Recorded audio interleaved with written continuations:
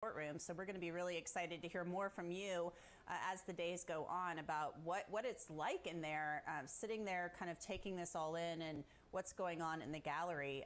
Facebook question for you, Brian Buckmeyer. Catherine Vargas asks if there were additional jurors missing today on top of the one that was in the emergency room, at what point would you call in alternates?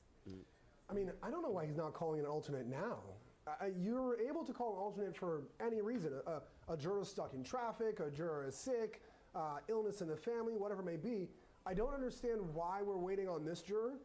Maybe it's a fear that if you just give one alternate into the main jury pool, then they'll start, quote unquote, dropping like flies. But any point in time, I don't know why we didn't start early this morning. Maybe the judge wanted the morning off. I don't know.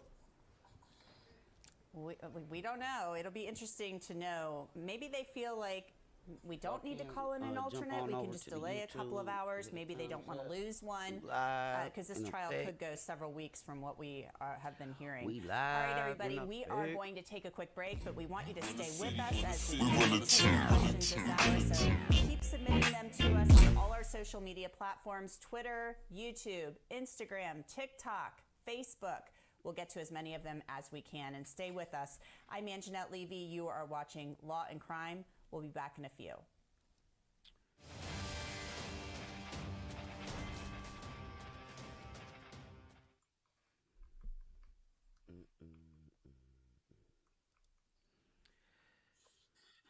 It's gonna be a minute, I guess, before they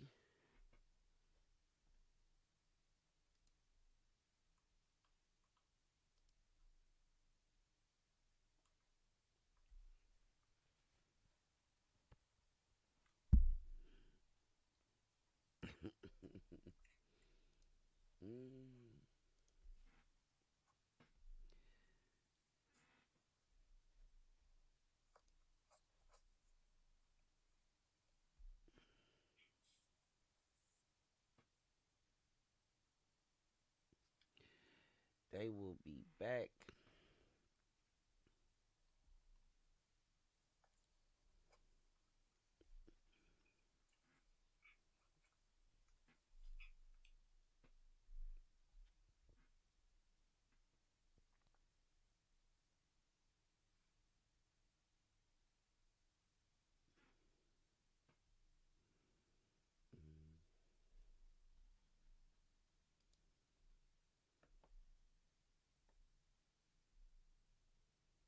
What the hell?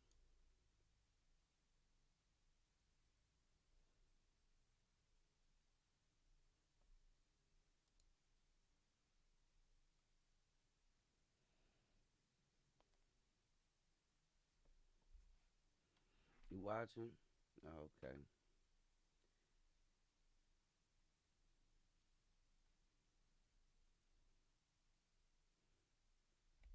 Let me just make sure, because you know they on break, so you know they got a motion to dismiss.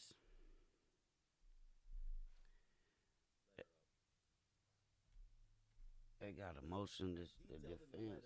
From the U.S. Attorney's Office of the Southern District of New York. In May of last year, Castro's plea of guilty saw him initial participation in Nah, I don't believe that's. Nah, hell no, that ain't gonna happen. They not about to dismiss nothing.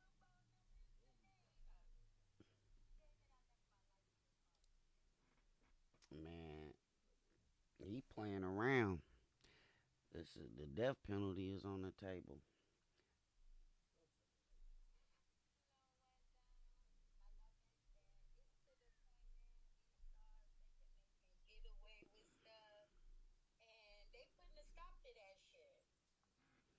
Mm.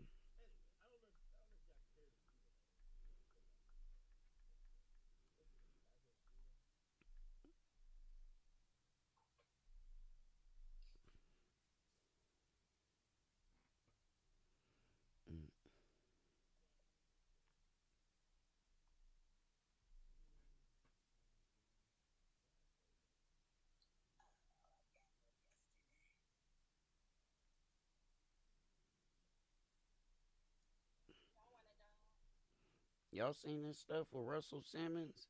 You know what's crazy? All the That's crazy. ain't it? That stuff is wild, Joe. But did you see the video that his daughter put out? Yeah. Yo, I was like, wow.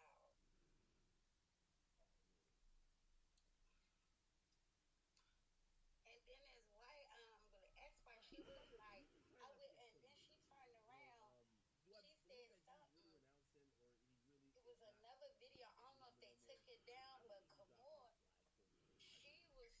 she was Right. I'm like, wow. We take your questions this hour on the trial of YNW Melly. Mm-hmm. Oh, you know what? I mean, if he's writing a letter saying, it's like when Meek goes to court and say he's not gay. It's like when Kodak goes to court and say he's not a felon. You get what I mean? Like, again, you're gonna say whatever it is, and I'm not mad at it. Like, it's sentencing submission. He already did it. Like, that's crazy. But my thing is, why after all of these years? Because when they did the show, it put on a different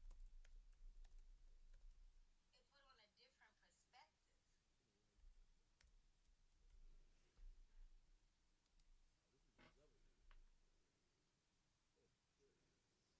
Mm-hmm. There's been a delay because a juror was ill this morning, but that juror is expected to report to court around 1:30 p.m. Eastern time. So we are hoping that testimony will resume at that point in time. So keep it tuned right here to the Law and Crime Network. Also our YouTube channel. You can watch the feed uncut there. And keep your questions coming to us. You guys have been submitting a lot of great questions, and we'll answer as many of them as we can about the trial. So I'm going to send this next question to you, Bob Bianchi, about the co-defendant, the co-conspirator in this case, who's also facing criminal charges, Cortland Henry, known as YNW Bortland. He was the driver of the vehicle that night. This is One Icy Woo from Instagram. They ask, will the state prosecute Cortland Henry as the murderer if Melly is innocent? And I'm wondering if the question is being asked because will they try to say he was the trigger man, not just the driver, if Melly is acquitted? Yeah, that's a really, really interesting question, and it's a prosecutorial discretion question. I have literally been involved in cases where the principal is found not guilty, but prosecutors continue to prosecute the person that they believe was involved in the conspiracy. Essentially, what the prosecutor feels is that the acquittal was not appropriate, that they had enough evidence, and if they think somebody else was an aider and abetter or a conspirator, they can still prosecute that individual. So that's really up to the prosecutors at the end of the day to say to themselves, ultimately, though, hey, if we couldn't prove that he was the shooter and he was acquitted, do we want to really go forward with somebody else who's not a shooter but a co-conspirator? Again, a prosecutorial decision. I will say there are times, Anjanette, where prosecutors say, you know what? I'd rather try the case. I know it's going to be tough. I believe he did it. If he's acquitted, he's acquitted, but at least we gave it the fair fight. Yeah, that's all they can do at some points in time, you know? Like, if they think they've got the evidence and they think the person did it, they have to go forward, and they roll the dice. TikTok, this question is from TikTok. It's from Lay from TikTok. Why isn't Bortland getting the same treatment as Melly if most of the evidence is on Bortland? And I think this question, Terry, it relates to the fact that Melly is facing the possibility of the death penalty. YNW Bortland is not. Well, that's right. And, you know, the death penalty obviously is a final sentence. I mean, it'll be appealed if, in fact, he's convicted and he gets that.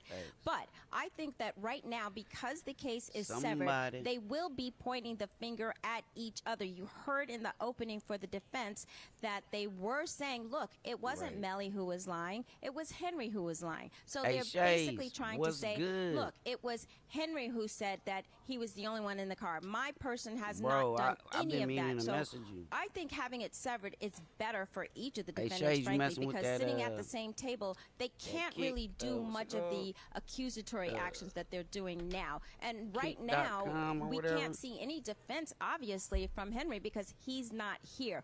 But when that trial takes place, you better believe that they will probably be pointing the finger the other way. So because it's severed, I think it's easier for each of those defendants to be able to point to each other. Oh, you are? Follow me on there, King Dopus. Yeah, a lot of this going on in this case because they can do it. As you mentioned, the cases are severed. You do? Let's go to the next question. I'll send this one to you, I ain't gamed at Brian all. Bruckmeyer.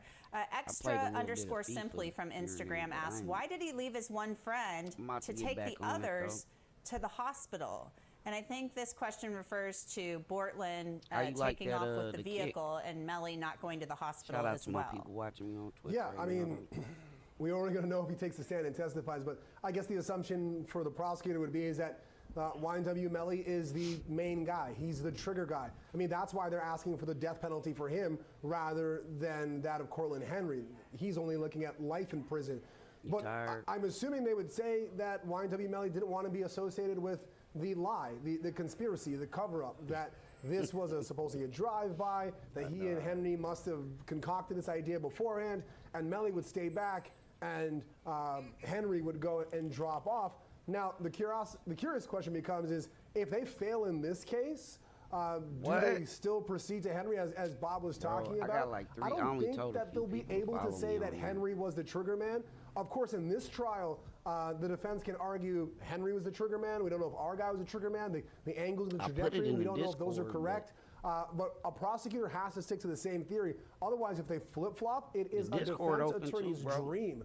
Oh my gosh, you thought this guy was a shooter this day. You thought this guy was a shooter the next day. Your theories keep jumping back and forth wherever you win or lose. I think there's a lot to gain here for the defense, not so much for the prosecution until they tie up some loose ends. Bob Bianchi, I'm going to send this next question to you. As a former elected prosecutor, county prosecutor, Joni Smith from YouTube asks, if you were the prosecutor. This case is crazy, though. I just don't. Look, he got so much action at appeal. His attorneys, they've been laying the groundwork for some appeal action since day one. So we're gonna see. Shout out to all y'all that's watching. Please make sure y'all hit that subscription. Hit that subscription button. Lotus, you might as well jump on the Discord. What happened? You ain't got Discord no more?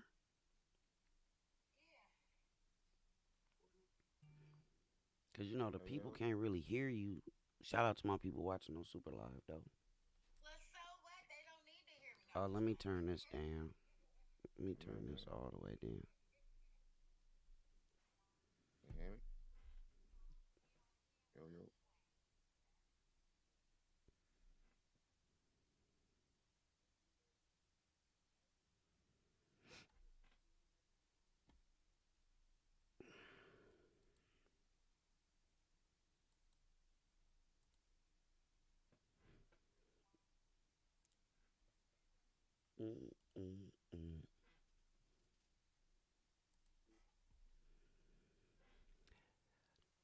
Big stepper. Thank you. Let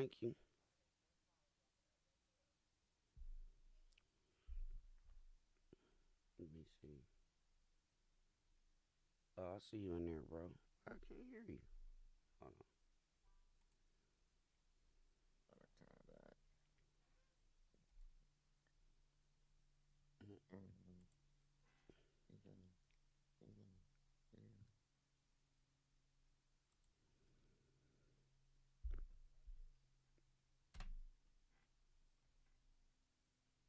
Would you be happy with the way this has gone so far? I think that's a great question.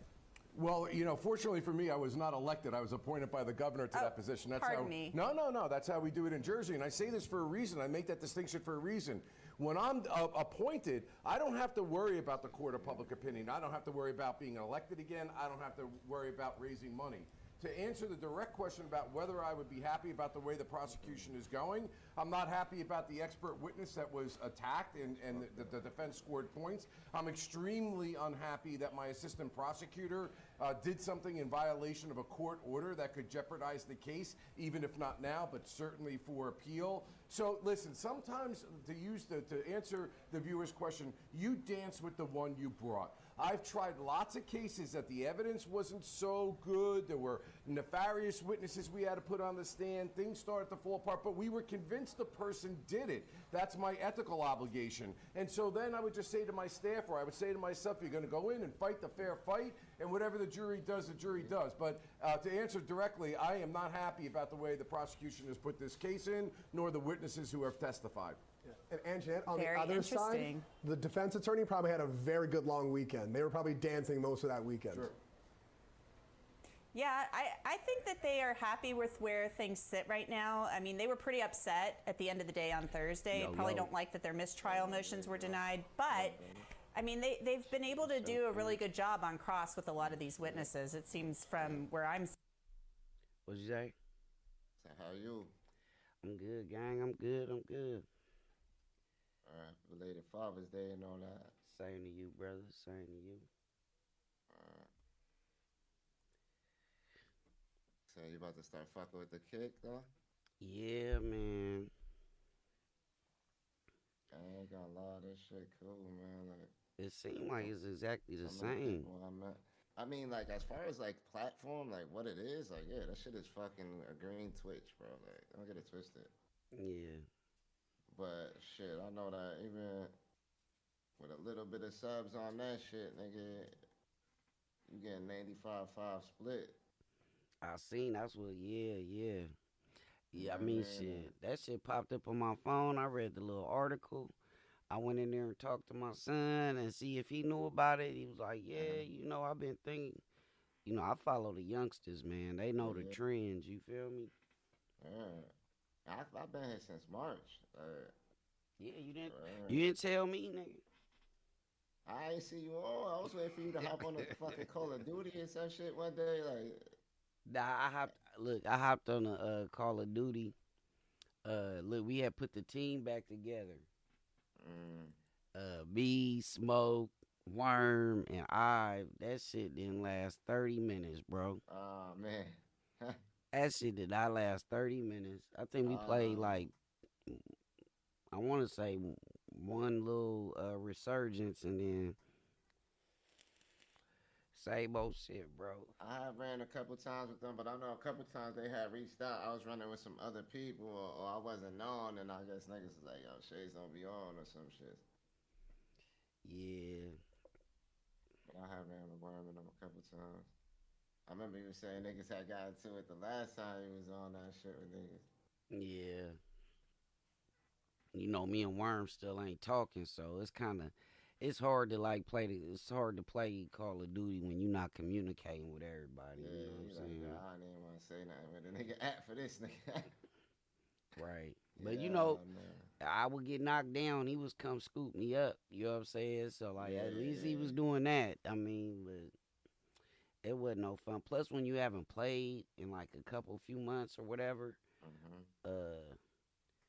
that motion start messing with you. Yeah, that shit do. Yeah, I had to play the first time we played, I just jumped on some team deathmatch. So, you know, I could get back acclimated to the guns. I don't even know the new weapons they got on there, so. Yeah, some new shit. Definitely some new shit. Yeah. And I played that new map, though. That shit kind of fire. They got a new one? Yeah, it's a new map right now, new season. Shit. New season. I just got back on that shit like the other day, bro. No lie, no. You know my boy Manny. I don't know if you remember Manny. He had the little GBG gang in our city when we had N2D. Yeah, he done moved up. He been climbing the ladder on that. What's that city? The Heights, I think. Wait, well, no, not the Heights. Doggone it. It might be that. It might be that. It's something New York. Yeah, I think they in New York. But he done got to be like a faction, something. I don't know. I've been thinking about playing. My city's still up, but you know, Bags had some kind of kidney stone surgery or something. He was down for a while. Man. Yeah, he was down for a while, but the city. Niggas done drove my nigga Green crazy with that shit. That nigga, he got his own city, but like Devin for other niggas and shit. Like, they done drove the nigga crazy. Like, he don't want to do that shit no more. Like, I'm like, yo, that's crazy, cause niggas really gotta drive a nigga mad if he don't want to fucking make money. Like, he like, yo, it ain't even worth it. Like, he was getting some bread off that shit. Man. Just niggas think that they got you on fucking beck and call and shit. Like, yeah, that's why devs harassing the nigga basically. Like, that's why they be doing the devs. That's why they be doing people dirty. Like, for real, that's for real. That's what I said. They take your money and dip out. Like, I'm sick of this. Yeah, hell yeah. Cause like, yo, niggas always want eating with their eyes. They want all type of shit. They don't understand that shit. Shit fucking up, niggas be hitting and he's just like, yo, it should just be too much, my nigga.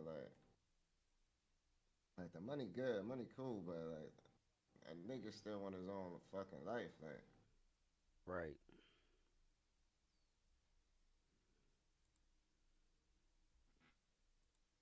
We can't find the ball.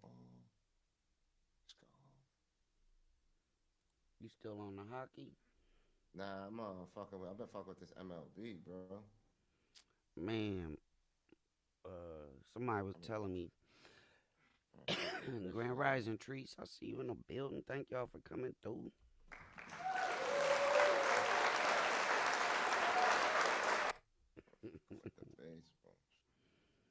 Yeah, somebody was telling me like you could, I don't know if they got creative player where like people play their own positions and all that, huh? Yeah, road to the show and shit, yeah. My niggas are catching that shit. I'll be playing like the little Diamond Dynasty mode with us, like the fantasy shit. Yeah, I had last year's. I played that last year, but I ain't cool. Like I said, I ain't really had time.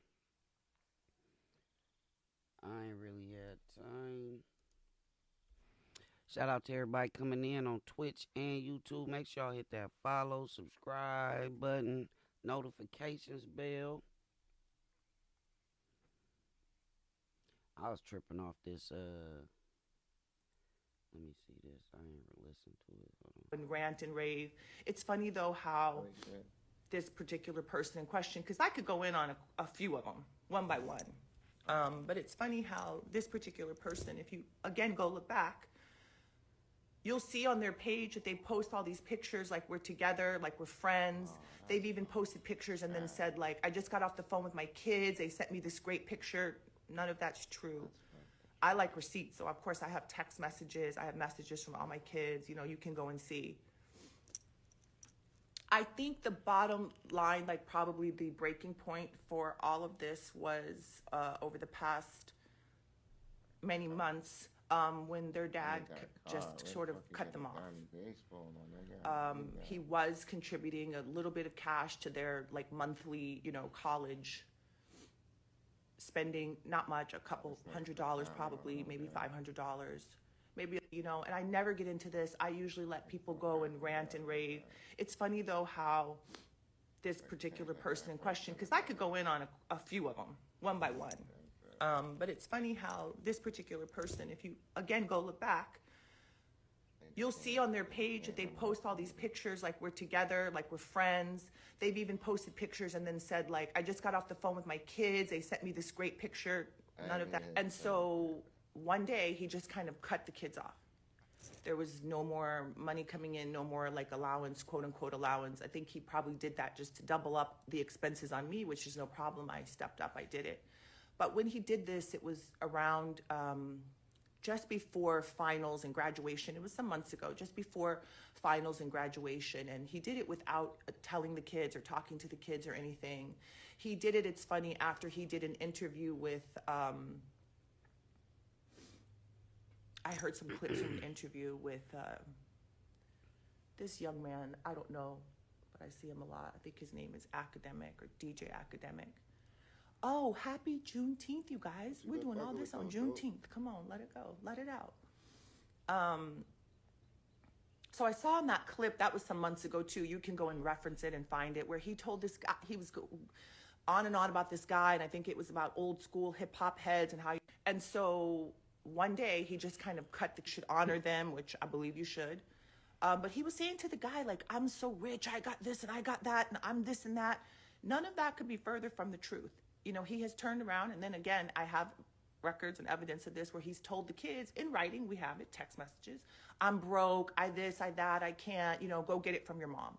Now, meanwhile, I have been financially carrying this person probably for the last at least 10 years, myself and my ex-husband. Again, this is all proven with receipts, so if whatever, somebody doesn't like what I'm saying, you know, we can talk about it, we can come, we can open up our receipts. I love it, I love receipts. But I've taken care of this person to the tune of many, many, many millions of dollars to help with their bills, their overhead, their companies that they run into the ground, their unsuccessful bids, all of their stuff. I don't necessarily speak for my kids, but I think I could take probably a good shot at it. They're sleeping right now because you should honor them, which I believe you should. But he was saying to the guy, like, That's crazy. Not even 8:30. You know what's unfortunate? Real talk.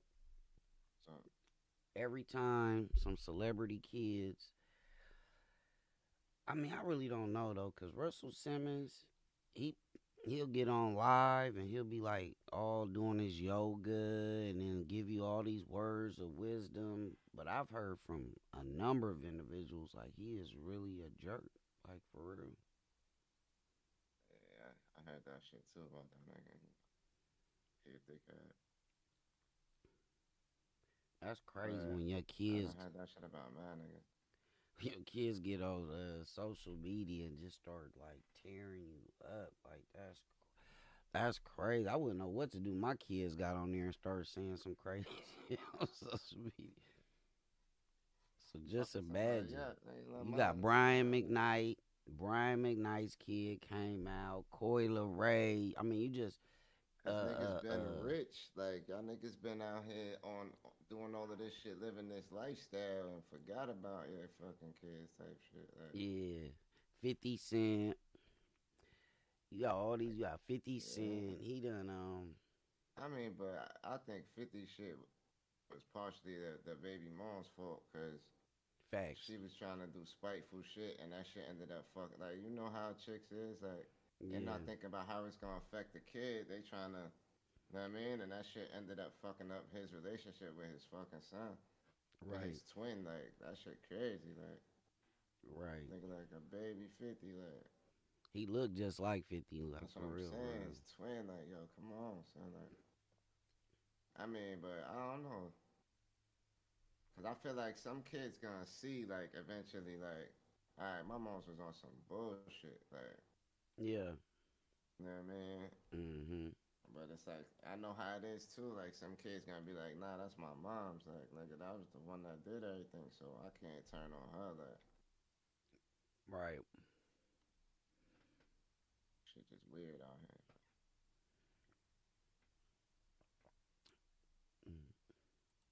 I know a lot of baby mamas need to worry about what that shit gonna do to them kids in 20 years versus you mad at a nigga got a new girlfriend. Facts.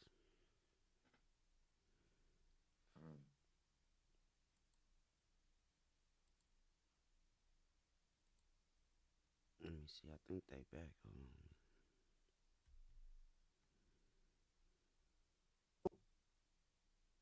Or maybe if the defense puts on someone on the stand, this might actually be a reason why YNW Melly doesn't testify. Not necessarily because of anything that happened in this case or this incident, but because of prior bad acts. If he goes up there and says, I never touched the gun, I've never touched a gun in my life, then they get to attack that second half of it and say, hey, here are other cases, here are other videos, here are other photos of you showing the gun, and that prejudice could come in based on his own words. So do I think the prior bad acts will come in?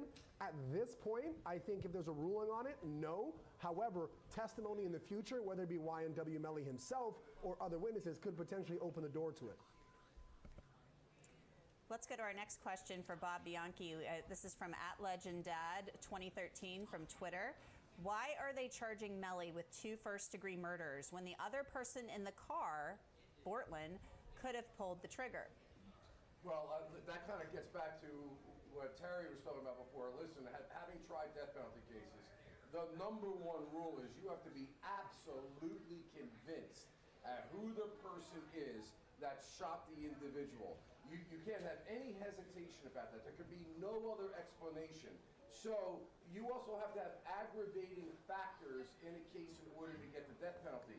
In this particular case, I think the aggravating factors against Melly are very weak to begin with, and they're certainly going to be weaker to the co-defendants or even aiders or abettors with regard to whether those aggravating factors exist sufficient enough to justify the imposition of the death penalty. So a shooter you get, the people that may have been surrounding them don't implicate the same aggravating factors as the shooter. Hey, that's crazy. When this trial started, a lot of people said he was guilty. Everybody's like, he ain't gonna beat it. I just watching these polls.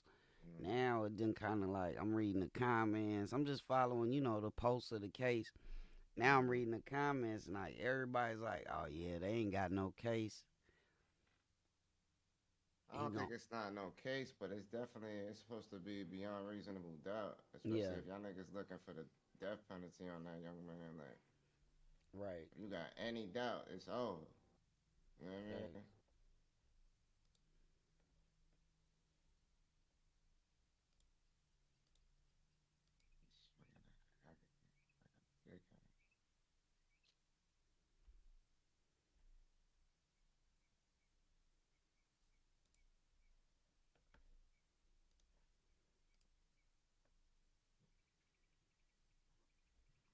You know what's so crazy? Like, YouTube will always put like some ad suitability shit on your shit, but if you request a review, 9 times out of 10 they'll remove it. Like they just be wanting niggas to fight that shit. Yeah, I don't like that though, man. That's crazy. Cause like the other day I did I think it was like last Friday or one of them days. I did went live for the first time in a while, and I put the monetization thing on. They was like, a little yellow joint popped up. I'm like, I ain't say or do nothing. I ain't use no copywritten nothing. You know what I mean? So I did the little. In the first 3 minutes or some shit. Yeah, like that. I think if you say a curse or something in the first 3 to 5 minutes or some shit, that shit demonetizes your stream. Oh, okay. So you gotta watch what you say for like the first 3 to 5 minutes, I believe. And then you can go ham. Then you could do whatever. You go ham. I be watching that shit. I seen that shit because on the no jumper shit, they used to do that shit. Like somebody would come out and say a curse in the beginning. They used to be like, "Damn, bro, remember you can't say nothing for the first 5 minutes." Like it's like, oh shit, damn, demonetized. They was getting their live streams demonetized. If I'm not mistaken, though, you could take the VOD, that same VOD, and put it up and monetize that. What you mean, like the recording of the live stream? Oh, okay. So like download it and then put it back up. Yeah, and then upload it like it's a new video that you uploading. You know what I mean? It's different than whatever was recorded live. Oh, okay. Well, like you see what academics do. He stay live 7 hours, 8 hours, and go back and just clip them all down and put them up separate. Yeah, that nigga fucking with Rumble. I know. I'm on there too. You on Rumble? Mm-hmm. I ain't fuck with Rumble yet. Yeah, I think you need like 25 followers to go live or something. I ain't fuck with it like to even try to get a page on there. I should, but I just been trying to focus, like trying to do this shit right on this time on this motherfucking kick shit. You know what I mean? Yeah.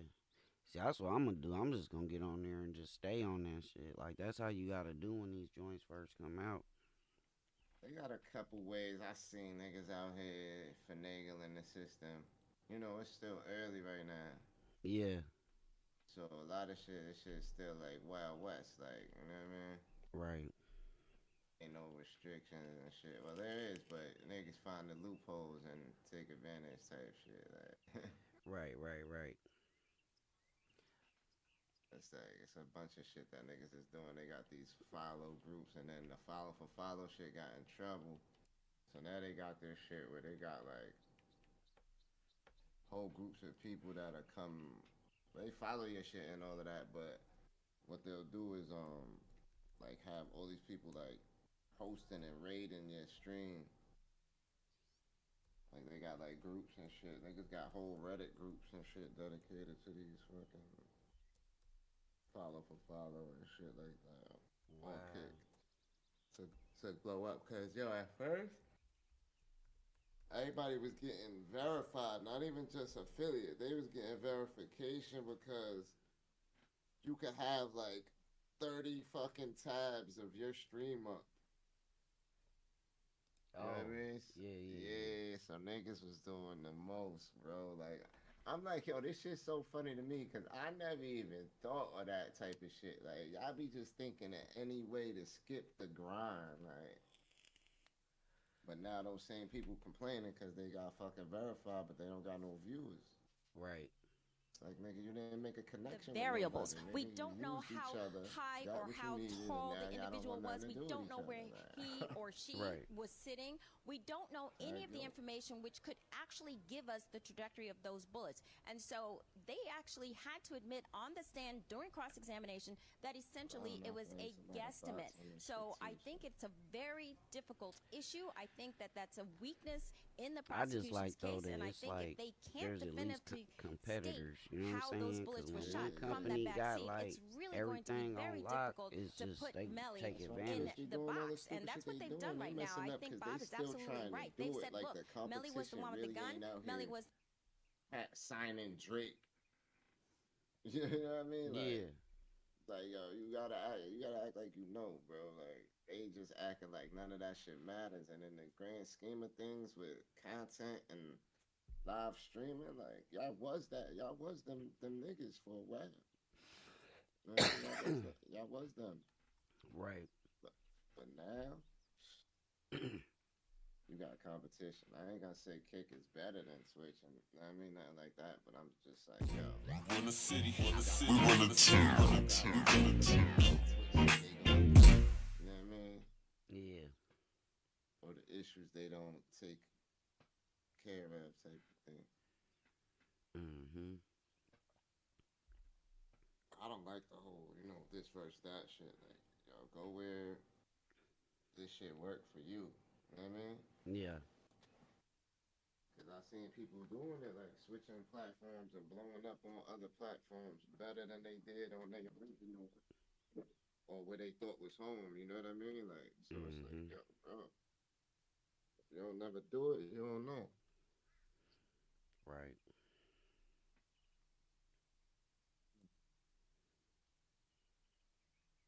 I was like, oh shit, the homie dope on. Let me pull up in his stream. So what you doing? Yeah, man. Low key. Now, last time I talked to you, you was doing some other live shit. Yeah, I'm on this app right now called Super Live. Super Live, maybe that's what it was. Yeah, the app. How that shit going over there? It's going. It's growing. You know what I mean? Like when I started, it was like brand. It's on like a year old. It was like maybe even less than a year old. So it was kind of like you know, dry, for lack of a better word.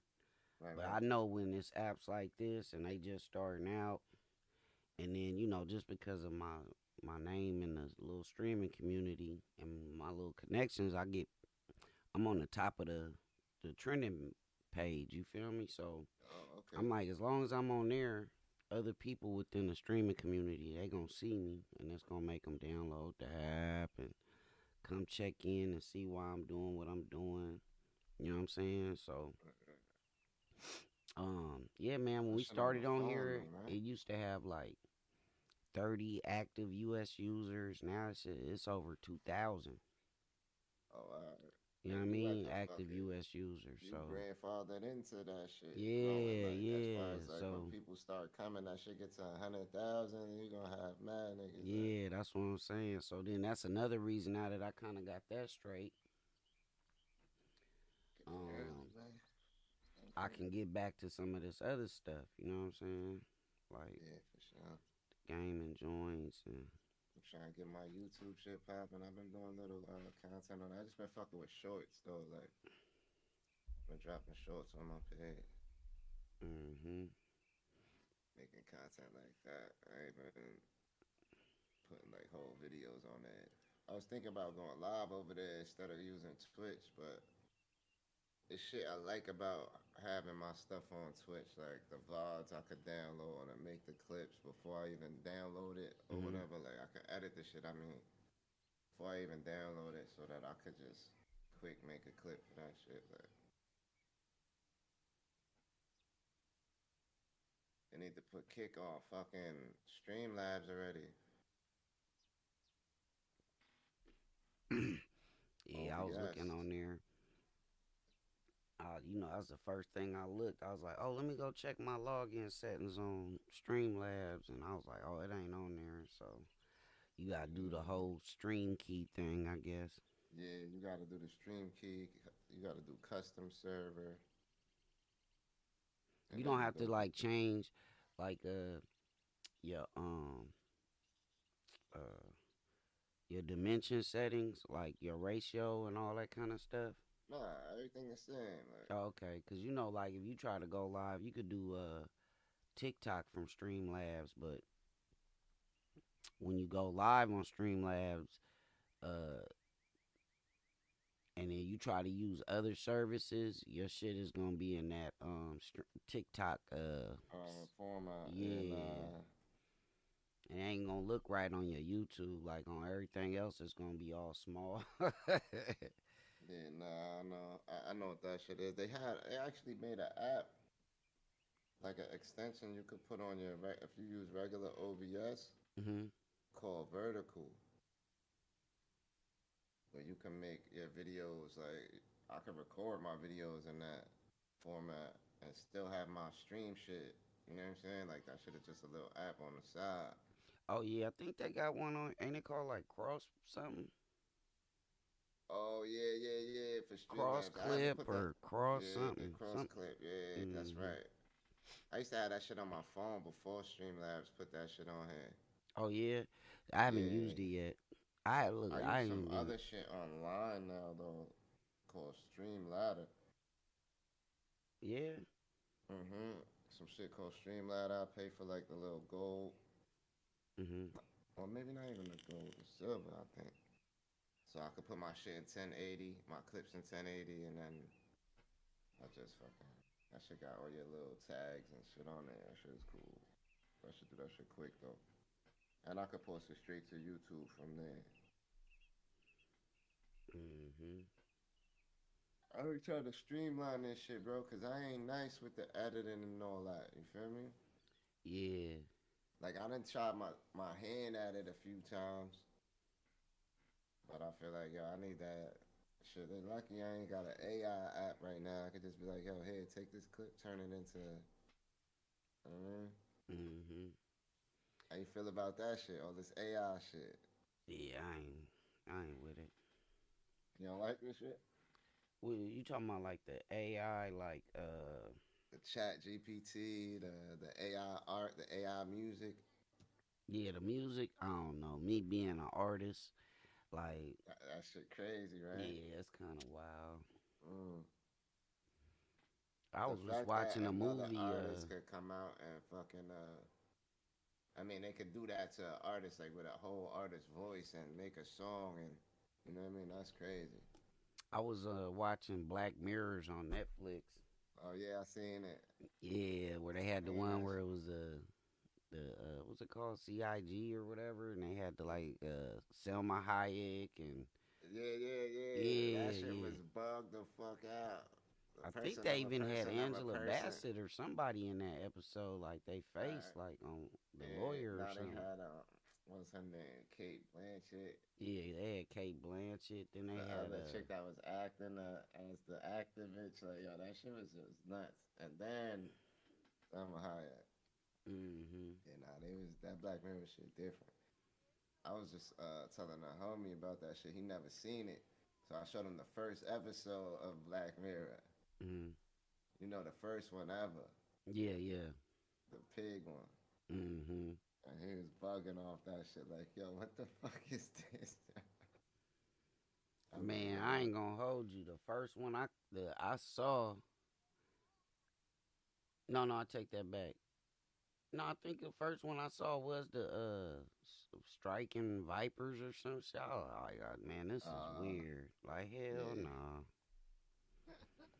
I was on some hell nah.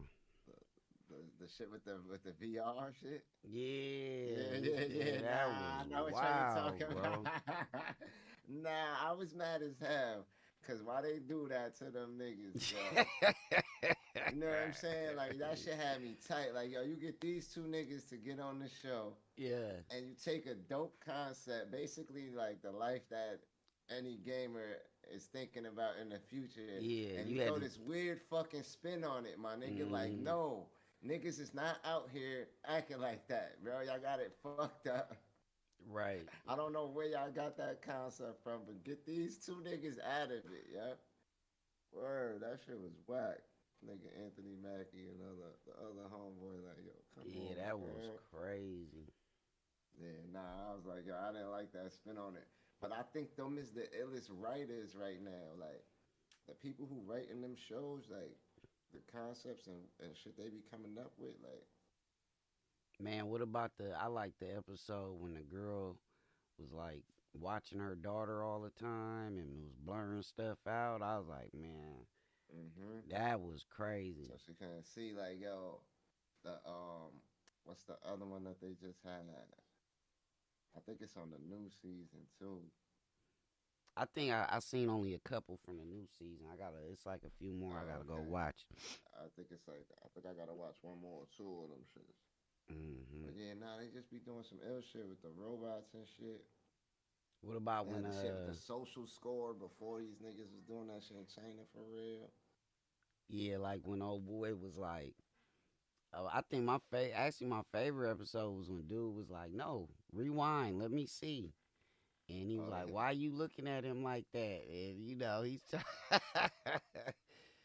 like, yeah, you was cheating. Powers and that shit. They had the one with the chick. What's her name from Black Panther? Yeah. When she go to the museum, and they show her the dude that's getting electrocuted forever for the rest of his life. Right. Keep going through that shit, but that ended up being her pops. That was an ill episode too. It's like, yo, these niggas be writing some ill ass episodes, yeah. But that's crazy if that's like the future though, cause you know I heard like when I was young, they used to say I remember somebody used to tell me like if you see it in the movies, then it's either already being done or it's not too far away. You know what I'm saying? My mom's told me that shit mad years ago. She was like, all of these fucking alien movies and shit. Right. All of the my mom was like all them apocalypse type movies and shit like Armageddon and you know some shit where the world gonna end. She'd be like, yo, see, they be telling me these zombie shits, this Walking Dead shit, like yo, crazy. Surprise,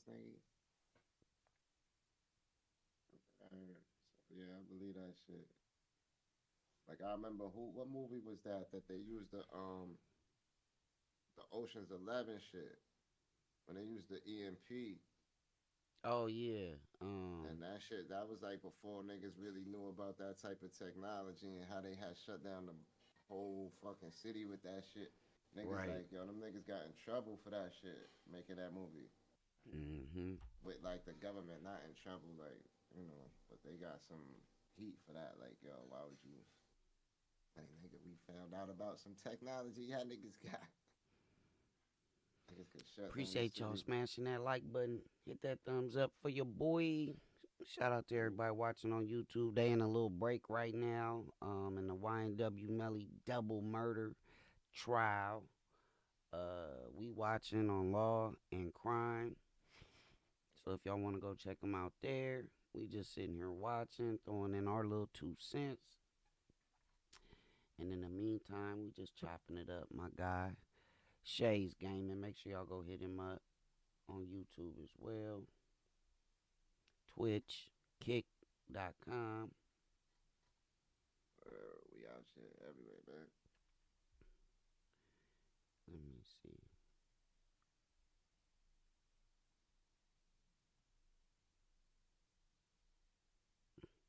This crazy right here when they put this, look, you can't hear nothing. But you put this man, you got Russell Simmons looking bad. Look, you put the FaceTime conversations out, but he on mute. So you just got him screaming. It looks like he just screaming like a... He going crazy. He going ham, ain't he? Look. Like, he going crazy. Look at his face. The fake teeth popping. That's his daughter. That boy going ham, look. His daughter did that? Yeah, you see her up in the corner? Mm-hmm. Yeah, oh, there she go, yeah. Like, yo, yeah, Pops, you better chill the fuck out. 2023, I ain't doing shit on FaceTime. Like, yo, niggas, I don't know, niggas be getting tricked. I'm too hip to the game already, like.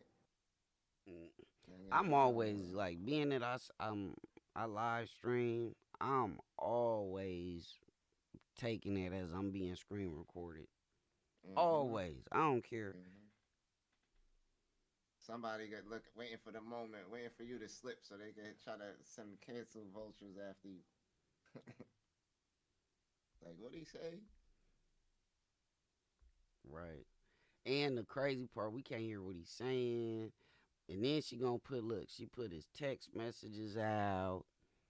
She gonna tell, why would you tell your dad this? I'm going on live. Come join me to play that tape of you calling my mother a piece of how dare you? That's crazy, because I remember when them little girls was little, like. Yeah. What was that? That was on the Reverend Run show, huh? Mm-hmm. Mm-hmm. Run's house. Mm-hmm. That's crazy. Yeah, man. I just don't understand it, because, like, yo, if I was fucking fortunate enough to be in that man's position or any of these rich niggas' position, like, my kids ain't gonna need for nothing. Like, I don't know, like, nigga, you was CEO. It wasn't like you was the artist, nigga. You could say I'm not going to that event to go spend time with my kids. Like, yeah. Type shit. You was, know what I mean? He was never the nigga that had to be there type shit. Like, nigga, you made your money from the office. Like, not saying you ain't do nothing. Right, right. Just that, you know what I'm saying? Like, you had a different role where, like, your time and your kids, your relationship should be different. Like, nigga, you had time, man. And money. Shit.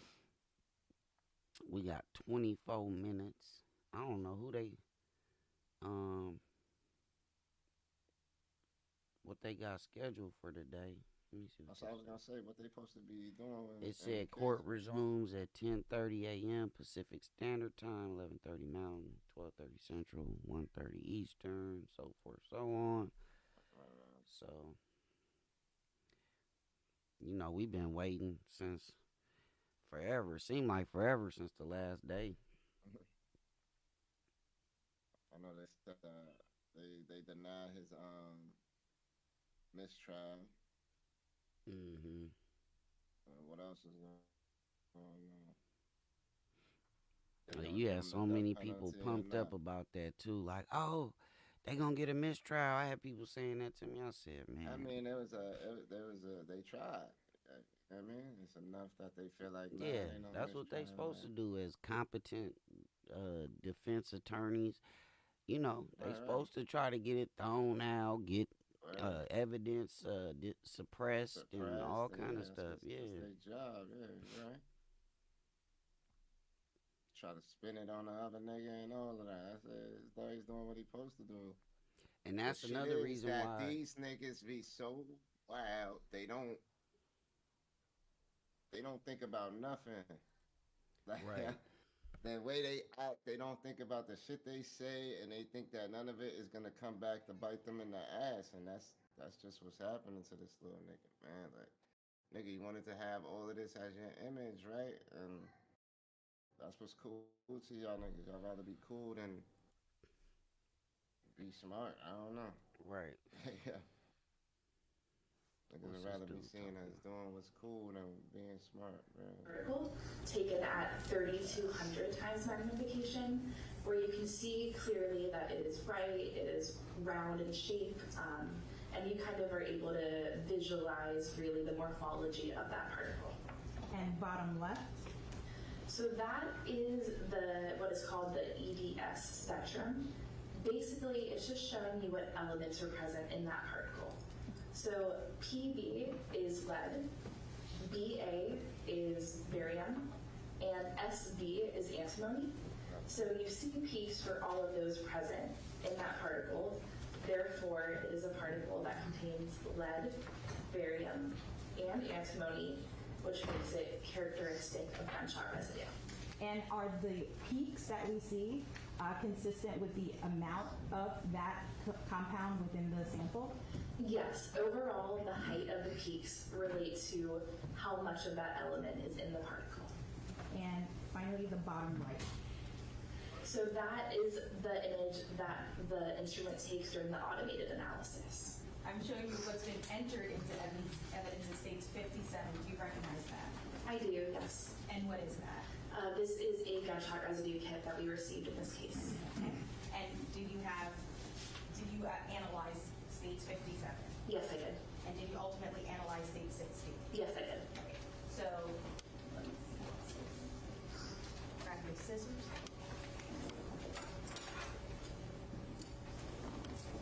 Go ahead and open states 57. And I'm going to ask permission from the judge for you to step down. Okay. You may. You want to open it, grab some gloves, and we'll Okay. go to the machine.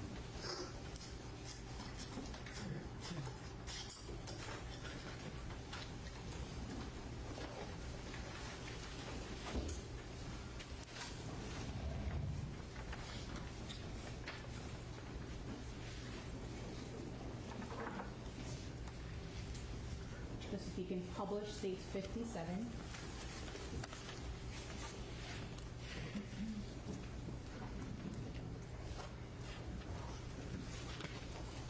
And the contents.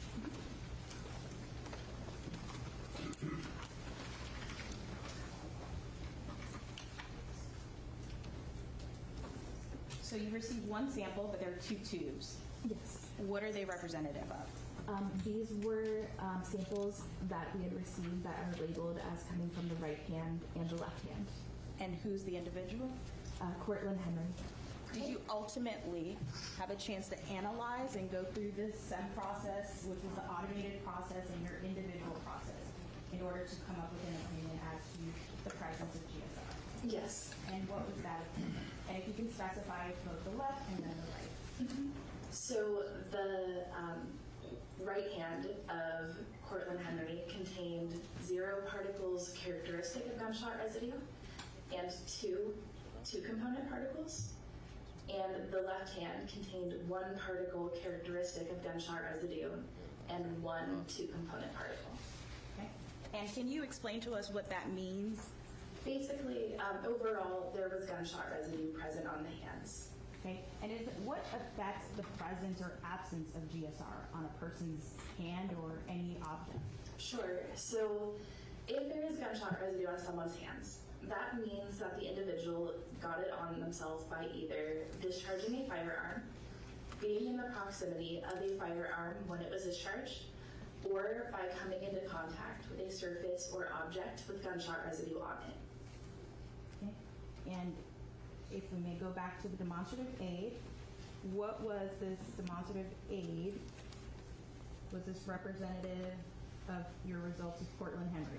Yes, that was the particle characteristic of gunshot residue that was on the left hand. And the components, which you explained before, there are three kinds or three compounds that you were looking for, and which compounds were present in Portland Henry's left hand? Lead, barium, and antimony were present in that particle. So all three components? Yes.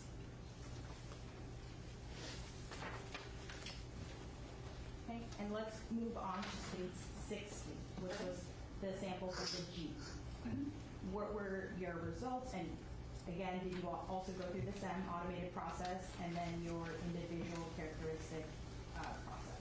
I did, yes. So there were 0 particles characteristic of gunshot residue, but at least 9 2-component particles. Okay, and what does that mean? So, like I mentioned, 2-component particles can come from gunshot residue, but they also have other sources. So, because of that, these results are basically inconclusive. They could be gunshot residue, but they also could be from something else, and I can't say which it is. Okay. In your analysis and reviewing the sample, did you find anything inconsistent with gunshot residue, if I'm phrasing that correctly?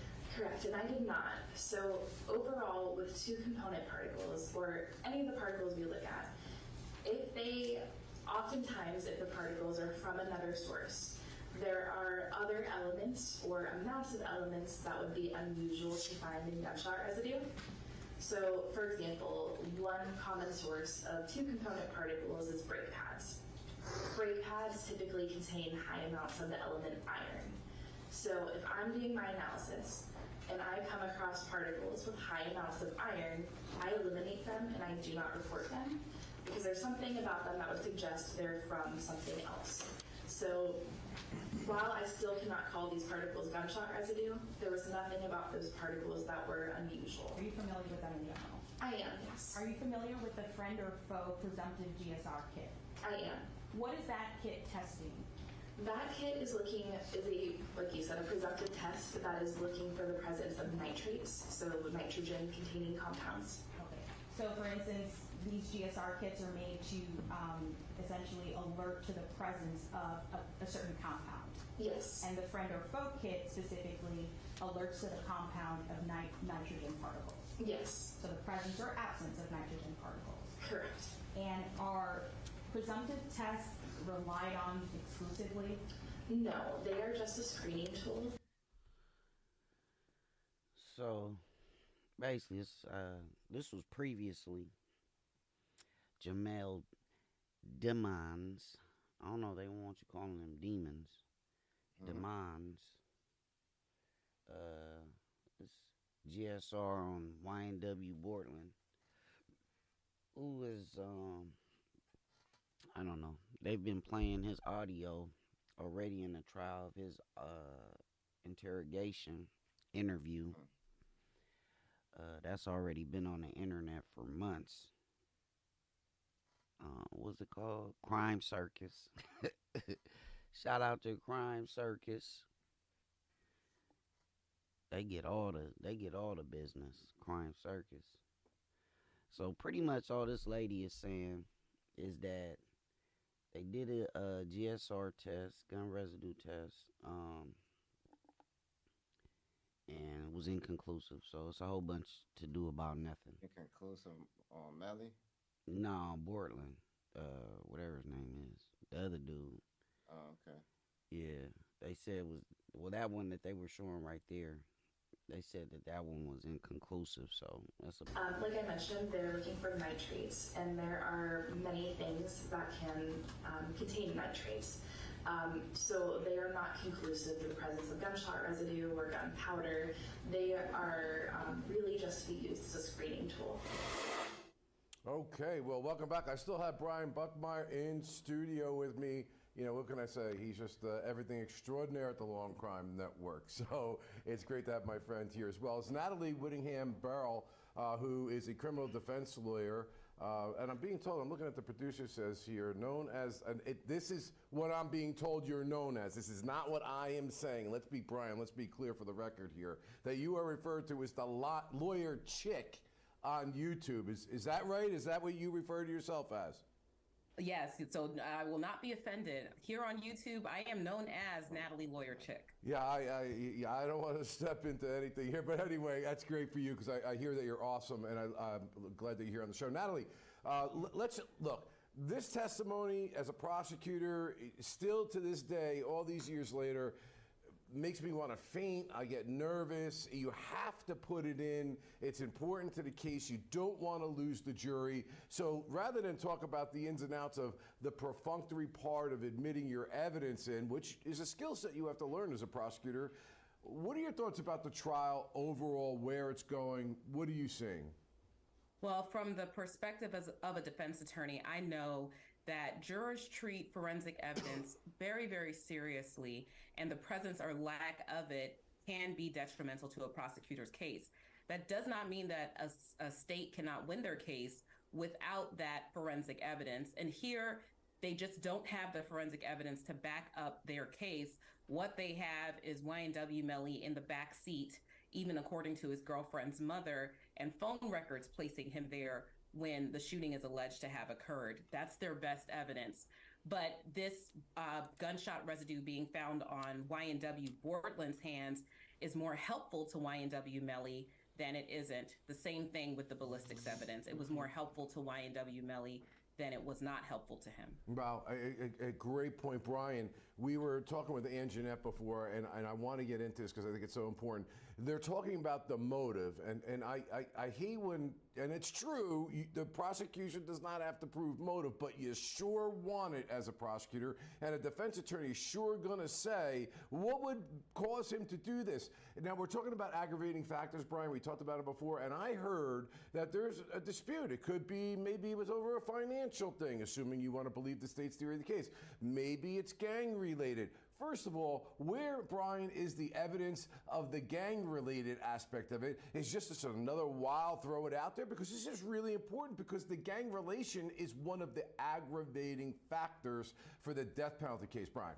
Yeah, so first and foremost, understand when I answer these questions what I am. I'm a former public defender from Brooklyn, not from Brooklyn, but practice in Brooklyn. And so what I see oftentimes in cases like this, unless you're going to get that smoking gun of my client's in a gang and watch him do gang stuff and look at this video of him acknowledging that he's in a gang, they're just going to throw circumstance and the typical tropes. Look at his face.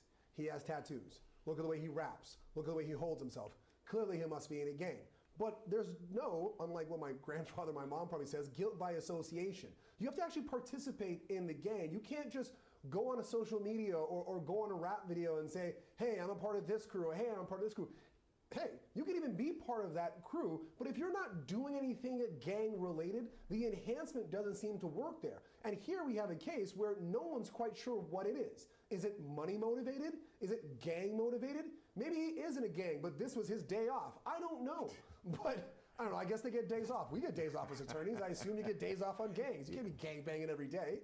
But if there's no evidence and there's just this pomp and circumstance of, look at his face, look at his tattoos, he says he is a gang, this must be gang related because someone died around him, I don't see the aggravating circumstances. Yeah, and Natalie, I go to the point, and I think that this is not a liberal concept. This is from a person who's tried death penalty cases as a prosecutor.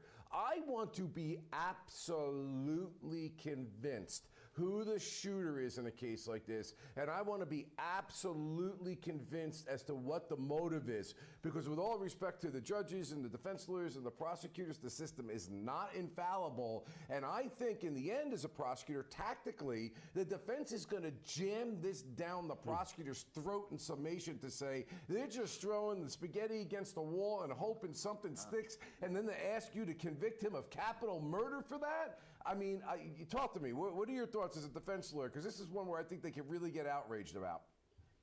Yeah, as a defense lawyer, I always anticipate where the state doesn't have a motive. And I know that in closing, the state's going to hammer home that they don't even have to prove a motive in order to prove their case. But we know juries and we know real life people, and they're going to want to know why. Why did this happen? And so far, there's been no evidence of a why.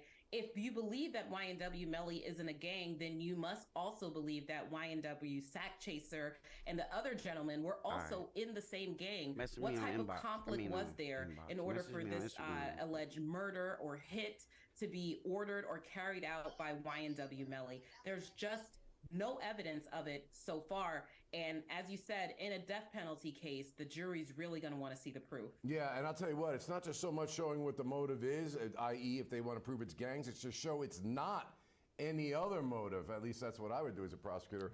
Anyway, now let's take a listen to the cross-examination and a bit of the redirect. You got the sample from Miramar Police Department? Yes. Specifically, Detective Moretti directed to you? Yes. And when we talk about GSR, or gunshot residue, you're aware that GSR can be found on clothes, right? Yes, that's possible. Did Detective Moretti send you any clothes of Cortland Henry? He did not.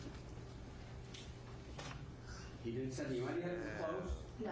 Did you know that the clothes of Cortland Henry were collected by the Miramar Police Department? Objection calls for speculation outside the scope of the court. Well, I don't know that it calls for speculation. If she knows she can answer the question. Overruled. Were you aware that the Miramar Police Department collected Cortland Henry's clothes? No, I was not aware of that. In your examination, had you received clothes, you could test those clothes for GSR, correct? Yes, we can certainly test clothing. And you've done that many times, correct? Yes, absolutely. Also, if someone is in a hospital, in a bed in a hospital, do you know if that person has washed their hands? I don't. Okay. And by washing your hands, you can get rid of GSR, correct? Yes, hand washing can remove most, if not all, of the particles on someone's hands. Do you know if Cortland Henry washed his hands or changed his clothes? I don't know that. Is hand washing the only thing, contrary to popular belief, that removes gunshot residue? No. So, we are about, a little more than 5 minutes away from a restart of court being in session. So, all this stuff is previously recorded. We just,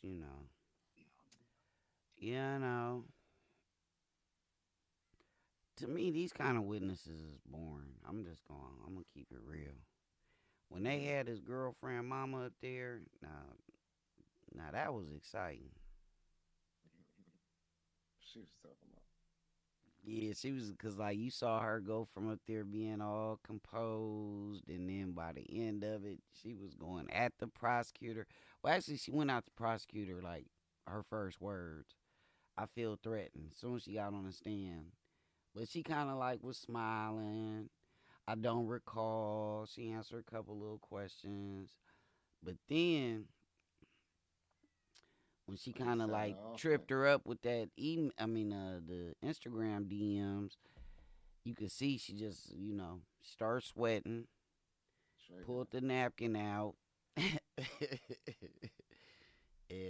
she started getting, she was a hostile witness at that point. She was hostile, and I think that's how the state addressed her. They were trying to prove that she was being hostile. So, yeah. It's fun. Not fun. I don't want to say none of this is fun. But it is interesting and intriguing when you have actual civilians that are not officials or experts in any kind of way. And, they word is on the line. Because, somebody if you ain't telling the truth, somebody done found something somewhere to try to discredit you, and then you got to kind of hold up that persona of I'm a truth teller. Gunshot residue is easily removed in general. So with with her son laundered. Yeah, so they'll be back. We just wait. It's a big trial. I know last time I jumped on here, we did not know what happened to Boosie.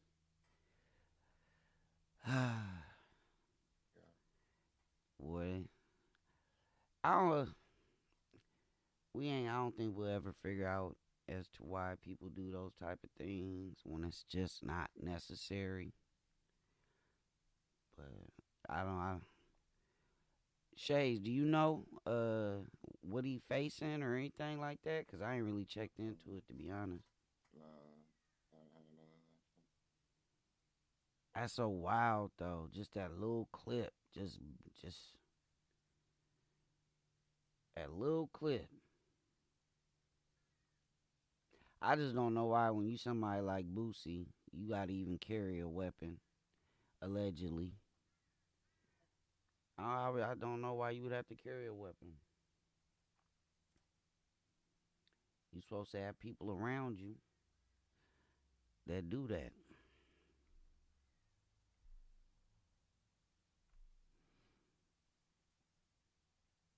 So, I don't know. Free Boosie. The Boosie bag. Free Boosie, man. I don't know, man. It just be like, not only that, like, you gotta check the people around you for that camera pulling out shit, man. Like, oh, fuck y'all niggas. Y'all niggas know my situation. If you around me like that, you should know my situation. Don't pull out no fucking cameras unless I'm saying, like, pull out cameras or some shit, like. He feeding niggas, like. It's like the John Morant shit, like. Much as I wanted to be mad at that nigga for that second video, it was like, yo, why the fuck his boy turned the camera at him like that? Crazy. Like, nigga, you filming yourself. Why is you turning the camera? When you know what the fuck is going on. You know I done got in trouble for this shit. Like, niggas be wanting you to go back to the gutter with him, like.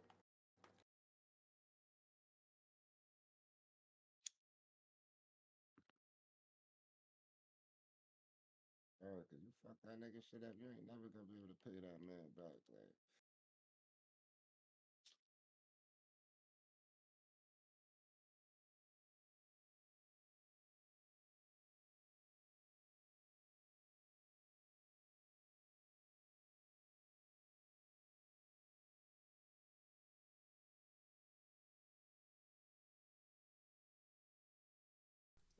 So do you believe that the in the second video that was a gun lighter or lighter that you know, was it what they call a novelty lighter or something? Oh, it could have been, but I doubt it. Because you know he posted on his page a video that he had been posted, and he was lighting candles. With the gun lighter? Yeah. And he was like actually the one in the video when he was in the car. And we're completely thrown off at the beginning of the case. But I have a moral responsibility when I get in there that I know, no matter how hard the evidence is, that this is the person who did it, and we have done everything to check to see if it was anyone else and to build up that case so that all threads were tied up, if for no other reason that you don't have what the defense attorney did right here with this forensic expert to show that you were malfeasance. The more malfeasance there is, the less confidence the jury has. What are your thoughts? So exactly right. And as the defense attorney, I'm looking for every single opening that you're going to give me. And there were a lot of openings here in the forensic evidence. There were even openings with their civilian witness, the mother of the girlfriend. There were openings all over the place, and YNW Melly's attorneys are highly skilled. And so they got right into those openings and pointed out all of the inconsistencies, all of the ways in which the evidence is missing and lacking. And that was only cross-examination. Wait until they get to closing arguments and they're able to point out every single opening that was left by the state. All of those openings are reasonable doubt. at least that will be the defense's argument. Does that get them over the finish lines to not guilty or a hung verdict? I don't know, but I do know that it seems like the prosecution left a lot to be desired here so far. Well, you definitely know things. My producer said you were rather prescient, and in fact, during the course of your answer, you proved that because Felicia Holmes, the mother of the defendant's ex-girlfriend, which you just mentioned, took the stand on Thursday, and there was never a dull moment for sure. Let's take a listen as to why. Good morning, Ms. Holmes. Good morning. How are you today? Not good. Are you cold? No, I'm just, you know, Look, she's I don't feel comfortable. Are you nervous? I feel threatened. So, Ms. Holmes, I want to start and just talk about who you are. Yes. Ms. Holmes, do you have any children? Yes, I do. Can you tell the ladies and gentlemen of the jury who is Mariah Hamilton? My youngest daughter. And how old is Mariah? She's 22 right now. And Mariah, did she have any romantic relationship with someone named Jamell Dennis, also known as YNW Melly? Yes, she did. When was she involved in that romantic relationship with Melly? I'm thinking maybe 2016 or so till maybe 2019, 20. Okay. Did you have the opportunity to meet Mr. Dennis? Yes, I did. What did you refer to him as? I called him Jamell Melly. Do you see him here in the courtroom? Yes, I do. Where is he? He's right here. And what's he wearing? A white turtleneck and a gray jacket. Your Honor, may the record reflect an in-court identification of the defendant? Yes, the record will reflect an in-court identification of the defendant. So I want to go back to October 26th of 2018. Where were you living? I was living in Cocoa. And my geography is terrible, I think. How far away is Cocoa from Broward County? About 3-4 hours. What do you do for a living? I'm a registered nurse. Were you a registered nurse at that time as well? Yes, I was. Did you know the defendant's mother? Yes, I did. And who is she? Jamie.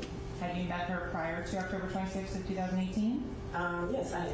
Have you communicated with her? Yes, I did. Did you have a phone number for her? I'm pretty sure I probably did. I'm not asking you to. I don't know if I did or not. I can't remember. Okay. So I want to go forward on October 26th of 2018 and talk about that early morning hours.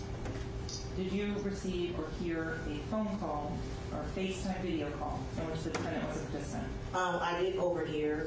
I'm not quite sure exactly the context of the call, but I did overhear the phone call.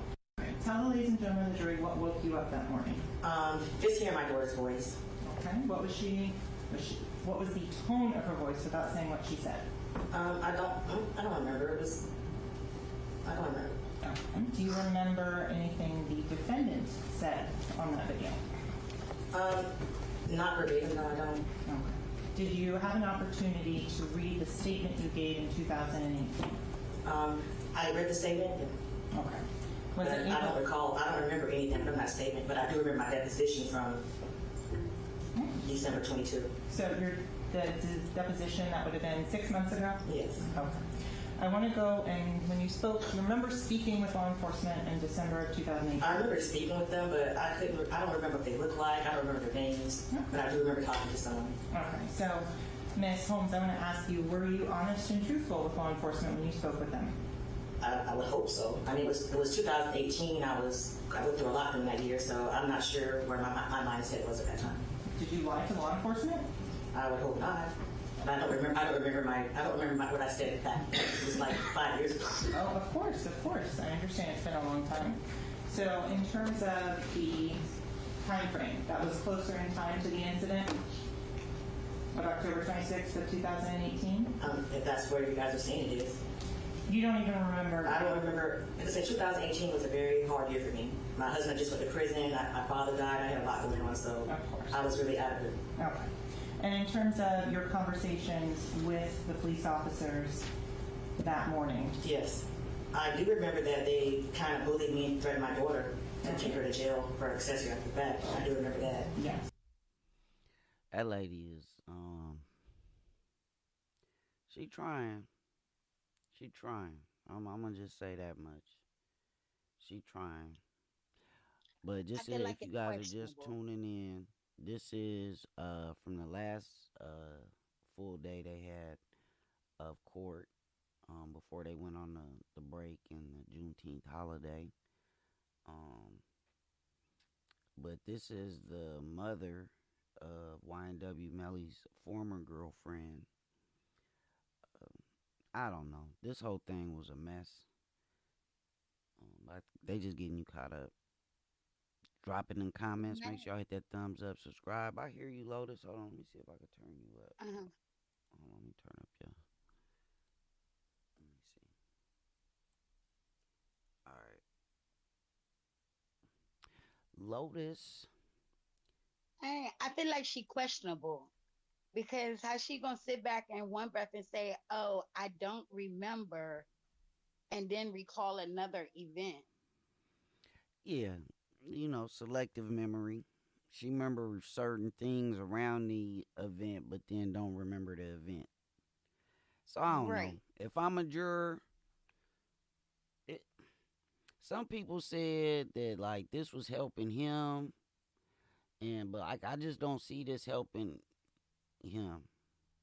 Especially after, I don't know if you saw the part where her DMs came out, but this is early on. You see, she's still, if you look at her like facial demeanor, and she smiles a little bit here and there, but when they started doing all them sidebars and then they took a recess and all that stuff, she was sweating. She became angry because the state became accusatory. They flipped it.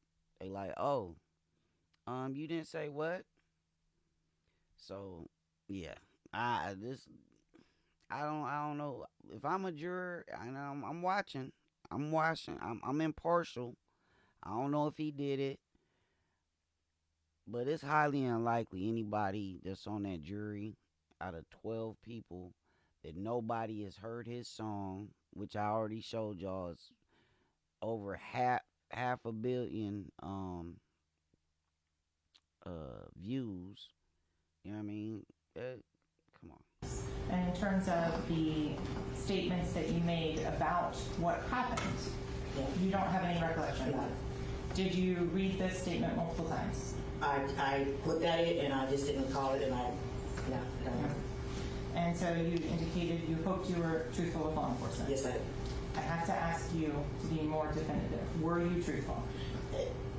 I don't remember what I said to them back then, so if I was to tell you something now, I could be lying. I don't want to lie to stand because you're going to take me to jail. So I'm saying what you want me to say. I do not want you to say anything. I want you to tell the truth. Okay, that's what I'm doing. Okay.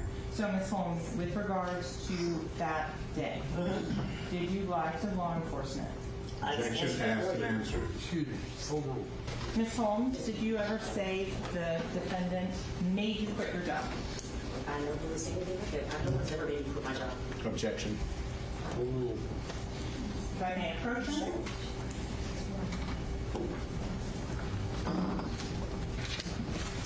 I'm going to show you this next.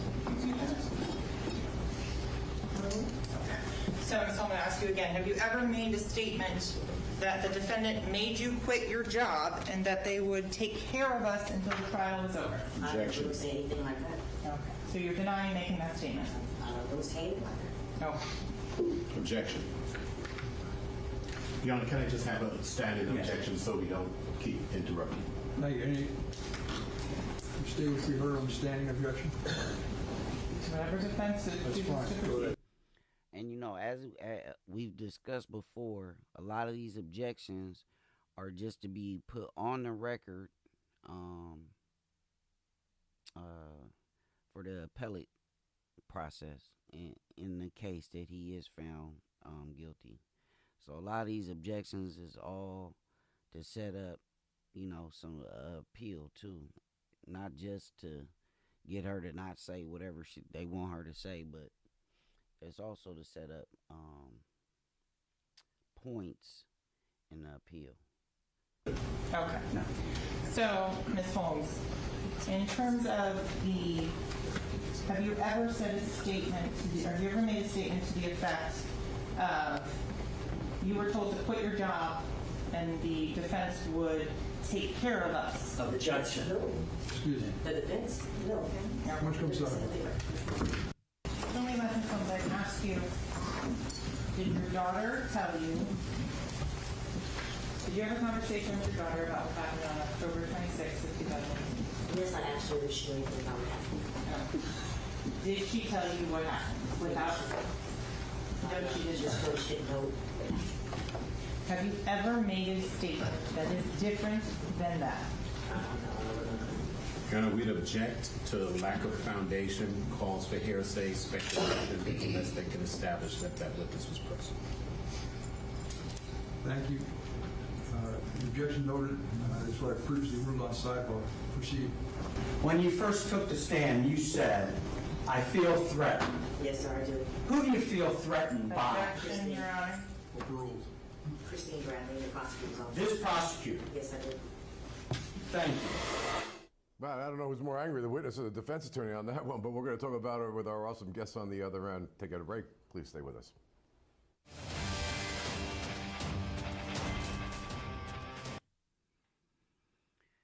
Woo! Oh, here we go. Update. In the hospital this morning, and my understanding is she will be joining us. Everything was just, I guess, issue of dehydration or something along those lines, but I'm told she will be here. Can you hear me all right? Mm-hmm. All right. One thing, though, I need to bring to your attention is when we broke this morning, one of our jurors, as Gary was escorting the jurors out, he was approached, and one of the jurors had asked him a question. Gary, go ahead. You want to tell us exactly what was said and by whom? She more or less asked me if she could ask me a question. I said, well, it depends. So the question was, she said, well, what's the status of the mistrial? So now, I don't know what you want me to do about that, but that's the question that was posed. Judge, we need to have her name on the record and find out how she would have any knowledge of that, because that was never stated in front of them. I think it was. I think there was it was done on the record by Mr. Howard the other day. Is Mr. Howard here? No? No, he's not. Oh, I apologize. I thought we were all here. He's coming right now, Judge. Mr. Howard, I'm sorry. Oh, no problem. I heard it all inside the media room.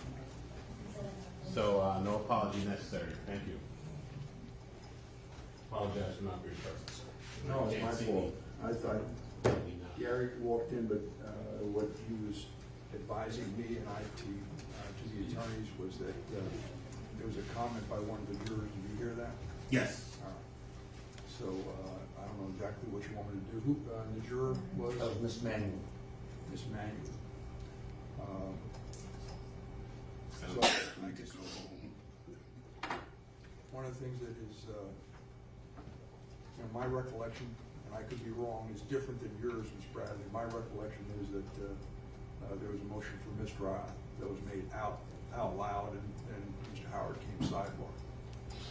But the jurors been instructed not to read anything about the case. So I don't know if there's something in the newspaper about that. That's a different story, but I don't know what you want me to do, if anything. I bring it to your attention, any real interaction that Gary has with them, something that may seem inappropriate, we always bring it up and let you know. And should I assume that for future reference, you'd rather I make those motions outside the presence of the jury? Just come side. Okay. But that was my recollection. I thought you, at one point, I don't know which, there was two motions for mistrial. I don't know at which point, but I believe at least one point you stood up and said, I have a motion for mistrial. No, actually, there was a question asked. I said objection, move for mistrial, and you called the sidebar and asked me to hold it until the end. And then at the end, after the jury left, Mr. Adelstein and I articulated motions for mistrial on an independent basis. And that's how it trended. That's how it went down. But it was announced in open court, correct? I said objection, move for mistrial. That's my recollection. I remember coming sidebar and there being that being said in sidebar. I don't recall it being said in open court. I thought it was said in open court. It's a fact that I said it. So again, I don't know what you want me to do, if anything. And the jurors, is that juror here, by the way? She's in the reception area. So Anyway, I'll leave it to your discretion. It was announced in open court there was a motion for mistrial. Gary obviously didn't answer the question. And, what did you respond, Gary?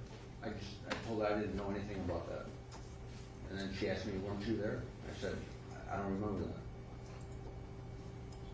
Anyway, that's where we're at. So you think it over. Let me know if there's any inquiry you want me to make. Madam? Yeah, I think you need to, state's position would be that she needs to be brought in. Your Honor needs to inquire if she's seen anything in the media or any coverage of that, because that was discussed online, is my understanding. What do you think, counsel? Well, to the extent that the court's inquiry of this jury is because of the state's faulty recollection that I didn't say move for mistrial in front of the jury, I know that not to be the case. I did say objection, move for mistrial, and then call the sidebar, and the only thing you said was, please reserve that. That's my recollection. Yeah, that's why. Again, is that what you're concerned about, or are you concerned about just because it was said that you think I ought to inquire? Your Honor, I think that it's at defense's peril if we go forward and if they're going to waive any inquiry of this witness, if she's been looking at any of the other items or anything online that defense brought to Your Honor's attention earlier. Because if they thought was laboring under the impression that there was some sort of cessation of trial and then started looking at media and news reports because they thought their jury service was over, that would be a problem. Better to have more information than less, so we have no objection to that being the procedure that we employ. So you want me to bring her in, indicate to her that I was advised by our bailiff, Gary, that you asked him a motion for mistrial and what had happened, and just ask her how is it that you're concerned about that, or where did you hear about it, and just find out what information she's got and about it and where she heard it from. Is that the end of the inquiry? I would ask that you inquire from her if she conveyed any of that to any of the other jurors. Anything else? No. Unless the court wants to say, unfortunately, I denied that. So we're going to ask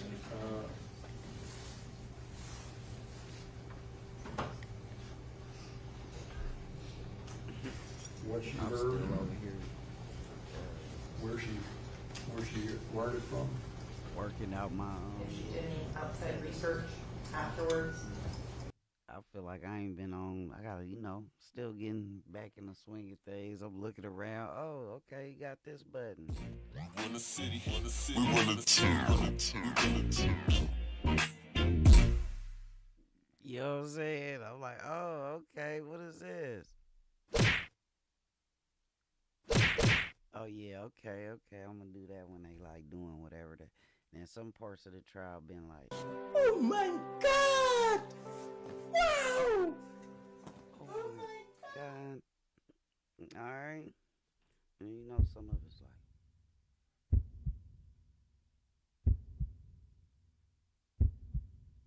oh, okay. So that's when y'all see me over here looking around and looking this way, looking that way, and looking this way. What you say, the after effects from Hangover Part 4. I am not hungover, but yesterday was a struggle, y'all. And shout out to all the fathers. My Father's Day was just all that. So Juneteenth, yeah, I was out of it. Definitely.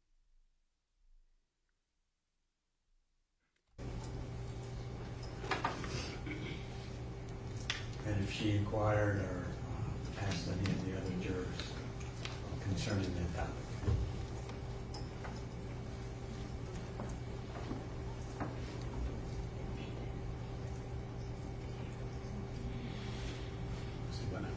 Anything else that you want me to ask, counsel?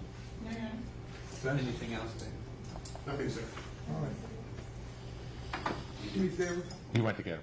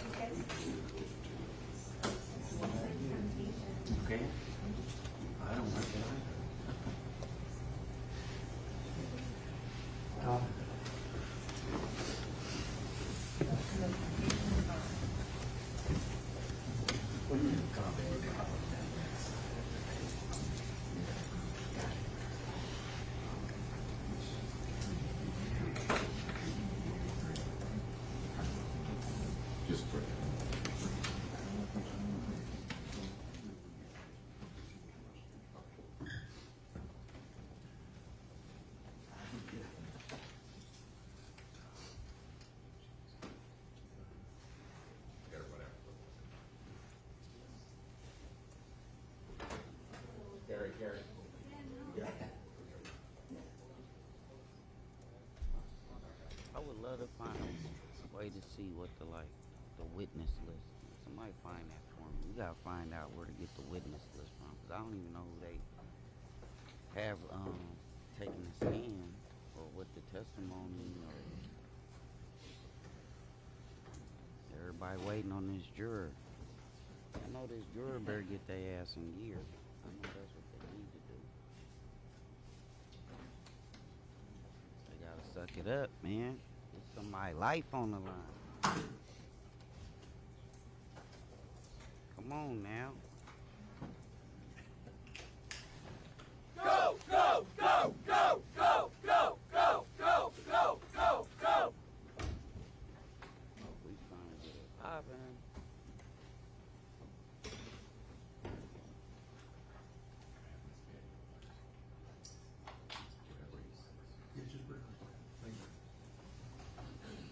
Thank you. Ms. Manuel's coming in, counsel. Ms. Manuel's going to come in now. Okay. Thank you.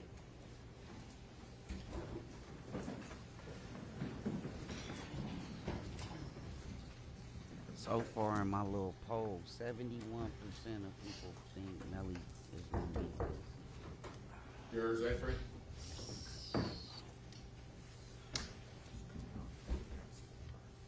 Hey, Ms. Manuel, thanks for coming back in. Let the record reflect the approach of the defendant, his counsel, the assistant state attorneys, as well as one of our jurors, Ms. Manuel. Counsel, please be seated. Ms. Manuel, please be seated.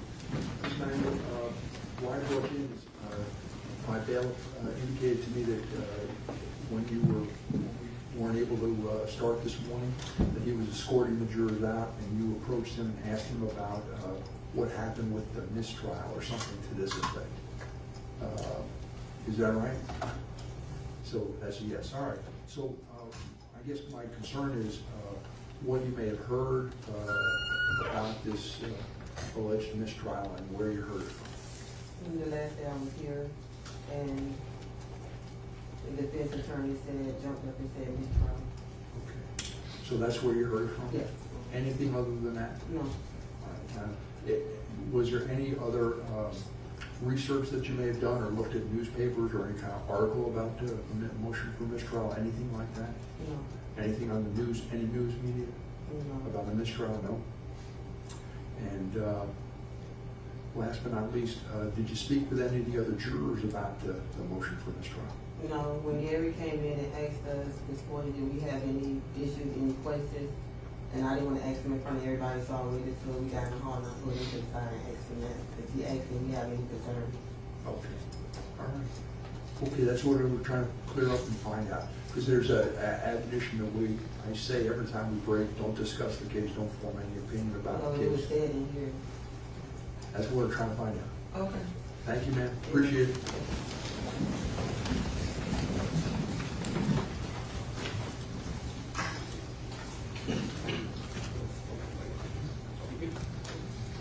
Thank you. Let the record reflect the juror stepped out. Counsel remain on the defendant. Anything you wish to do regarding this issue with Ms. Manuel, counsel? No, sir. So are we otherwise ready to proceed? Yes. Juror shows up. Yes. I think, are they all here? Okay, y'all. Here we go. Okay, so see if they're all here. If they're all here, we'll start. Yeah, he did say we're short two. Are they here now? They're all here. All right, they're all here now.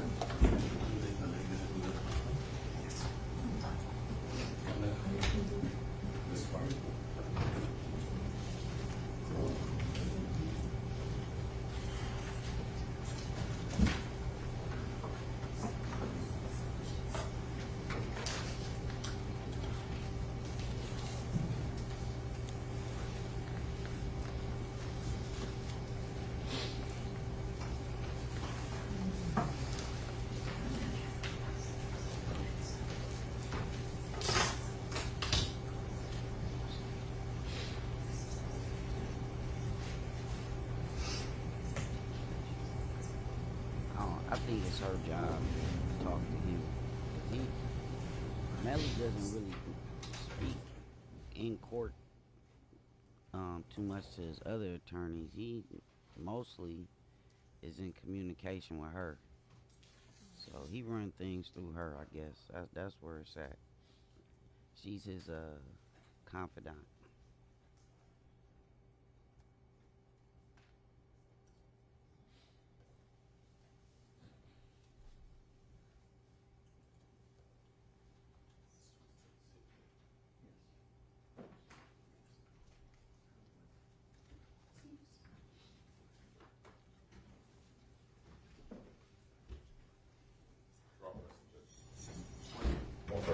You all ready? Yo. Okay, counsel, I'll bring you in, is that all right? Yes, sir. All right, let's bring the jury in.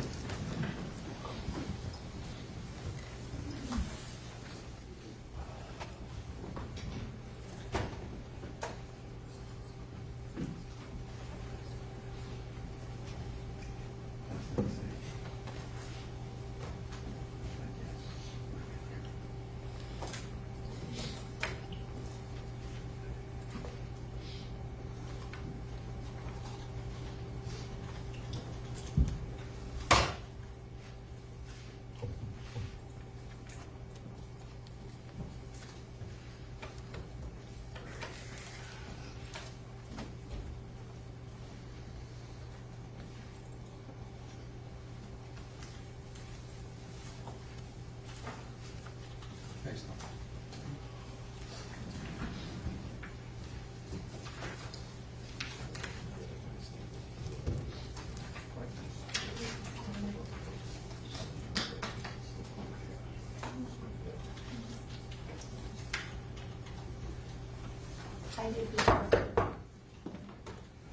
Jury entering.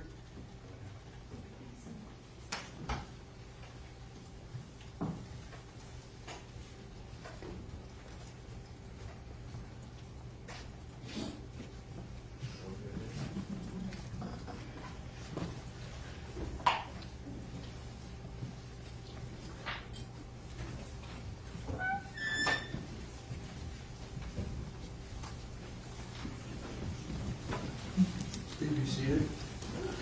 Let the record once again reflect the presence of the defendant, his counsel, the assistant state attorneys, and as well as the ladies and gentlemen of the jury.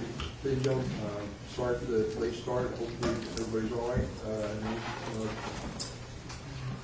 We appreciate your patience. We also appreciate the fact that you're all here, and we thank you. But we're ready to begin again. When we left off last week, the state was still on its case in chief. Madam, who's your next witness? Susan Johnson of T-Mobile. Susan Johnson, please.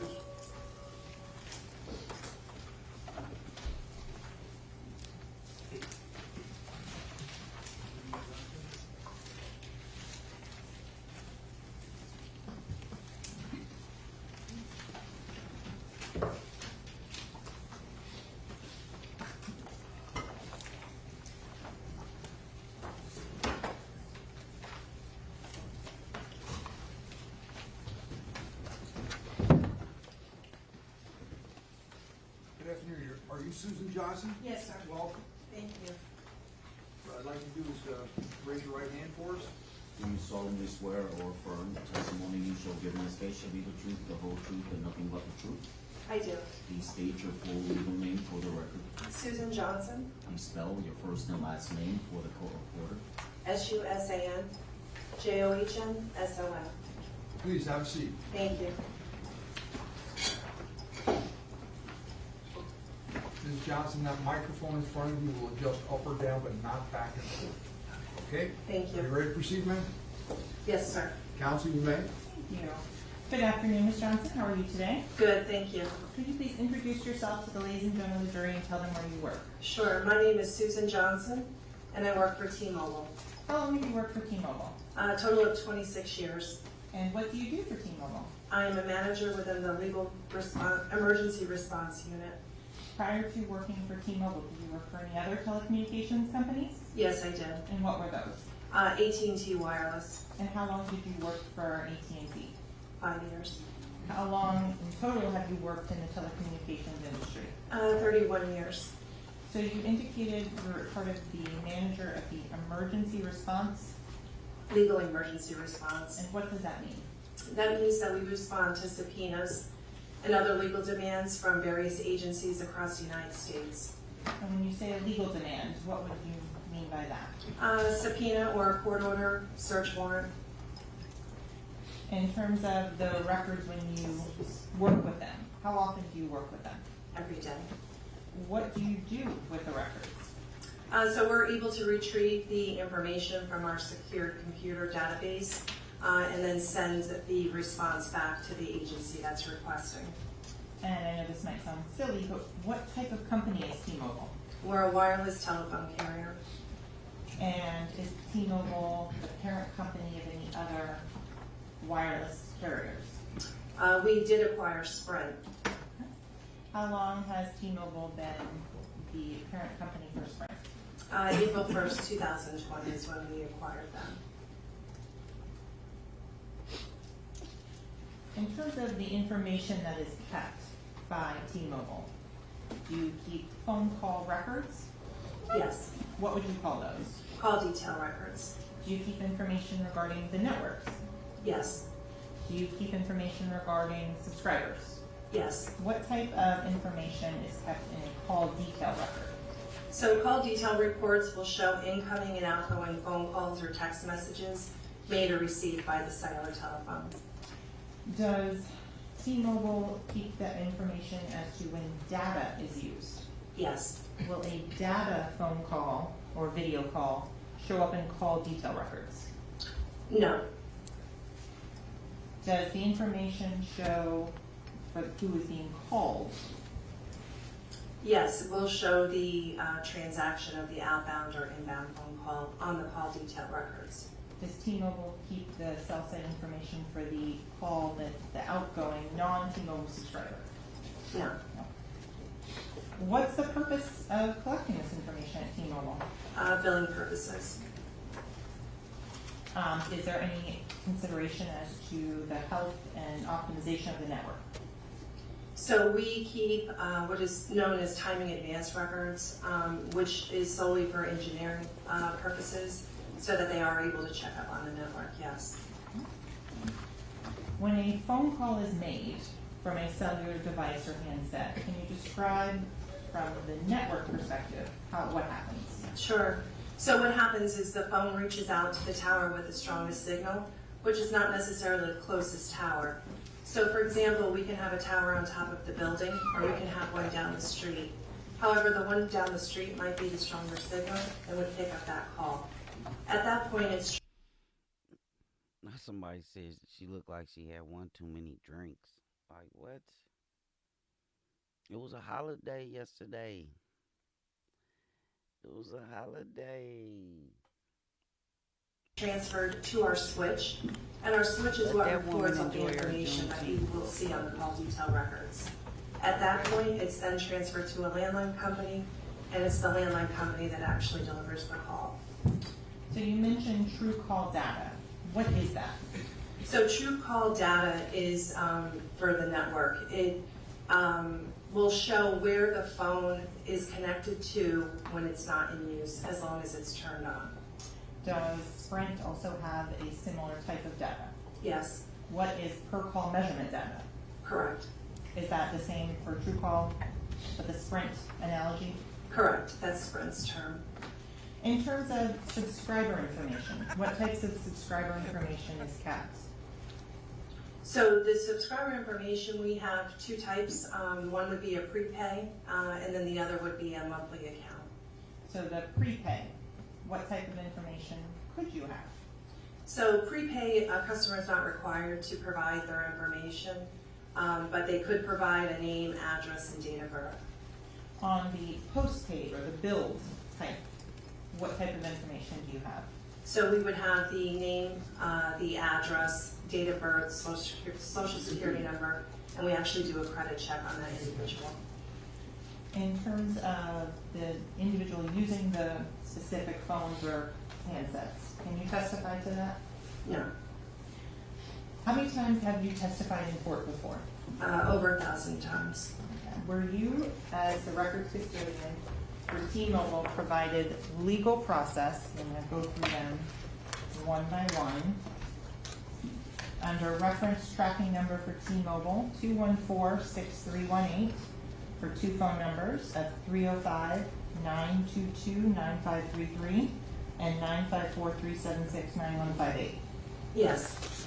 As the T-Mobile records custodian under tracking number 2192645, where you provided records or requests and legal process for 3 phone numbers, 561-720-3210, 772-713-9807, and 954-376-9158. Yes. As the records custodian for T-Mobile under T-Mobile tracking ID 2081851, where you submitted a request for phone number 954-248-9081. Yes. For T-Mobile tracking number 217-2715 for phone number 954-376-9158, where you provided a legal process to obtain the records for that issue. Yes. Were you also under tracking number 205-8127 asked to provide for legal process phone number records for 772-713-9807? Yes. Was Sprint at the time, now part of T-Mobile, under the phone numbers for 772-713-2341 and 954-371-7895 under Sprint tracking number 2018-221418, provided legal process and requested to provide records. Yes. Was Sprint under Sprint case number 2019-15821 asked to provide records with regards to phone number 225-529-5054? Yes. Prior to coming into court today, did you have the opportunity to review the records that were provided? Yes, I did. Are these records made at or about the time they are created by a person with knowledge? Yes. Are they kept in the regular course of business of Sprint and T-Mobile? Yes, they are. Okay. Is it in the regular practice to keep such records? Yes. You're at this time approaching with what's been labeled as states 000 for identification purposes and previously shown to defense. Ms. Johnson, do you recognize this USB? Yes, I do. How do you recognize it? My initials and today's date are on the USB.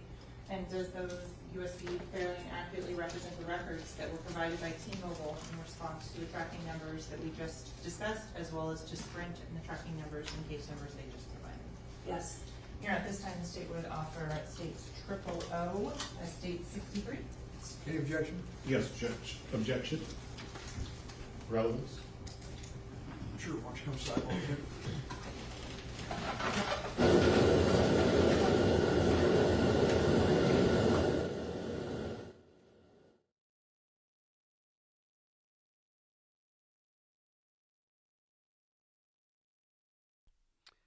So,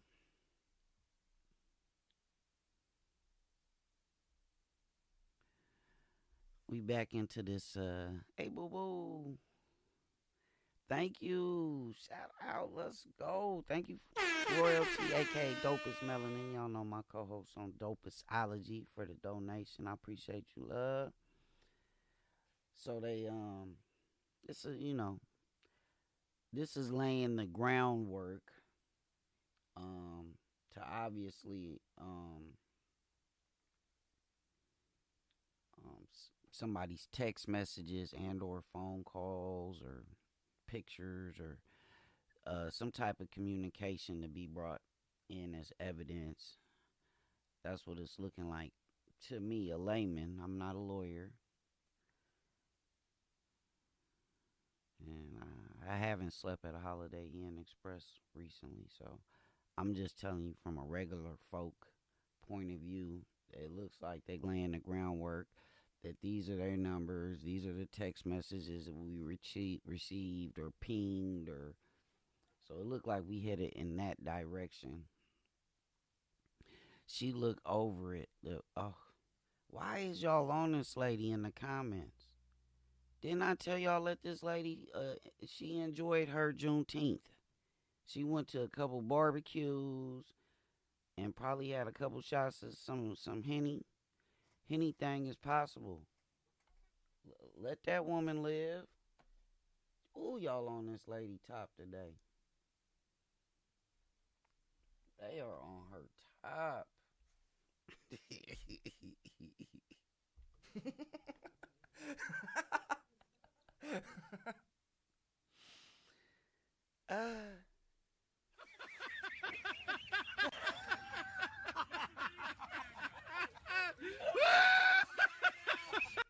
Look, not the Hangover Part 5. I'm done, y'all. Y'all know I'm back on the wagon. Father's Day was a success, to say the least. Me trying to hang with the young folk. Let me see something.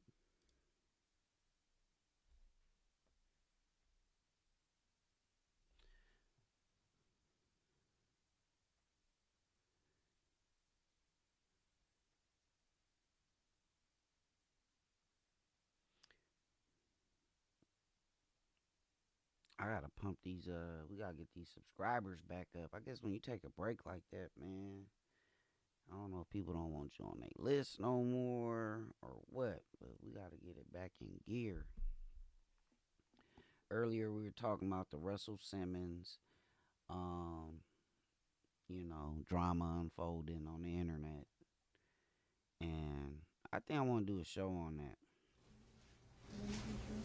Thank you. So, We got objection overruled, it will be admitted. What's the next number? 63.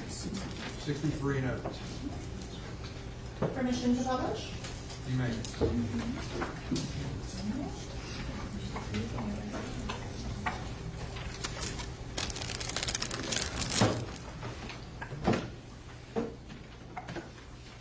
I'm sorry, I didn't catch you. 63.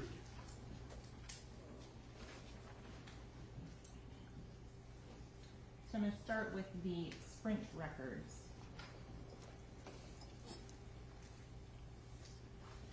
What are we looking at in this particular file, 2018-221418-6155597?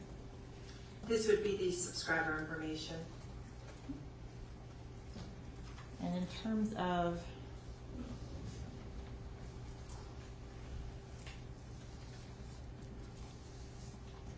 looking at this particular one, I'm going to zoom in. What is the billing name for this? Chris Thomas.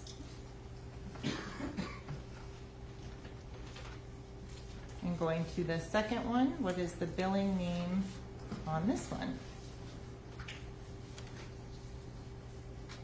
The first name is Dontavius. Last name is Withers. Withers. At the top of this screen capture, there's a BAN number. Do you know what that means? Yes. What is that? That would be the account number.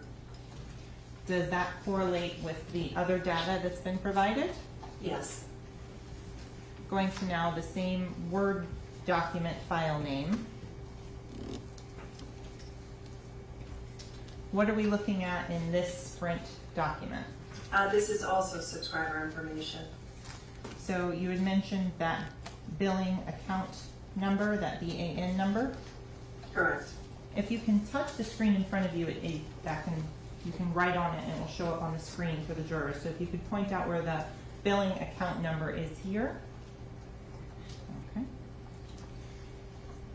And then what is the phone number that was being used by this account, or the subject number? 772-713-2341. And is this again for that Chris Thomas billing account? Yes. Okay. Scrolling down to the next billing account number. Is this the other account that we just looked at the subscriber information on for Dontavius Withers? Yes. And what is the phone number that's associated with this particular account? 954-371-7895. Going on to 2019-1582106566861.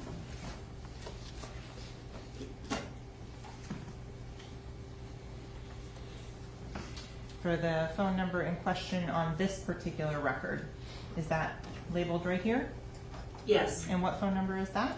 225-529-5054.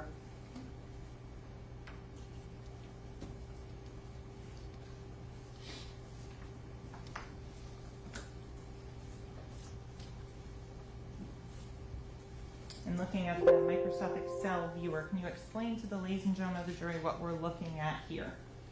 These are the call detail records with cell site information for Sprint.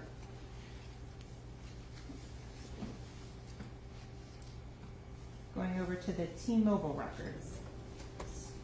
Just for demonstrative and illustrative purposes, when you are looking, this particular one called Timing Advance LTE and UMTS _ TN 772-713-9807.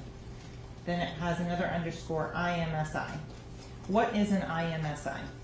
That stands for International Mobile Subscriber Identity Number, which is the number that's associated with the SIM card. All right, so it's a whole bunch of to do about nothing. I mean, it's basically the phone company explaining, I guess, what we're gonna see coming soon. So like I said, I think all this is just to set the groundwork to bring in people's phone records and actual text messages and whatever, pings off of towers and all that kind of jazz. So we're gonna see how that develops. But yeah, this right here is a whole bunch of nothing.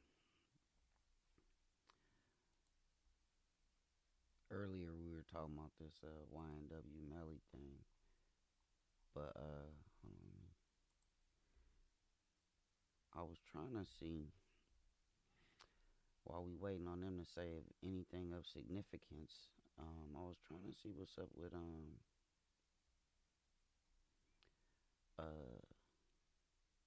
Boosie. Let's see, what's it? Jonathan Majors arrives at court in his assault with Megan Good. Okay, Megan Good.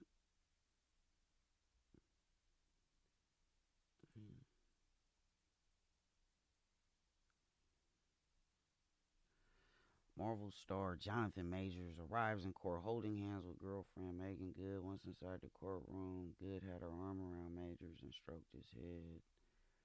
Oh, ain't that cute? That's adorable. Nothing on Boosie.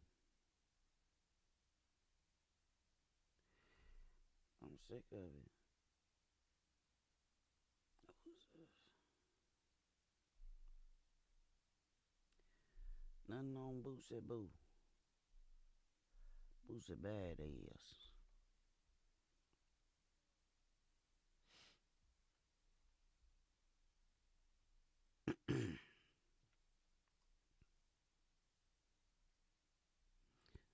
Let's see. So the technology that you just described for identifying locations, how is that verified by T-Mobile itself? That you would have to ask an engineer for. So you don't know how that's done? How it's verified? Yeah. As to what tower connected to? Is that what you're asking? Yes. So it's done with a radio frequency, is how the towers work. It's a signal. Okay, so but you were telling us earlier that the phone does not necessarily connect to the nearest tower. Correct. It connects to the tower with the strongest signal. Correct. So how is it that you know to approximate, how do you know how far the phone is from the actual tower? I don't. Is there no way to tell that? No. Wow. We always assume, and look, I'm an avid watcher of First 48. We always assume when they show us, oh, your phone pinged off of here, and the police, but you know the police can lie to you during the interrogation. They can completely just bold-face lie. But I was always under the assumption that it did ping off the nearest tower. But we finding out today it pings off the closest tower with the strongest frequency. That's interesting. That is very interesting. All right. Not through me. Not through you? Correct. And how do you know if the tower that the phone connected to is the closest tower or the one with the stronger signal? That would not be a question for me. You would have to ask an engineer. How would you know whether or not a phone defaults to a stronger strength? If you have a tower with a strong signal and another tower with a not so strong signal, or a signal that's not as strong as the other. You with me so far? Yes.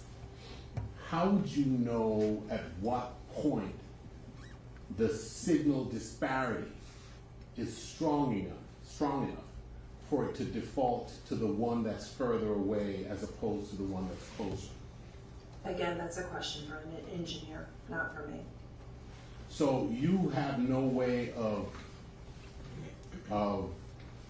helping us understand any of this information that you just described? Correct. You just collect it when you're subpoenaed and you provide it? Correct. And you're not familiar with the technology at all? Not the questions that you're asking, correct.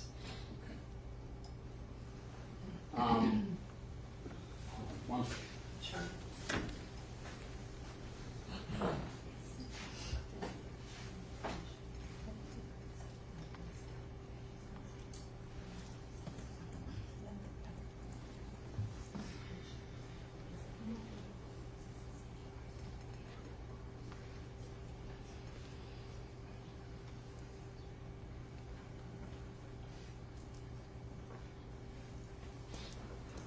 Is it correct that the data location information, the purpose that you worked with Sprint and with T-Mobile at some point? I'm a T-Mobile employee. And you were a Sprint employee at some point? No, sir. You were somewhere else? No? AT&T. AT&T. Correct. The purpose that AT&T, and in this case now T-Mobile, collects this data location information is for billing. Correct. That's its only purpose. And network engineers collect to optimize the network. Okay. It's not used for identifying the locations of customers' phones beyond the purpose of just billing. Correct. Okay.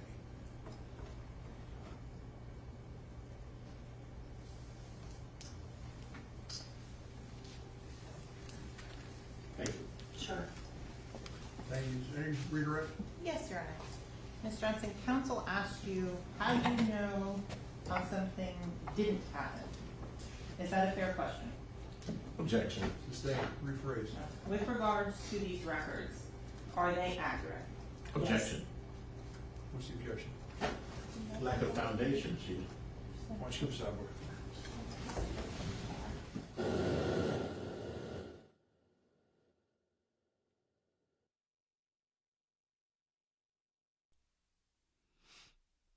All right, so it looked like they having a sidebar over these objections that defense team has put forth. So while they settle that, again, I'm still like, I see royalty said, what was that to about the pinging and all that? I'm still really tripped out off of that. I'm really tripped out off of that.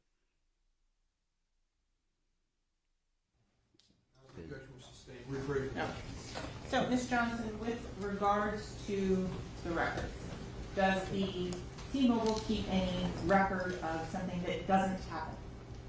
No. What is contained in the records that have been provided? Calls and text messages that have happened. Is this from the network's perspective? Yes. Okay. Nothing further, Your Honor. Is this witness excused? Yes, Your Honor. Thank you. You may step down. You're excused. Thank you, Judge. ma'am. Who is your next witness? Jonathan Zeller. Jonathan Zeller, please.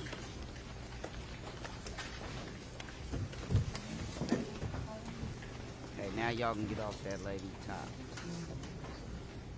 Now y'all can leave that lady alone. She can get back to enjoying her festivities. Y'all talking about look like she had too many drinks. I'll leave that lady alone. I'll see y'all in the comments.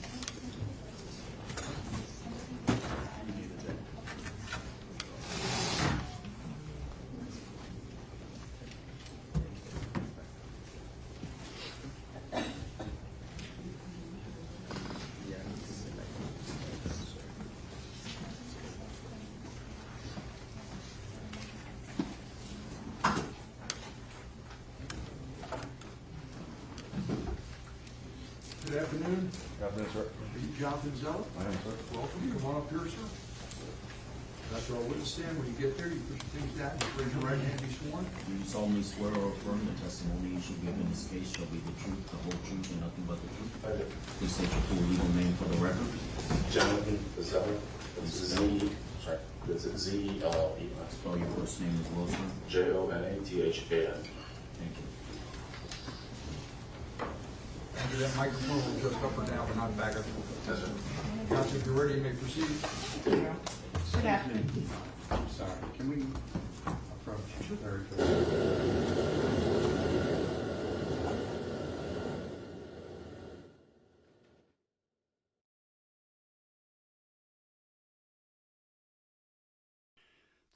Another, I don't know, sidebar or something. Make sure y'all hit that subscription. Subscribe. We on this march. 100K. 100K march. We run the city. We run the town.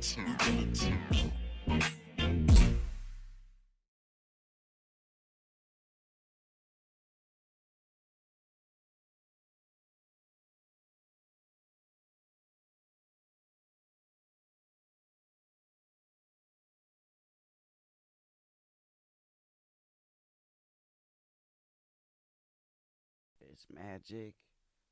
It's magic.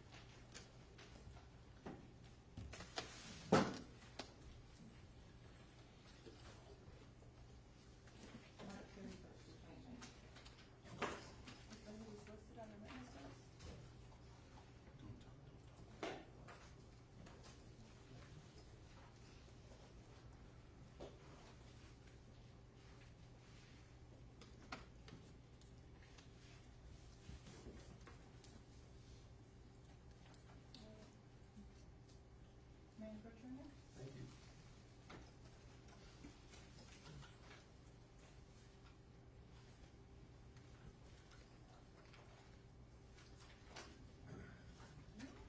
Anything else, Counsel?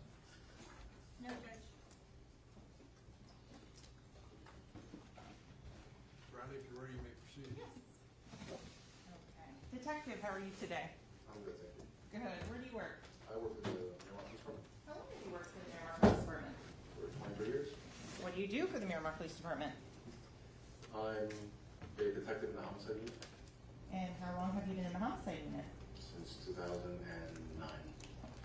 Prior to going into the homicide unit, what other hats have you worn for the Miramar Police Department? Several.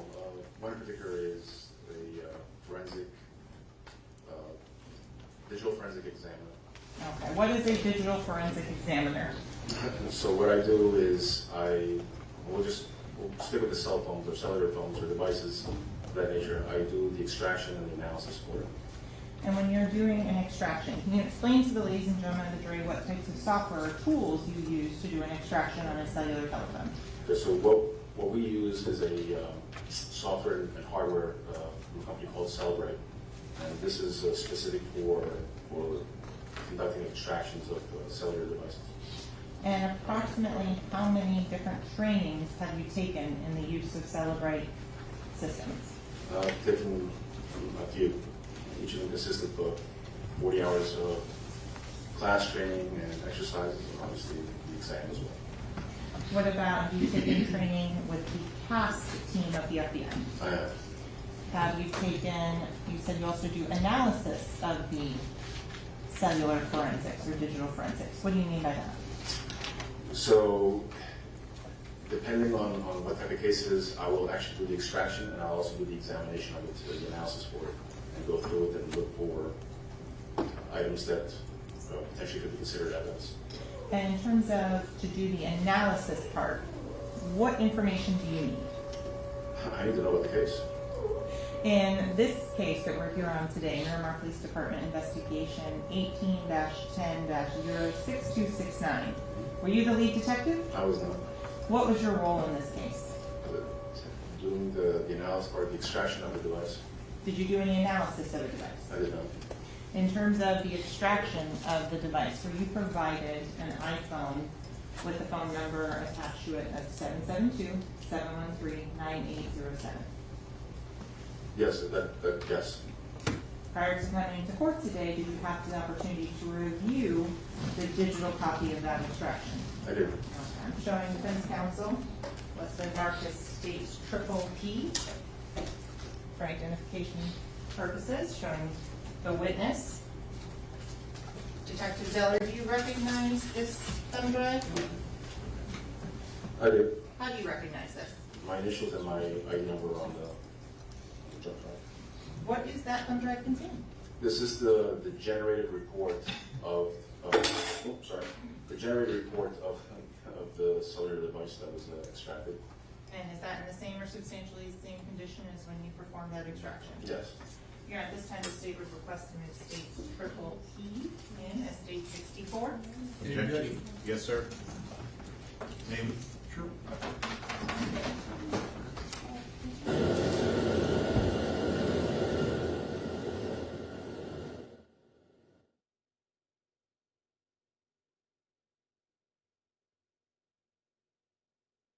I take it this is another sidebar, which I don't really understand all of this, because this part I don't get. So somebody smarter than me or in a legalese is gonna have to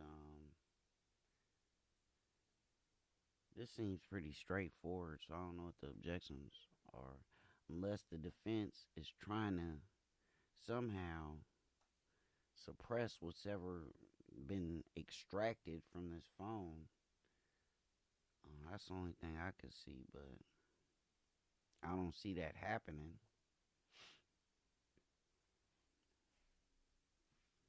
I really don't.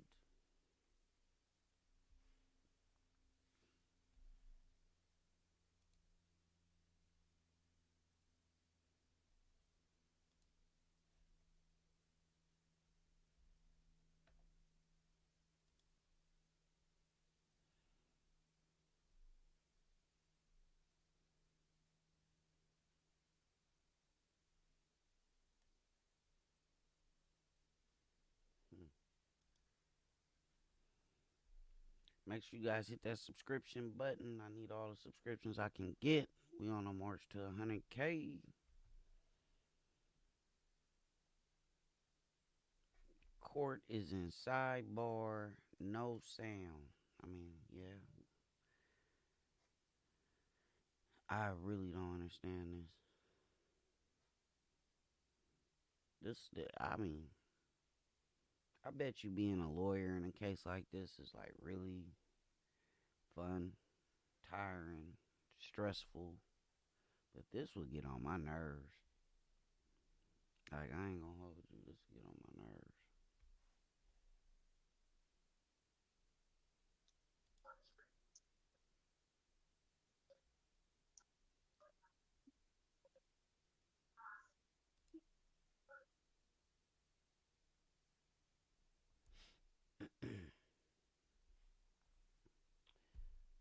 Why they doing that? Let me finish what I was. Let me see.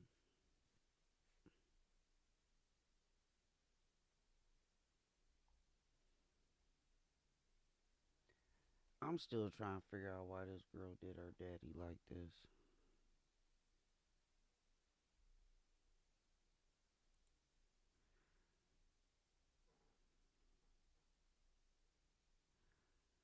Look at the comments. Textbook narcissist. Play nice in public, then crazy as fucking pride. I said that though about Russell Simmons. I don't know. I really don't know. Russell Simmons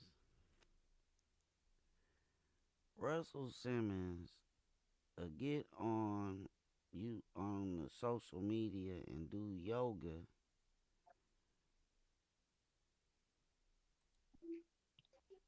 Let's see. That to me got a whole bunch of question marks.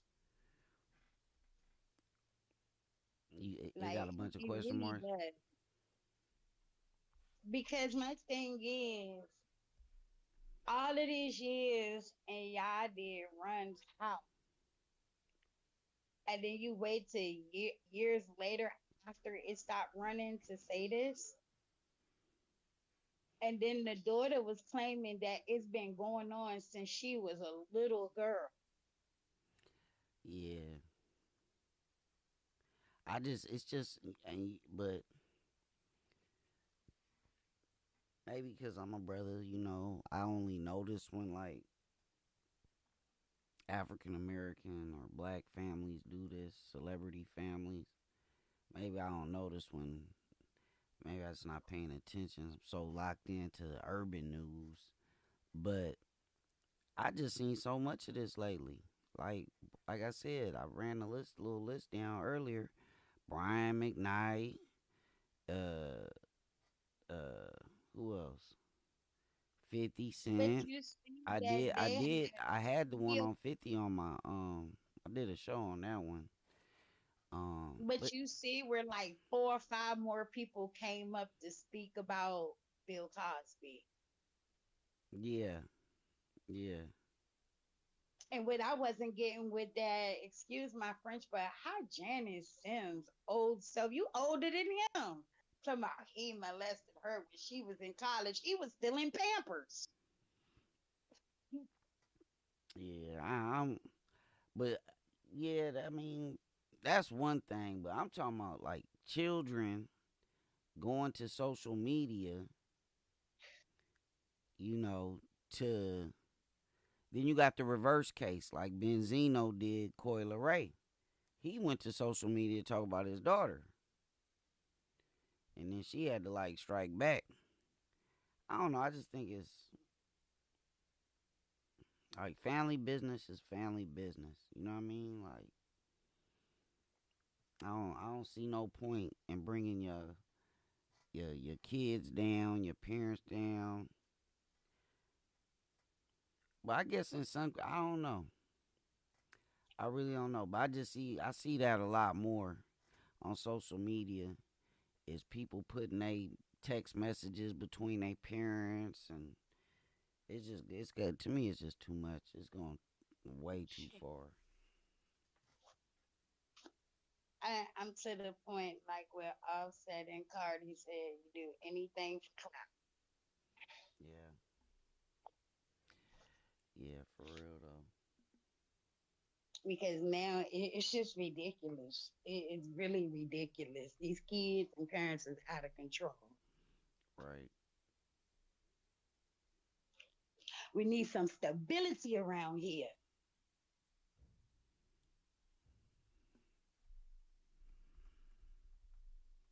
All right. This is an app on a phone that purports to account for the number of steps that someone takes. In addition to these cases, I have several articles. There have been lawsuits about the accuracy of the data that is compiled by this type of app, because what it's doing is it's assessing reverberations. So, for example, one of the experts we spoke to indicated that his wife plays the piano at church, and every time she goes to church and comes back, she's taken 20,000 steps because she's doing like that. So the fact is that whether or not this information is reliable is yet to be determined. Whether or not the technology has advanced to the point of being reliable is yet to be determined. But this court cannot admit it until the state first meets its burden of establishing the reliability of the data that is compiled or purportedly developed as a result of the technology. Because we don't know if that technology is accurate. Whether it is or not, I'm not taking a position at this time. I know I've read a lot of articles that indicate that it's not. However, the state has the burden as an authentication hurdle to, as a foundation, establish that that technology is a reliable one. Because she is going to now, and she's introducing the matter for the truth, told the jury in opening, Mr. Demons, who she believes had the phone but has no proof of that to begin with, walks 70 steps. Says who? Says an app. What app? The one in his phone. Is it reliable? We don't know. Why? Because she has not established the reliability of the technology as a predicate to the admission of the data. So that is our number one foundation argument. A case that you want me to read? Yes, sir. I'm happy to take a look at it. Thank you. Yes, ma'am. Here, I first start with citing back to State versus Maximit, which is a 1967 case, which was the earliest time in which I could find a pedometer being mentioned. And at that point, it's important to note this is a well-established technology that's been in use for hundreds of years, initially done by train conductors to measure out distances. It's also allowed under the Florida statutes and used to be used to measure out distances for determination of 1,000 feet from a place of worship, a school, or anything else, for measuring distances for enhancement on drug penalties. So I'd start by hanging that one to your honor. Then I also have State v. Birch, which is a Wisconsin case in which similar information was admissible and used in a homicide case. Then also the issue of cell phone dumps, and that's at 398 Wisconsin 2nd 1. And then even more recently, this was a federal case, United States versus Rigo, R-I-E-G-O. I just have a Westlaw site because it's 2022, it is not yet. This is 2022 Westlaw 175-46714.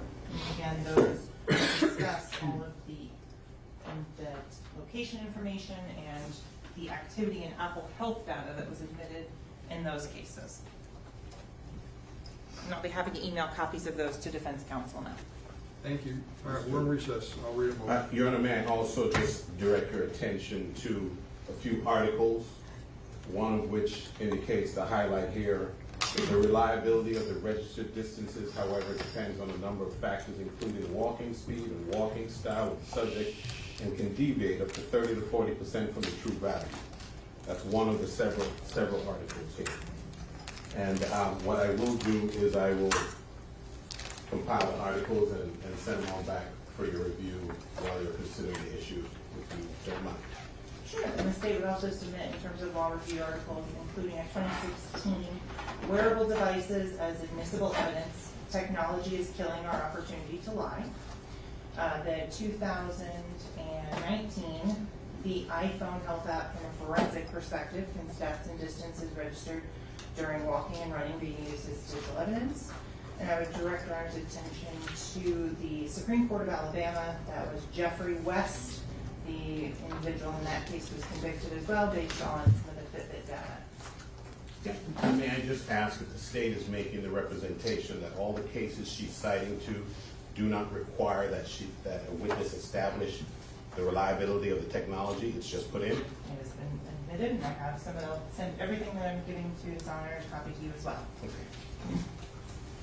Thank you. We're in recess. Thank you, Judge.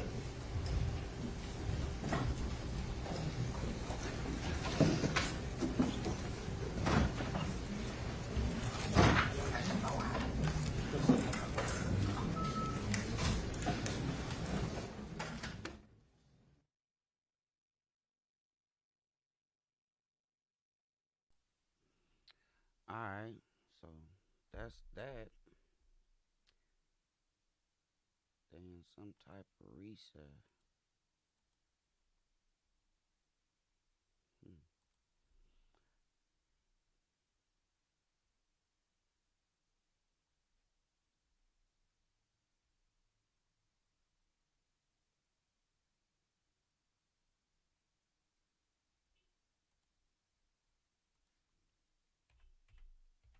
When a juror is pulled out of the jury room, sat down, and being asked questions. Now, let's remember how this happened. This was because she asked a question of the prosecutor, and there is an admonition that you shouldn't speak to the parties. And the prosecutor, if I heard this right at the time, indicated that he didn't know anything about it, about the mistrial motion. Now the judge comes out, it's clean. She heard about the mistrial motion because it was stated in court. And that's what she was asking about. She didn't hear from an outside influence. But I got to tell you, if I were the prosecutor in this case, I'd be concerned that a juror got pulled out. The juror clearly knows I'm the one who gave the information to the court. And I told the juror that I didn't know anything about that, which they shouldn't have said in the first place. The juror may not all be too happy with the prosecutor at this point. Thoughts? I agree. They might think, well, hey, you know, everything I'm saying, even this little unimportant thing, is going to get back to the judge. But on the other hand, it may also strengthen the credibility of the prosecutor, right? Because the juror is not going to say, hey, you know what, this prosecutor plays by the rules, is above board, and doesn't want there to be any bias, any prejudice, anything like that. So it cuts both ways, to be honest. Yeah, I don't know. I guess let me go to the FBI, CIA, specialist over here. I just think that could be tried. It's a fair point. But he also said he didn't know anything about that when she clearly knows it was said inside the courtroom. So I'm not sure if that really is going to bolster his credibility in her mind. And nevertheless, she got kind of called out. It's just sloppy. It's just something that the prosecutor shouldn't even, I'd be thinking about it, and I don't want to be thinking about stuff. What do you think? Well, I see where Miguel is coming from for sure, because I do think that it does ultimately cut both ways. But Bob, I really appreciate you saying what you did about how it really is about winning the hearts and minds of the jury. I've said that on here before, and sometimes to the chagrin of other people, but that's the bottom line. And that's what ultimately matters in this. And I do think that a juror who's being called out by the judge, and he's not doing it in an inappropriate way, but that is an incredibly intimidating situation in an already precarious situation, quite frankly, that they're in. This is somewhat of a charged courtroom. And so I really don't think that ultimately this is going to bode well for the prosecution in this case. However, I don't know that it's going to sort of be the ultimate nail in their proverbial coffin, if you will. Yeah, listen, there's a whole Olympic-sized swimming pool of data that goes into winning a case. I guess I was the kind of person that didn't even want to see a drop come out of that pool. So you're right, it probably has no great effect, but in the end analysis, just another unforced error. On a note, we're going to take a break. We'll be back on the other end. Please stay with us.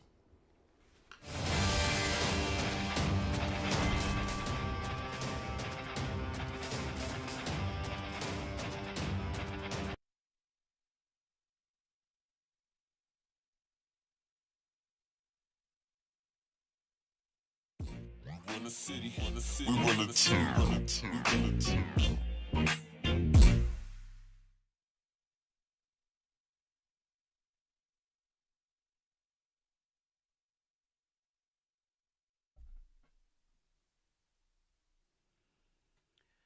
So that's where we at, y'all. Nothing too dramatic on day 5, except for like some of the stuff is really interesting. The stuff in regards to the cell phone technology and all that kind of stuff. I learned something new. And as you can see, the defense team is looking to challenge a lot of this technology that the state will have you believe, is fail proof. Like, oh, if we say it pinged off of this, and you get to learning that some of the stuff is maybe not as reliable as you thought. So there's some interesting little arguments being made. Again, I can see the defense team, in this case, again, setting things up. Obviously, they're playing to win, but in this type of game, you still have to, set yourself up, in case of you take a L, so you have some get back on appeal, through the appellate process. So that's where we at. I think we'll just say like 2 minutes, 2-minute break. Appreciate y'all watching. Again, this is pretty interesting. It's a big trial. I just, because it's YNW Melly, but it's a lot of kids that have, seen their demise the same way as these 2 young men did. And that's the unfortunate part that I hope doesn't get lost in all this celebrity trial stuff. Like, 2 lives were taken. And, yeah, this is the judicial process. So we're going to see how this play out. The eyes are on, so.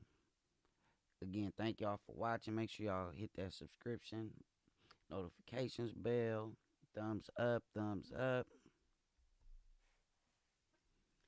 And we back in 50.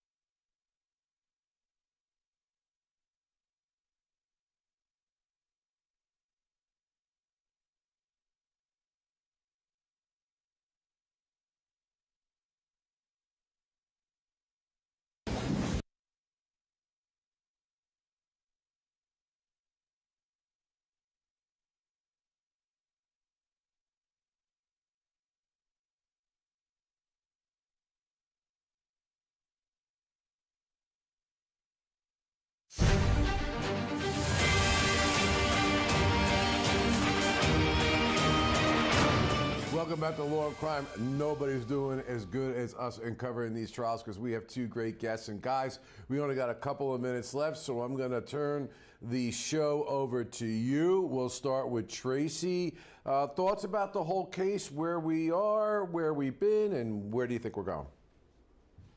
I really think motive. That's what I keep saying about this case. That's something that really hasn't been discussed. It's something that, quite frankly, is missing. They have a lot of digital data, a lot of forensic data, and quite frankly, a lot of biological evidence as well. However, the motive seems to be missing. And I think the prosecution really needs to be focusing on that. I know you don't necessarily need that to convict, but again, I think it will bode a long way with jurors if they want to be successful in obtaining a conviction here. Yeah, and Miguel, not that what Tracy said is nails on a chalkboard to me, because it's not. She's right, 1,000%. Motive is not an element of an offense. That does not have to be proved. But like she's saying, its motive is still so important in a case like this. So, and so I don't agree with you. I shouldn't say it's nails on a chalkboard. It's nails when people say it doesn't need to be proven, and then they end. They don't talk about how important it is she did. What are your thoughts? I totally agree with Tracy. You don't have to prove the motive or show a motive, but here's the thing: the jurors, they're people just like everybody else, and they want to know why, right? Why, if these two deceased were in the same group, in the same musical group as the defendant, why would he shoot them, right? Was it for gangs? Was it for money, profits? What was going on? Business disputes? So I think it's super important that they get to that why, because everybody wants to know why did it happen? Well, Tracy, let me go back to you. Why did it happen? And what really shocks me about this, let's keep in mind, this is a death penalty case. And even if they get a capital murder conviction, it goes into the sentencing phase, the penalty phase. And one of the aggravating factors is that this was a gang-related shooting. I don't know, where's the beef? I don't know where the evidence is, whatever. Maybe it's that, maybe it's something else. If we don't have motive in a case like this, how do they get to that significant aggravating factor to justify the death penalty? And if they can't, why is this a death penalty case? I think you hit the nail on the head, and I know it's like nails on a chalkboard. And again, you don't have to have this to convict someone. I get it. But again, you've got these aggravating factors that they've brought into play here. And if they can't prove that why, particularly in the gang offense, then they've essentially overcharged him, over-sentenced him, if you will. And that will be problematic and can result in a not guilty verdict. Yeah, well, let me ask you, Miguel, and we're going to give you the last couple of seconds here. This now no longer has to be proven by 12 people. The law has changed, and now only 8 people have to vote with the death penalty. Is it possible we're going to start getting more death penalty verdicts that we previously would not have gotten on weaker evidence because we've lowered the standard? And if so, what do you think our appellate courts will do with that, including the U.S. Supreme Court? I've got about 45 seconds. I think it's going to keep the appellate courts very busy. The fact that it's lowered down to 8 means that you're right, there's going to be people that are going to be convicted on weaker evidence, and that's problematic, right? Because, I mean, we're talking about the ultimate punishment, right? And so I definitely think that it's probably going to be something that's going to go to the Supreme Court. I really think that this is going to be an issue that's going to be revisited. 8-4 seems, it's troublesome. Yeah, well, this is exactly the reason. If you keep lowering the standard down, I guess eventually, even though the quality of the evidence may be weak, you're eventually going to get somebody to say vote for the death penalty. Maybe we should go down to 2 or 1. I don't know. Guys, thanks very much. That's it for us. Don't go anywhere. In capable hands, Imran Ansari is next. Have a great rest of the week.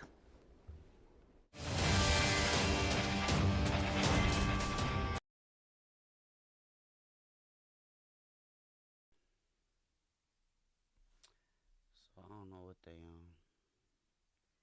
guess that's the end of court for the day. Or they coming back? I have no idea. Oh, it said we'll be right back.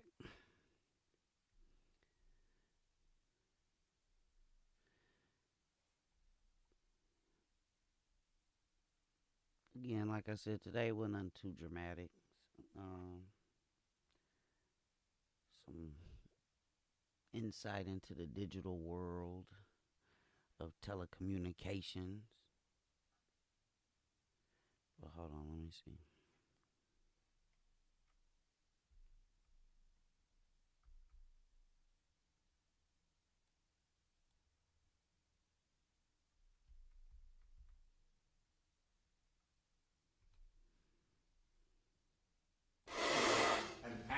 On a phone that purports to account for the number of steps that someone takes.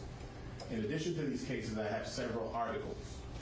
There have been lawsuits about the accuracy of the data that is compiled by this type of app. Over because what it's doing is what they were talking about. So, for example, one of the experts we spoke to indicated that his wife plays the piano at church. They setting it up to get a lot of this information on that because she's doing like that and whatnot. So the fact is that whether or not this information is reliable is We don't know if that technology is accurate. Whether it is or not, I'm not taking a position this time. I know I've read a lot of articles that indicate that it's not. However, the state has the burden as an authentication, or at least the expert, not even the method, and so we raised the Daubert issue. We gave notice of an expert. The state took issue with it, raised the Daubert objection to it at that time. This is not a situation where the state presents us an expert. And we can't anticipate that the state is going to try to admit evidence before they admit it without the necessary predicate. And those cases actually speak to the objection being made at the time that it is sought to be introduced. As a matter of fact, some of those cases rejected the appeal because even though the predicate wasn't made, the objection wasn't made at the time the evidence was sought to be introduced. The state sought to introduce evidence without laying a foundation. Our objection is objection foundation. We're not making a Daubert objection to an expert who's testifying. He doesn't purport to be an expert. This is not a Daubert situation, Judge. This is a lack of foundation situation. And the fact that that foundation needs to be presented by somebody with expertise and knowledge doesn't make it a Daubert question. It's a foundation question. And before the state, I think those cases are clear. If the state is planning to put evidence in that relies upon a technology, they first have to establish the reliability of that technology. And that's the basis of our objection with respect to this step data. We've also made a relevancy objection to the fact that there is a wholesale dump of information coming in through a witness who said, I haven't even looked at it. How do we know that the information in there is relevant? How do we know that the information that has been introduced is not more prejudicial than probative, even if relevant, on a 403B? How do we know that it's not doesn't contain 404B evidence that's inadmissible? The state has to establish the relevance of the information they seek to put in. They can't just put in everything from a phone and pick through what they think, and then the jury has in its possession a host of majority information that's not relevant to the proceeding, which is prejudicial. So that is the other basis for our objection. Also, a lot of the information contained there is hearsay. They said, well, it's his phone, so there's no hearsay objection. There are texts between people. There's also evidence that we have that establishes that that phone was being used. The phone comes up as the name Sack Chaser Howard. Sack Chaser is the nickname of one of the decedents. That phone is used interchangeably so much that when you dial with it, it comes up with one of the decedents' name as the identifier. It's in the name of Jamie King, not Jamell Demons. It was retrieved from Jameson Francois, not Jamell Demons. So it's neither in his name, it wasn't retrieved from him, and it comes up with an ID. It was being used after the defendant was arrested. We have information here that indicates that, definitively. It shows the phone being used to call. It shows the same step data from that very unit after he is incarcerated. So it's obvious that it's being used by several other people. So we can't even say that it's his phone and the information there is therefore all relevance, all information on it is non-hearsay because it's statements of the defendant. Not only is it being used by others to text, to call, being carried by others, it's in somebody else's name, retrieved from someone else, and this witness has not analyzed a single letter of all the information they're seeking to put in. So there is a ton of irrelevant evidence that is being introduced, and a lot of it is going to be prejudicial, 404B and 403 evidence, and that's why we objected before. I didn't wait until after, because one of the points that the court made is you already let it in. We objected before, Judge, and you told us, overruled, let it in. It's still a problem right now, and we're trying to stem the damage before it goes too far. And we think that the issue has to be addressed before this information is used and it goes forward, both on the foundation issue, on the technology issue, authentication issue, relevancy issue, 403, 404B issue. Thank you. The relevancy issue is relatively low, Counsel. My understanding, where's the phone located at, Counsel? The phone itself, Yeah. that will be introduced through the No, where was it? Where was the phone located? The phone was located, it was taken from the defendant's manager on February of 2019. The defendant was providing the passcode and information via jail calls to his manager to use it on that. And the phone also authenticates itself in terms of every single photo that is on that, whether it be a selfie, a screenshot of a FaceTime conversation, or anything of that, goes back to this defendant. And they have to establish it before they put it in, not after the fact, on this notion that they possess information that makes it relevant. If they do, present it, and then it's relevant at that time. We have, Your Honor, indications of this cell phone and this Instagram account that the state has introduced. The Instagram account is being used to post pictures days after his arrest, up to and including pictures of this very trial last week. This Instagram account is being used and accessible to a number of people. This notion that, oh, it's his account, he's an artist. It's a public account that several people have access to. I'm sure you're going to be able to ask those type of questions, Counsel. My thought is this, Counsel. It's not fair to basically give me an inch worth of things to read, cases to read, articles to read, saying it's how it's not, the methodology is and basically the Daubert issue on it. It's not clear. It's not been established. All those types of things that should have been done pre-trial. I haven't seen what's on the account. I don't disagree with that. Counsel's telling me it's relevant because of X, Y, and Z there. You're saying it's not, but I don't know what is the 403 analysis, what's more prejudicial and probative. I haven't seen anything about that. I don't know what it is. I haven't seen it. You haven't made me aware of it. You're just saying something's more prejudicial than probative. If it is, I'm more than happy to go through one at a time with you and find out. But as far as who used the phone, what was it being done, counsel's saying it's relevant to establish his phone. So I've made my ruling. You've made your objection. So everybody knows where they stand on it. All right, so it's admitted. Okay. All right. Thank you. All right, bring the jury back in.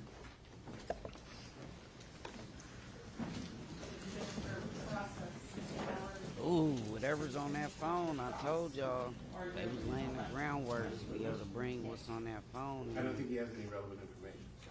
He said. There's gonna be some, Bring the jury. I may ask a few.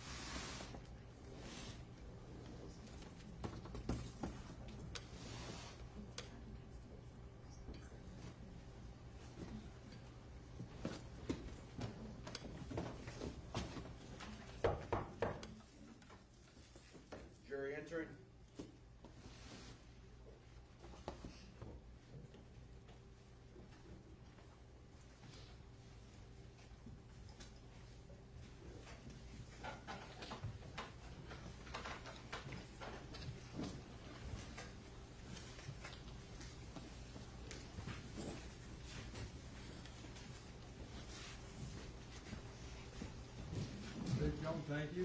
After delay, please be seated. Let the record once again reflect the approach of the defendant, his counsel, the assistant state attorneys. Ladies and gentlemen of the jury, all witness remains on the stand. So you have questions, counsel? Yes, I have a few more, Your Honor. Thank you. You did, sir, 2 data dumps from the device in question? I did 2 or 1? You did 2 of them, did you not? I did on this device, I did 1 extraction. You only did it once? If I recall.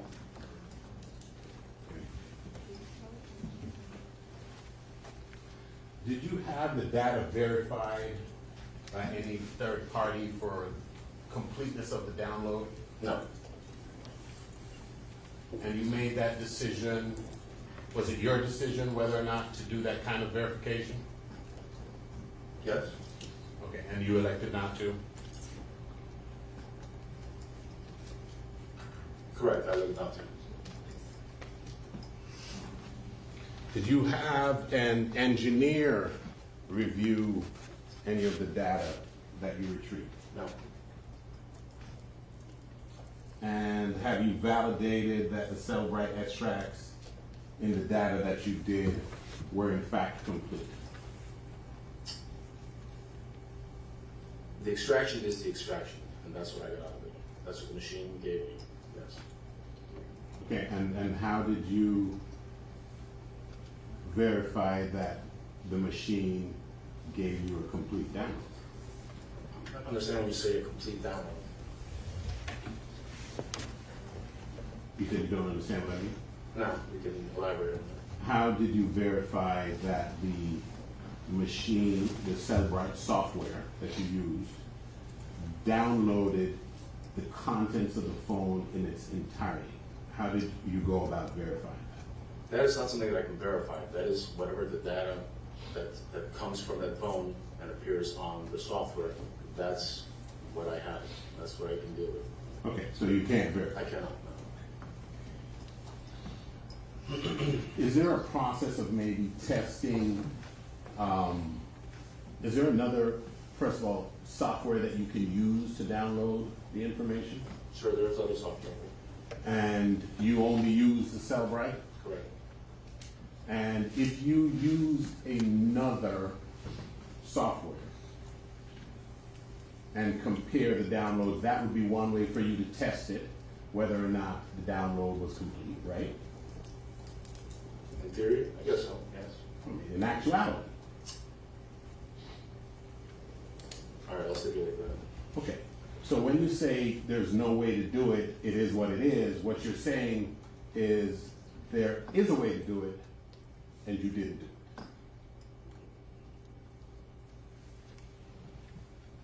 it. If that's what you want to call it, but it's not true. That's not correct. Oh, so you did test it on another software? No, I did not, but this is the only software that I have available to me. Okay. So it's not that you had another software available to you that could help to verify the completeness and accuracy of your results. It's that you can do it, but you didn't have that software available to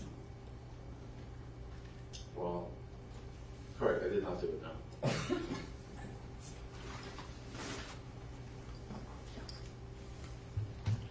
Do you know anything about the testing of the technology of Cellbrite as to its efficiency and operability?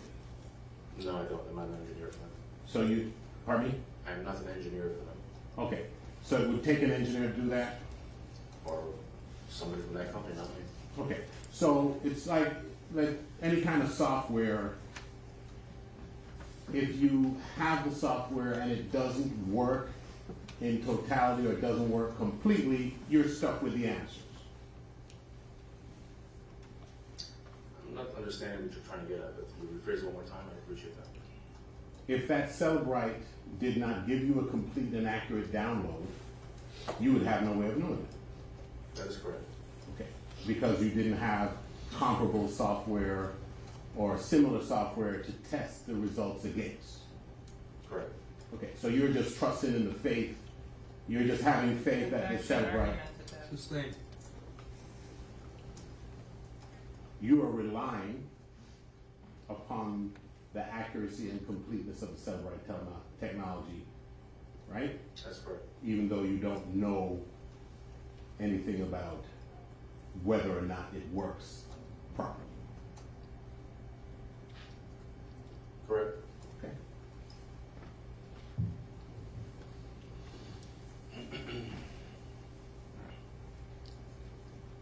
Have you ever done a data dump from a phone more than once?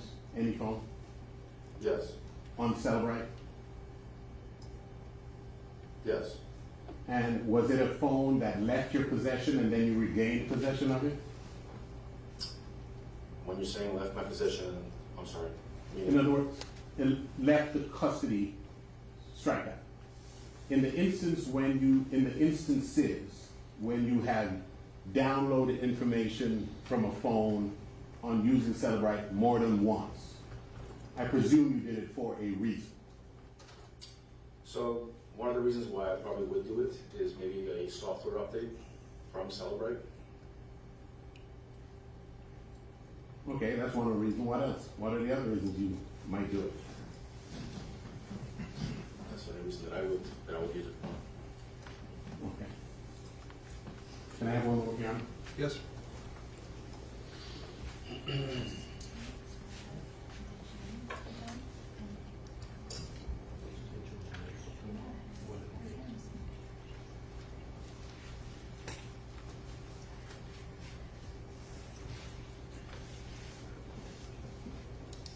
So it is your testimony, sir, that you didn't do an extraction from this phone in June. What year is this? And then another at a later date? I don't recall. Or at an earlier date in April? I don't recall. Well, you have any information there before you? Any of your reports that would indicate that? I have one that was completed on February 28th. February 28th. Okay. 2019, I think it is. Okay. Nothing further. Thank you. Councilor, is there a redirect? Briefly, Your Honor.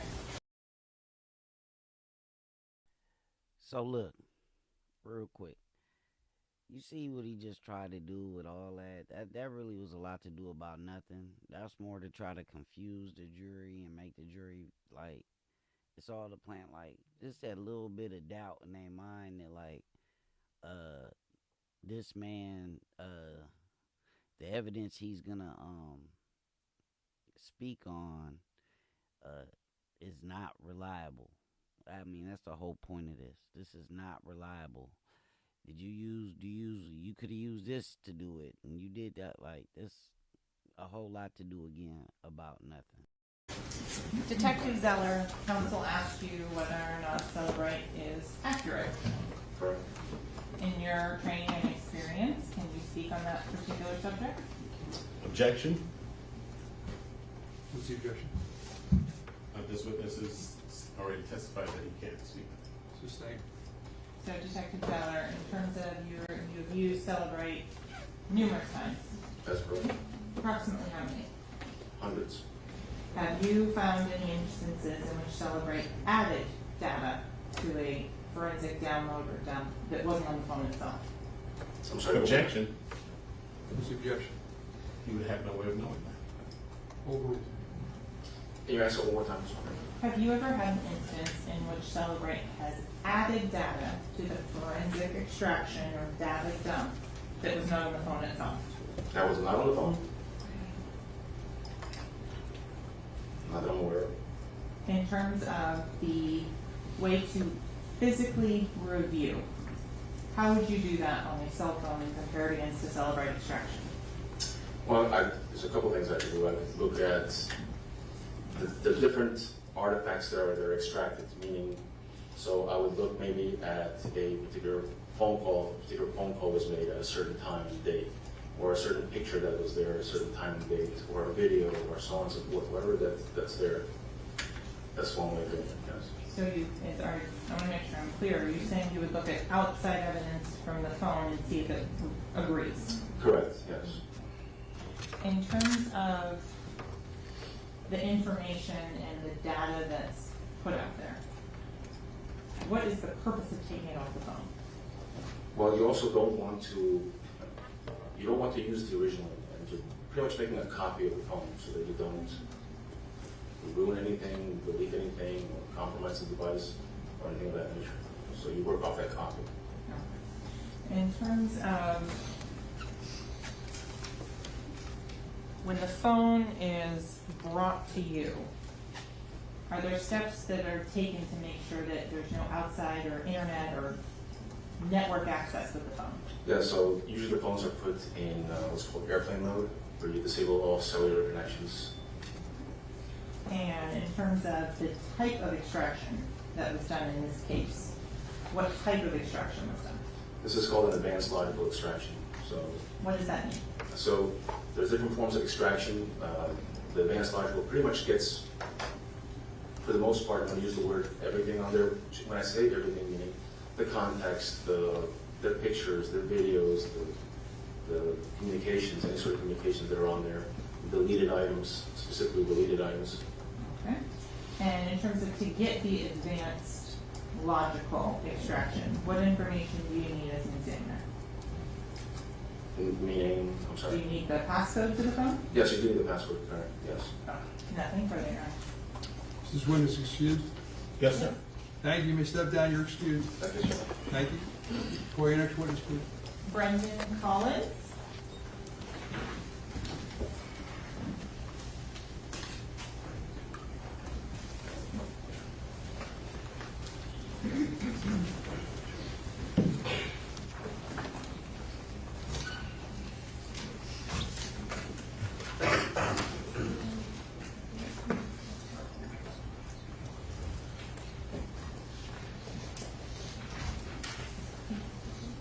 Notice when I get some of these witnesses up there, they don't really have a whole bunch to speak on. They get them in and out pretty fast. You know, so they get a chance to cross examine. It seems like they get them out there awfully fast. Just the objection on the sidebars. Thank you. Are you Brendan Collins? Yes, sir. Welcome. This is our witness stand. Can you go over here, please? When you get there, just remain standing for a bit. Raise your right hand and be sworn. You solemnly swear or affirm the testimony you shall give in this case shall be the truth, the whole truth, and nothing but the truth. Yes, I do. And state your full legal name for the record. Brendan Collins. Please spell your first and last name for the court report. My first name is spelled B-R-E-N-D-A-N. My last name is spelled C-O-L-L-I-N-S. Thank you, sir. Thank you. Please be seated. Mr. Collins, that microphone in front of you adjusts up or down, but doesn't move back and forth. Okay. Thanks, sir. You ready? Yes, sir. Counsel, you may. Thank you. Good afternoon, Mr. Collins. How are you? Good afternoon. I'm doing well. Where are you employed? I'm an FBI agent.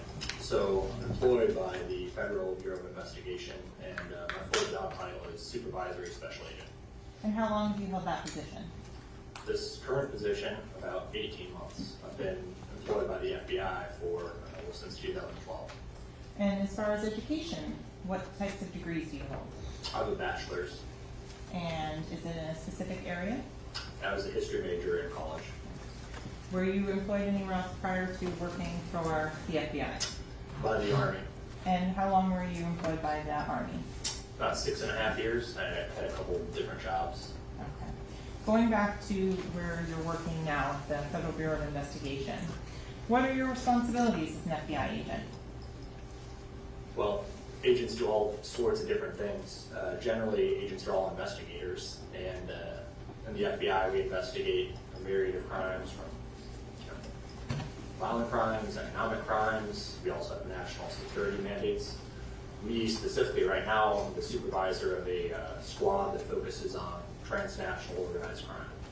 So do you also have an ancillary assignment? Not right now. I used to. Would you explain to the ladies and gentlemen of the jury what is the CAST team for the FBI? Sure. So CAST, for the Cellular Analysis Survey Team, is a group of specially trained and equipped agents and task force officers who do cellular analysis or mobile device location analysis. And so when you say that, what types of records are you working with? usually records from phone companies or other service providers. Okay. Can you explain to the ladies and gentlemen of the jury what is historical cell site analysis?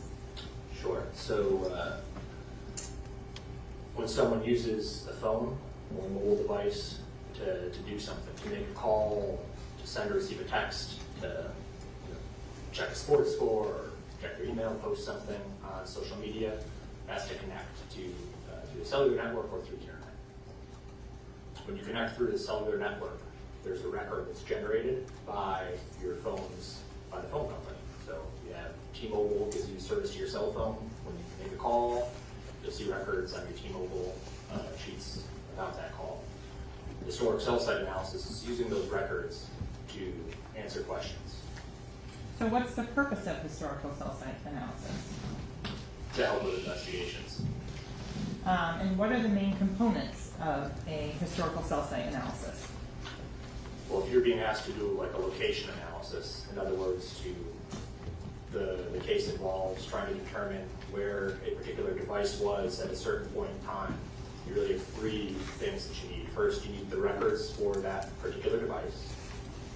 That will say that it'll look at the initial records, like a call detail record, for instance, will sort of look like a billing statement that you might get from a phone company. It will say, this date, time, this phone number, place this call to this other number, etc. Except it will also have additional information. It will say a cell tower that the phone connected to when it made that call. So you need that record about the device. You also need a record of tower locations that says, okay, the tower the phone connected to is located at this particular point on the earth.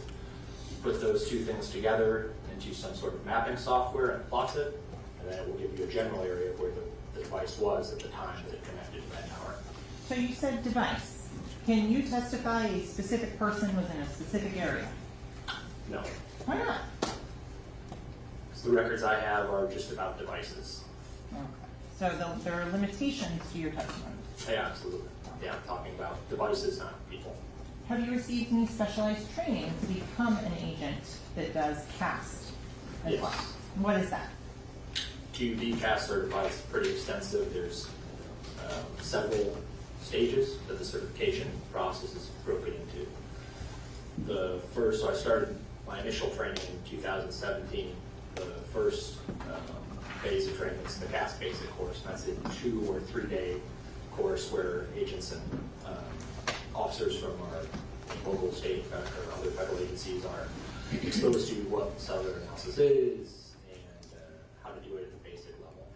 Do you use the CAST work in your day-to-day cases?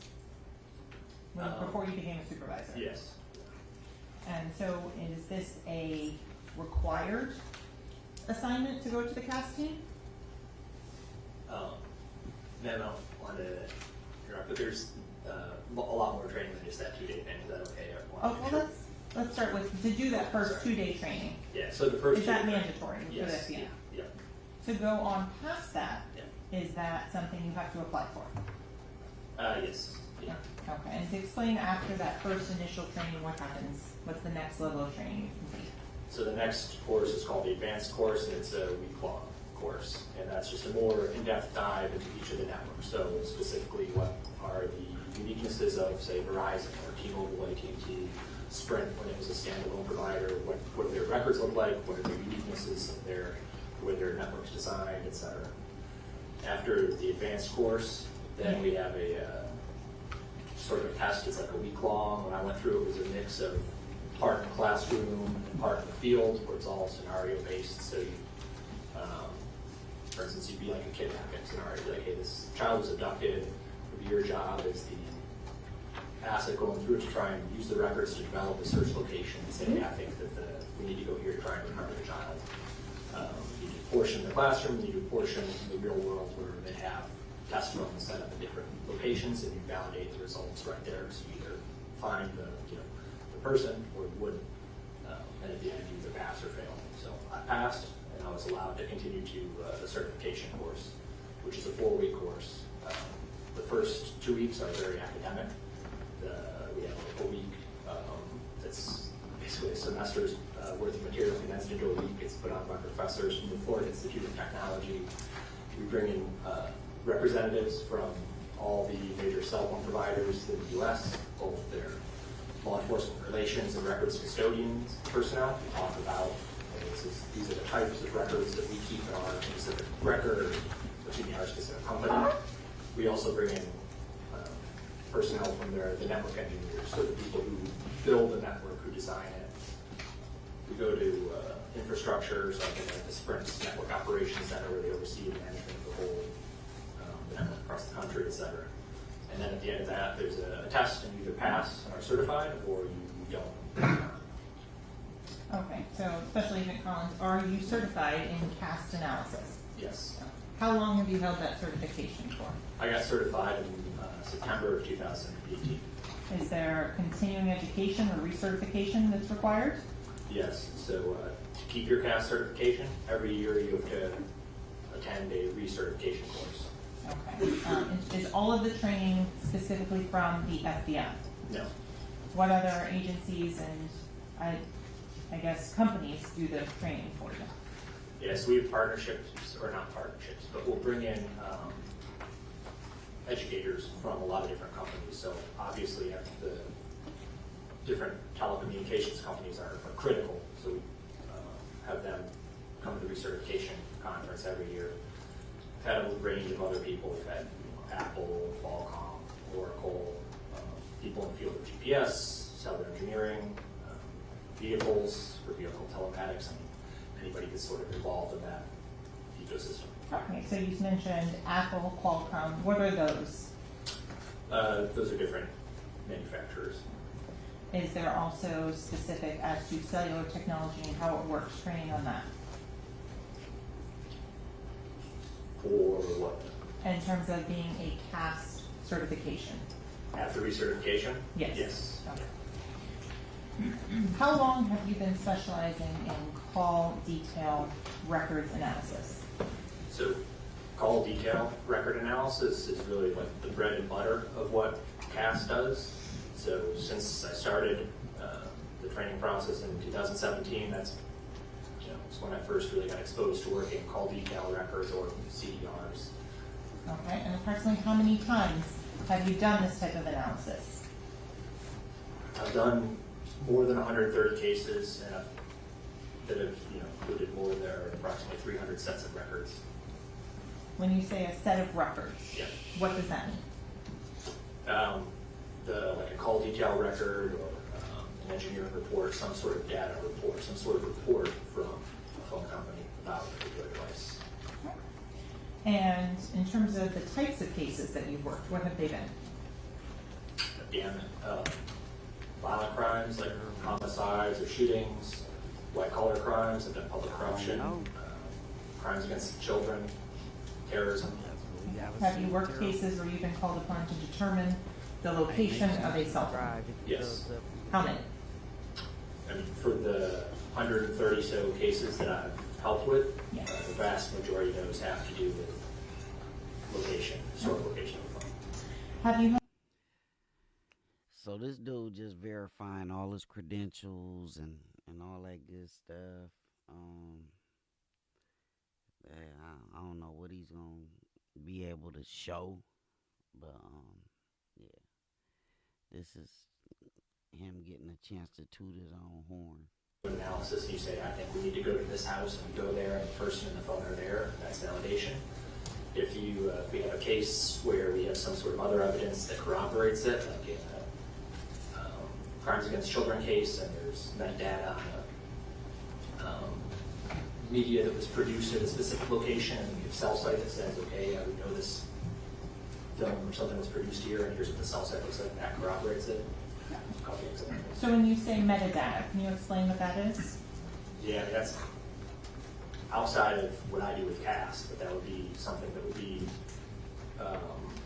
in a media file, perhaps, that somebody else who, if you extract the file from a phone using a physical extraction device or a computer or some other device, sometimes there's metadata embedded within the image or the video or whatever that will tell you different things, such as when the picture or movie was produced, where it may have been produced, or the picture may have been taken, etc. Here at this time, I offer Special Agent Collins as an expert in the area of historical cell site and cellular technology and offer for water. Hey, you want to come side for a second?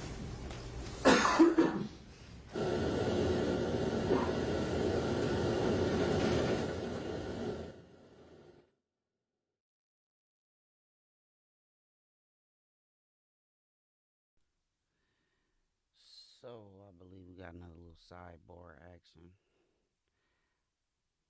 Some more sidebar action. So I don't know. They're going through these people one by one to kind of let you see how they gathered the information off these different devices. At some point, I take it we will be finding out good information on the devices in question.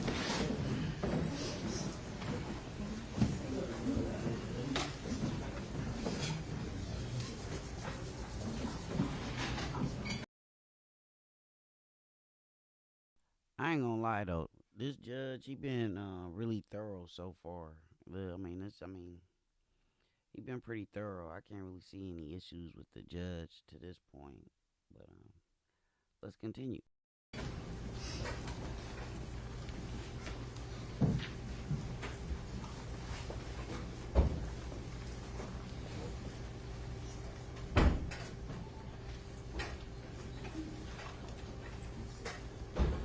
Thank you. Can we arrange for a restroom break for Mr. Demons, please? Yes, Judge. We'll be in recess.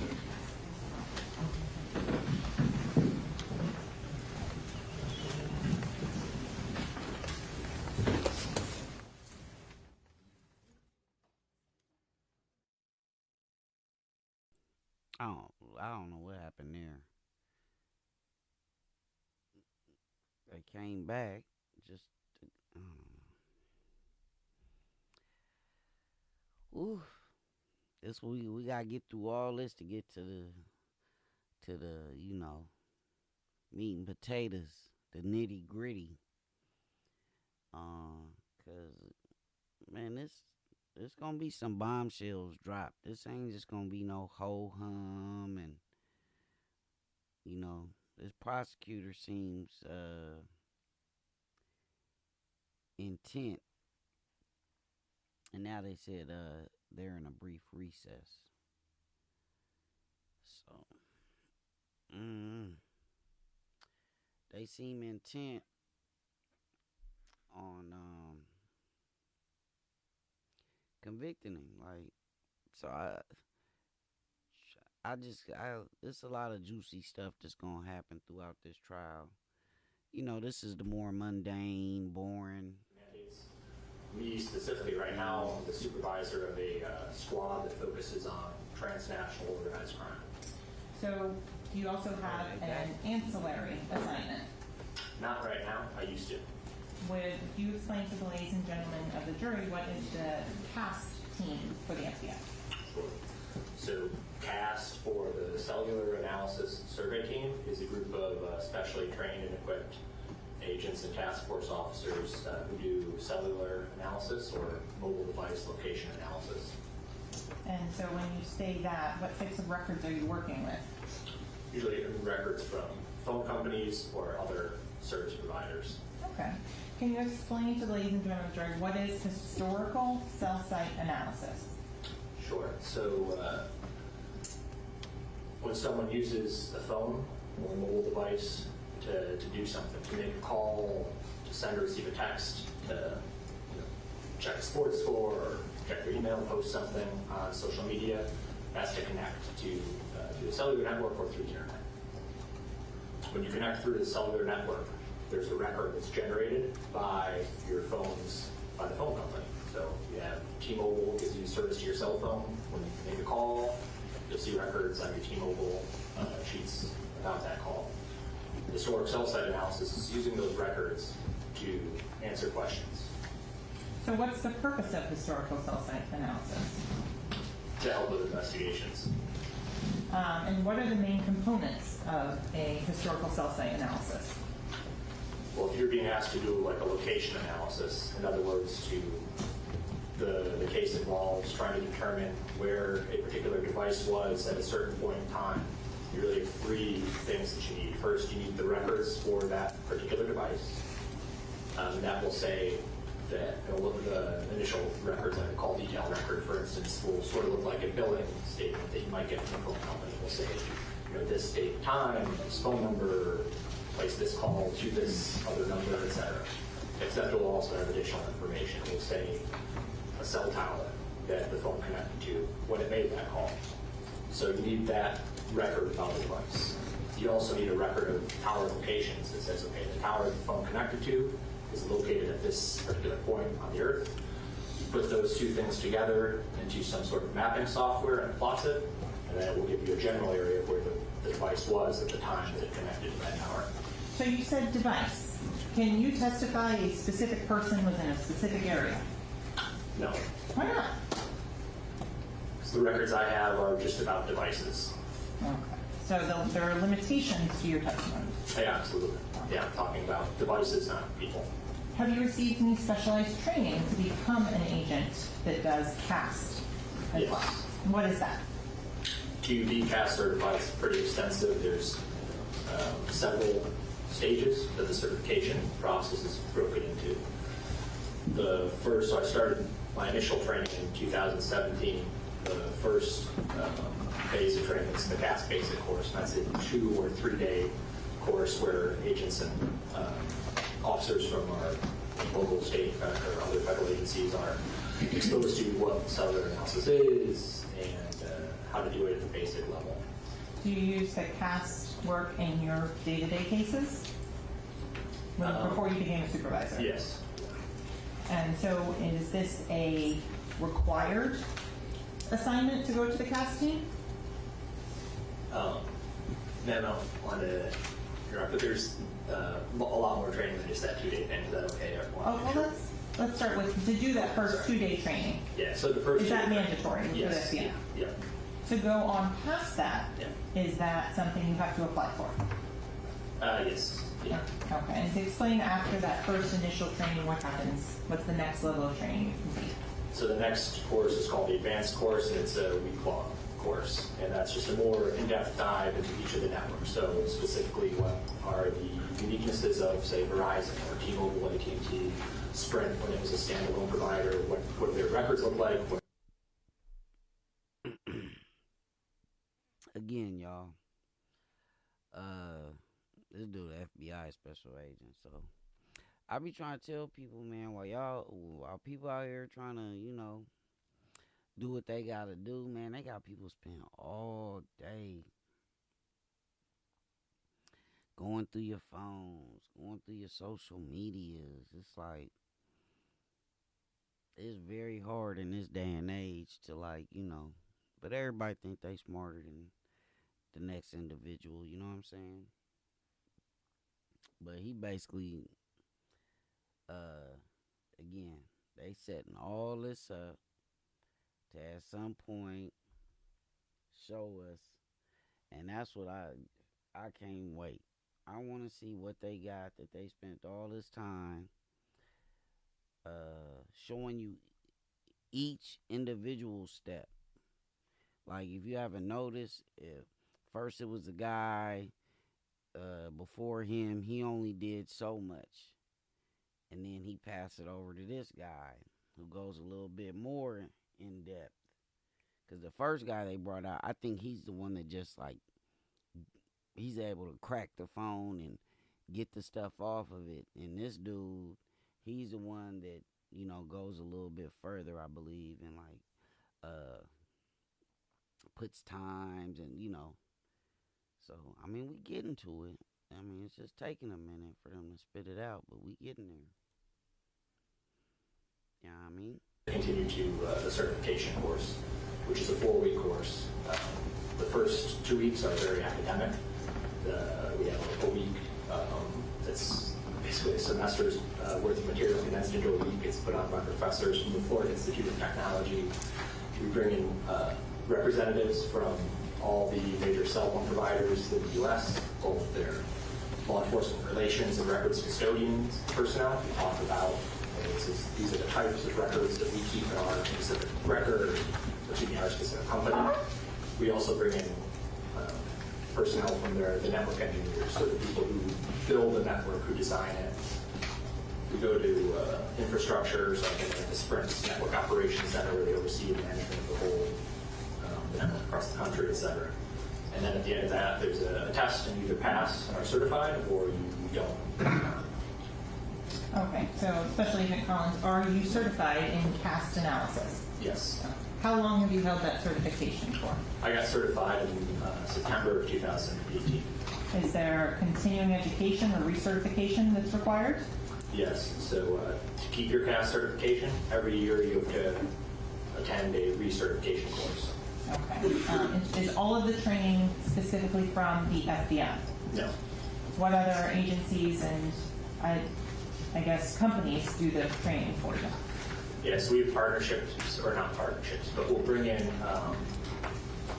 educators from a lot of different companies. So obviously the different telecommunications companies are critical. So we have them come to the recertification conference every year. We've had a range of other people. We've had Apple, Qualcomm, Oracle, people in the field of GPS, cellular engineering, vehicles for vehicle telematics. I mean, anybody that's sort of involved in that ecosystem. Okay, so you mentioned Apple, Qualcomm. What are those? Those are different manufacturers. Is there also specific as to cellular technology and how it works, training on that? For what? In terms of being a CAST certification. After recertification? Yes. Yes. Okay. How long have you been specializing in call detail records analysis? Further, I'm going to give Your Honor a copy of the order that was discussed about the report that was done by Judge Siegel. This was signed on April 4th of 2022. Sure. Are you intending to seek to admit the report? Yes, and that's what that. Admit the report? Yes, and that's what that. Should we just object now that the reports are inadmissible? I don't know what you're speaking of.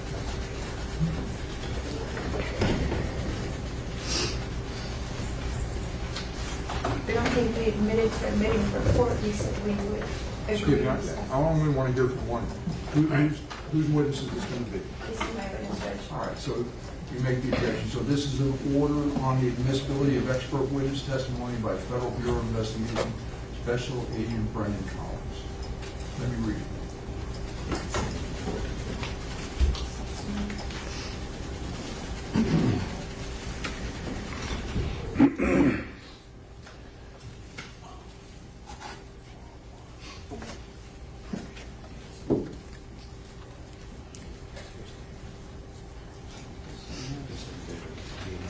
This is your order to judge.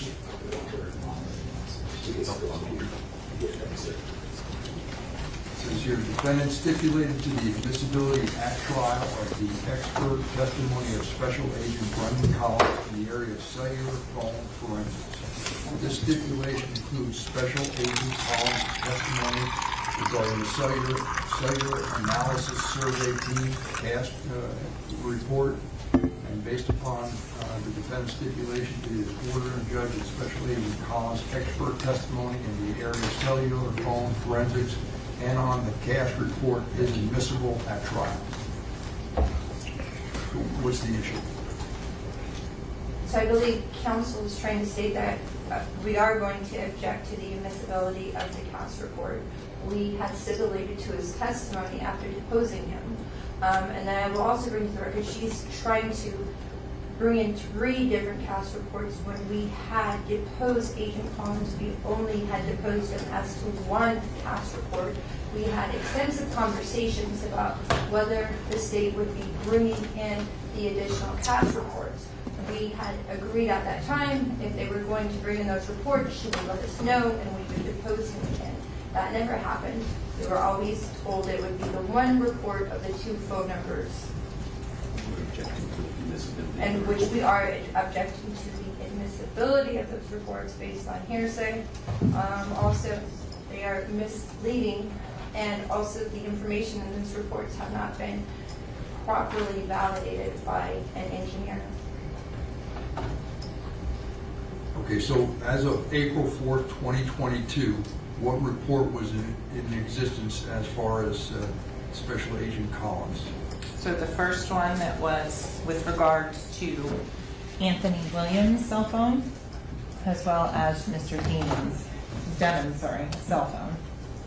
That one was done. What other reports are out there? The other ones were generated in May of 2022 and immediately turned over to Defense Counsel, and I have a very different recollection of that. This was listed at the same time as Mr. Zeller that we just had, so there was never any additional request to depose this witness. But Special Agent Collins has been available for the last however long if they so chose to do so.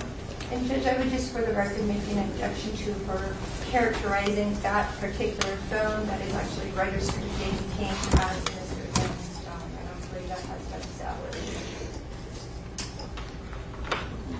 Thank you. So, what is the report? Judge, I'm sorry, I didn't hear what you said. I asked for the report. I need to know what the report says. I'm not familiar with it. Yes, sir. So they're all substantially similar. They do different cell phones at different times. That one is the one of Mr. Demons and Mr. Williams, explaining how the cellular. Objection again. Explaining how. I don't understand. I'm asked for what the report is. I want to see it, and you say objection again. What's your objection? My objection is to the characterization of that it's Mr. Demon's phone and Mr. Williams' phone, actually.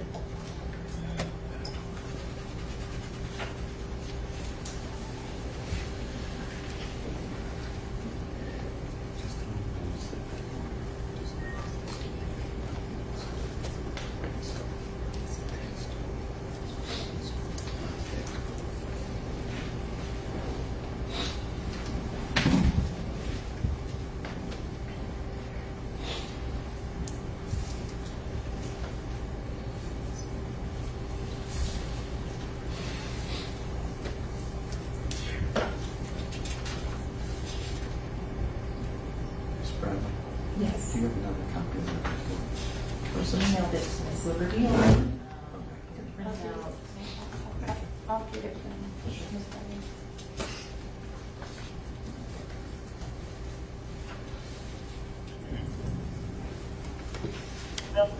Thank you.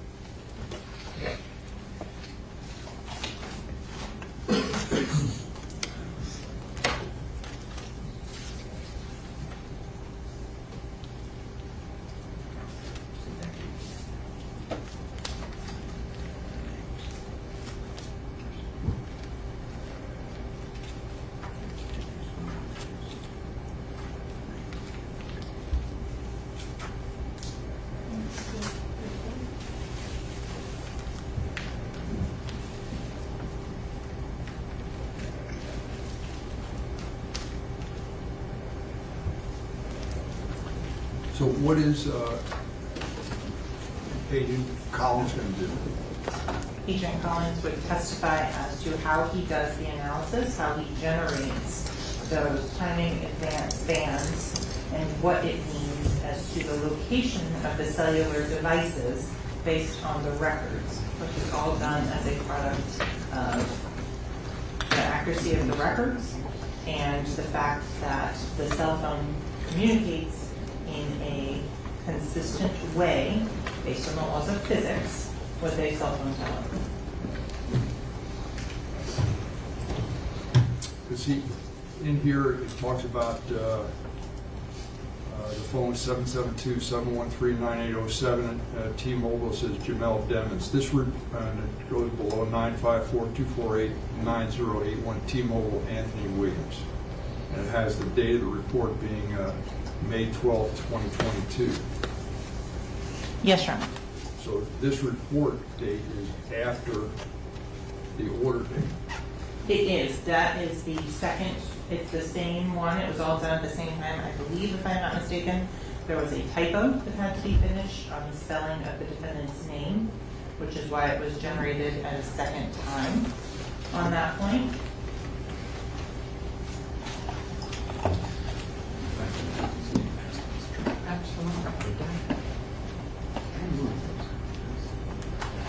May I respond, Judge?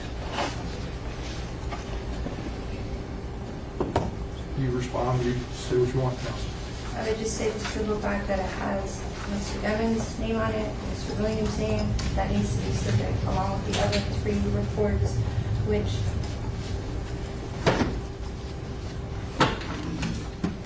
were actually filed after we deposed them. It is my recollection that we were told in court that they would not be used. There was a question if Jameson Francois' CAS report would be used. She didn't give us a definitive answer. We finally rested on the fact that she was not going to be using Mr. Francois' phone. So it is a little bit of surprise that is now being introduced at trial. And the other one, I believe, with Withers, we never ever discussed it.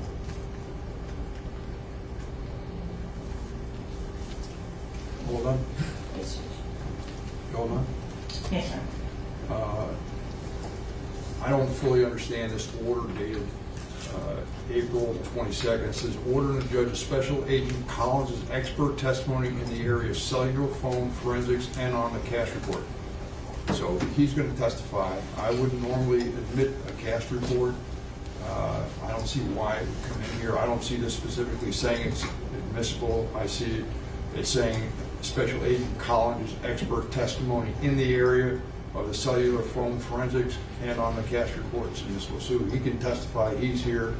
You can ask him questions that you want, but I don't believe I'd be letting this into evidence. It's just, he's here. His testimony is his testimony. And so, with regards to that, the necessity of the maps is that the Special Agent Collins is going to testify in terms of latitude, longitude, and distances on that. Without a map, and using that for the jurors to be able to understand where this is being placed on the actual map, that's going in a vacuum. You can show it as a demonstrative aid if that's going to help him illustrate his testimony. I don't have an issue with that. That's a different question for me. Typically, we don't just admit an expert's report. The expert's here is going to testify. Yes, sir.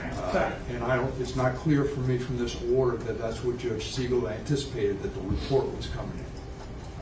I don't have any issue regarding his testimony. They're not even, defense indicated they're not even going to board to hire him regarding his qualifications. So, he's able to testify. But as far as the report coming in, I don't read your order that way, respectfully. Understood. So, Your Honor, then if I can show the admissibility of the maps with that on there, then you would evaluate them as they're offered individually. I don't have an issue. I mean, if he's able to identify them and talk to them, that's a different issue. You're wanting to admit the whole report in as the way I understand it, as substantive evidence. And typically, that's not the way it's done. I mean, the testimony is the testimony of the witness, not the report. Otherwise, it's cumulative, it's duplicative of whatever he was going to testify to. I don't see, the order talks about a date in April. This report was given after that date. I don't know if this is what the judge intended. You said there were some amendments. I don't know what the amendments are. I don't know if they were approved by the defense. They're saying they're objecting to it. Typically, that's just not done the way it's being done, putting in the document. So, Your Honor, there are quite a number of cases on that specific issue, which I'm happy to provide the court. What specific issue? About a report coming in? About the maps and the mapping being admissible. So that would be. I'm not concerned about the mapping, I'm concerned about the report per se. Well, I just want to make sure we're clear on what specifically. So some of them, this specific items are demonstrative on that. So for example, when, and I can put it up so everybody can see so it's clear.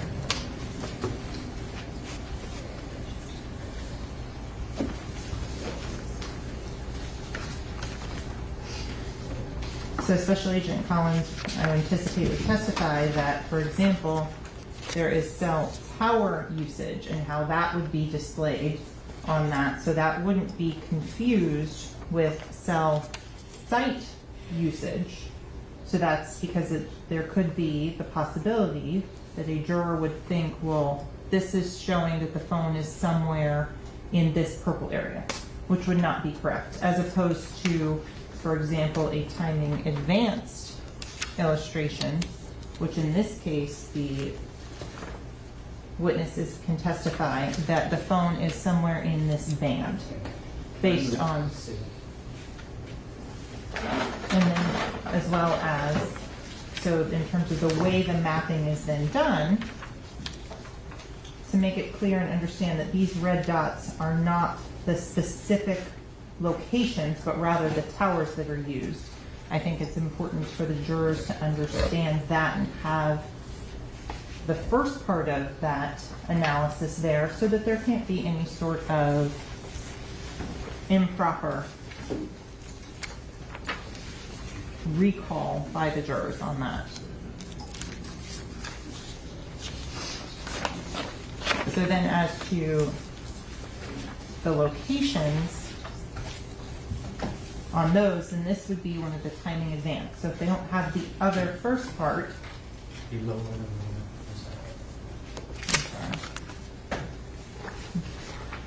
Which I think is renewed again. Excuse me, counsel, I don't think she's done, Okay, sorry, Judge. so it's more so the fact that the timing advance data and the way it is done, I don't want there to be any confusion to the jurors to saying that this is overstating the evidence. So if I just put in these particular items without the full explanation, because I don't think it is appropriate to do so without the jurors understanding the limitations of the testimony and what the different maps show.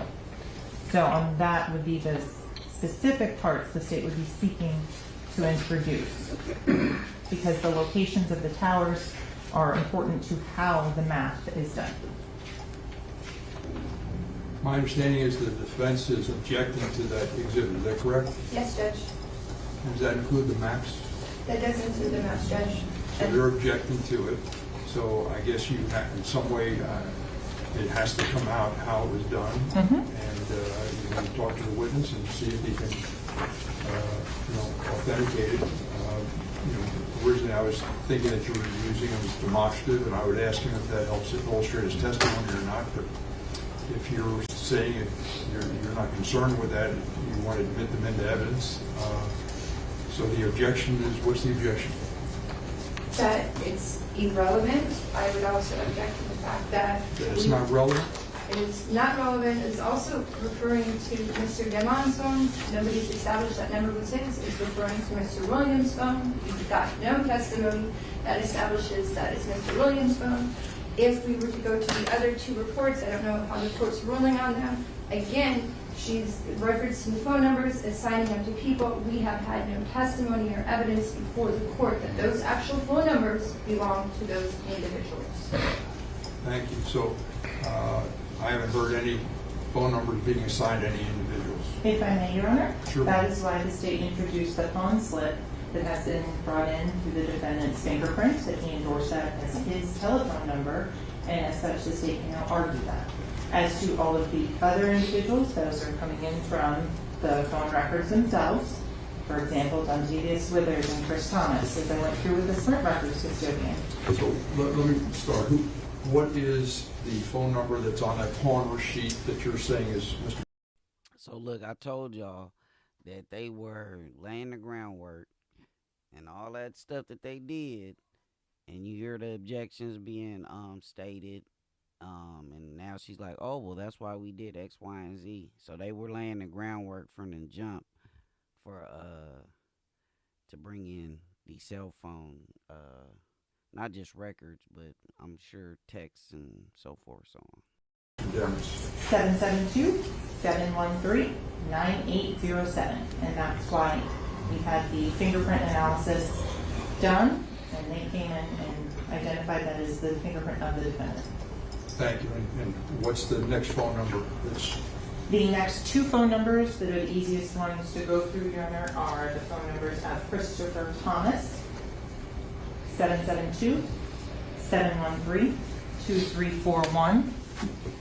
And if Your Honor recalls... 713-341. Should be another number. 772. And I can bring up here for Your Honor the specific information on Mr. Thomas's phone that was brought in earlier through the Sprint Records custodian. And there's the phone number at the top of the screen, 772-713-2341. Billing address for Chris Thomas. All right. Going down in the same records, because they were produced at the same time. In addition, the email address with it is Chris Thomas 86. Again, consistent with Christopher Thomas. The next phone number that is on this particular is 954-371-7895.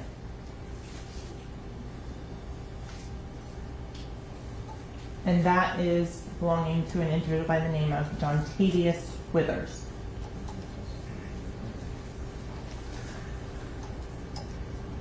Are there any other phone numbers this witness is going to be testifying with? Yes, Your Honor. He would also be testifying on the T-Mobile records to the individual by the name of Jameson Francois, and to go to the subscriber information for Mr. Francois's phone. This is related to Miss Adria Scott, which there's been testimony that Adria, or AA, is the wife of Jameson Francois. In addition, that phone number for Mr. Francois, 954-376-9158, is consistently in the phone download of Mr. Demons and is listed as track. And there are plenty of photographs and things of that nature that would show and illustrate that Mr. Jameson Francois, also known as Track, is the owner of that phone number. But it's actually in his wife's name. Correct. And if the rest of the subscriber information also says it is a family plan with multiple lines. Right, Rate plan, family, unlimited, 2 lines included. On the subscriber information for the first phone that you're suggesting is Mr. Demons, what does that subscriber information look like? That comes back to his mother, Jamie King.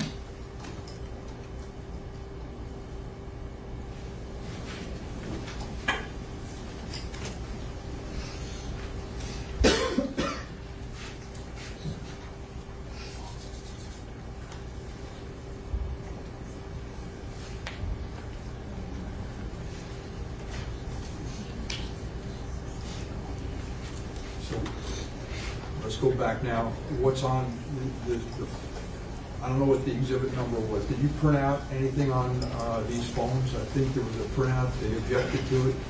There's multiple printouts on the phone, not all of which have been entered into evidence at this point, Your Honor. But what's in evidence so far? I can pull that up and take a moment.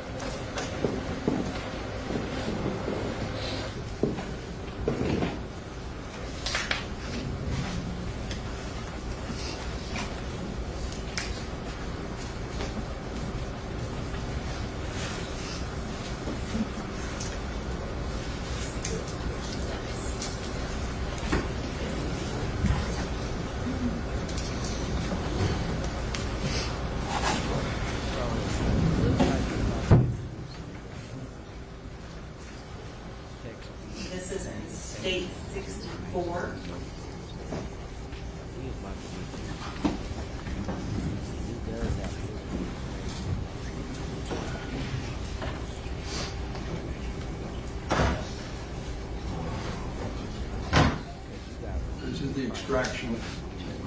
That's correct.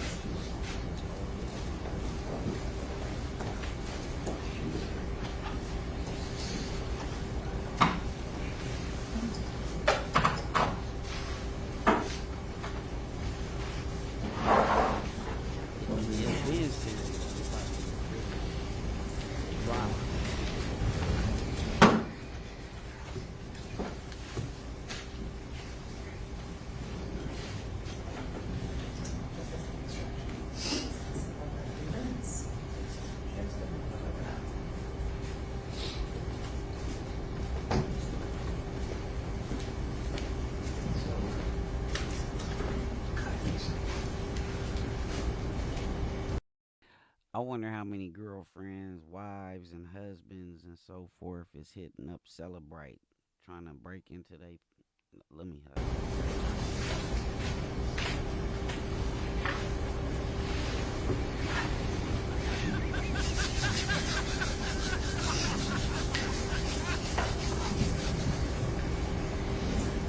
For example, 954-346.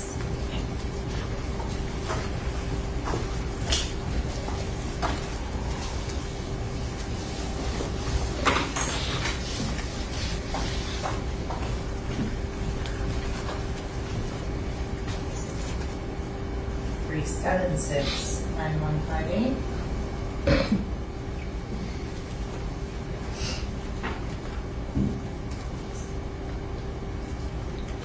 There are 1,129 messages between the phone owner, Mr. Demons, and other individuals in which Mr. Francois is a participant in those conversations.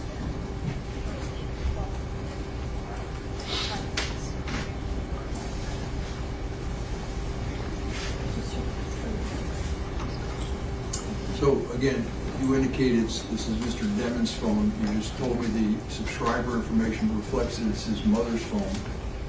The plan is paid for by his mother. His mother's phone is in here.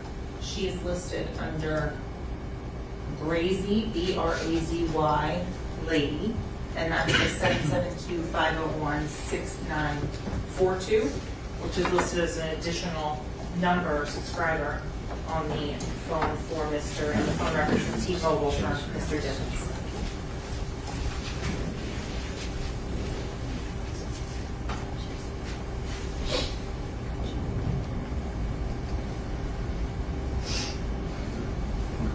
Judge, I just want to point out, she's saying that these are messages between Mr. Demons and various people.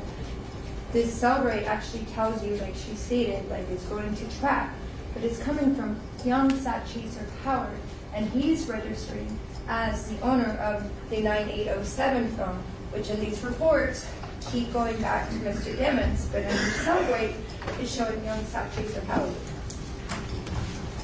And so in further showing as to who owns the phone, we can look at all of the videos and images of Mr. Demons, of which there are over 1,000 videos on the phone showing he is the user and owner of this particular device.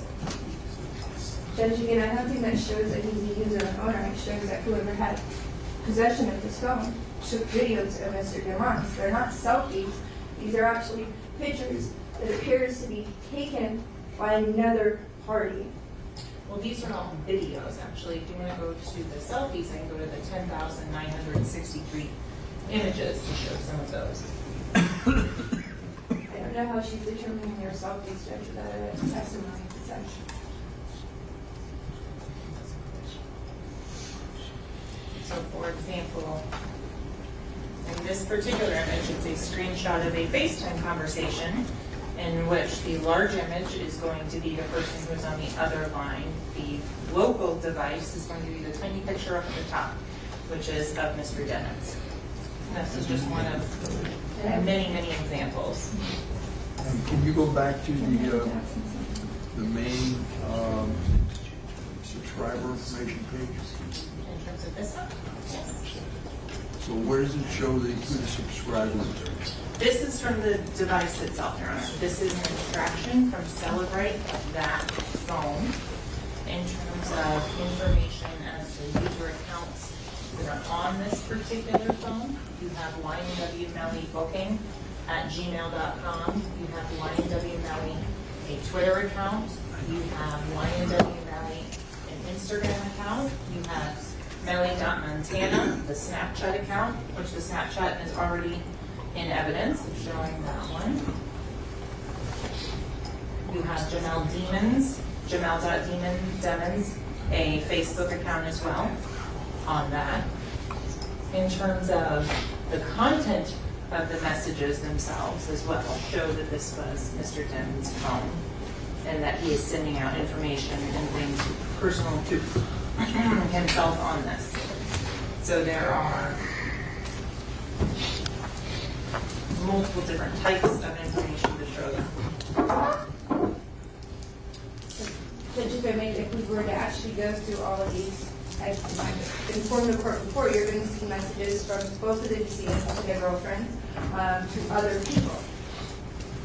There's no question that our client had used his phone, but so did all his friends. So this is a phone that they passed amongst each other. I don't think bringing up the Celebrate or a couple of selfies proves that it was actually his phone. For that argument, there's pictures of Michael Jackson on there. So can I say that Michael Jackson as well owned this phone? Based on her argument, that's what she's stating. I don't think she has given any definitive proof that this was 100% possessed only by Mr. Demons.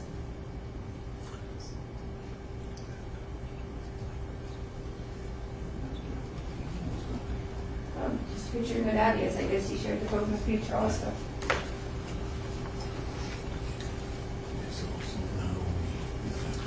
Anything else? No. State? No, anything else from the defense? I would just point out that not only is that phone in Jamie King's name, so is the phone that she's trying to assign to Anthony Williams is the victim's name. Well, I don't, the counsel suggested and gave me four phone numbers. One, counsel indicated was Mr. Demon's phone. That's the 713-9807-772 area code. Then she had there was one that was listed as a Christopher Thomas phone, another one as a Mr. Withers phone, and another one as Francois, also known as Track's phone. I haven't seen one as being on Mr. Williams. Am I mistaken? Yes, Your Honor, there is one on Mr. Williams. That was on the initial report. That is the 954-248-9081.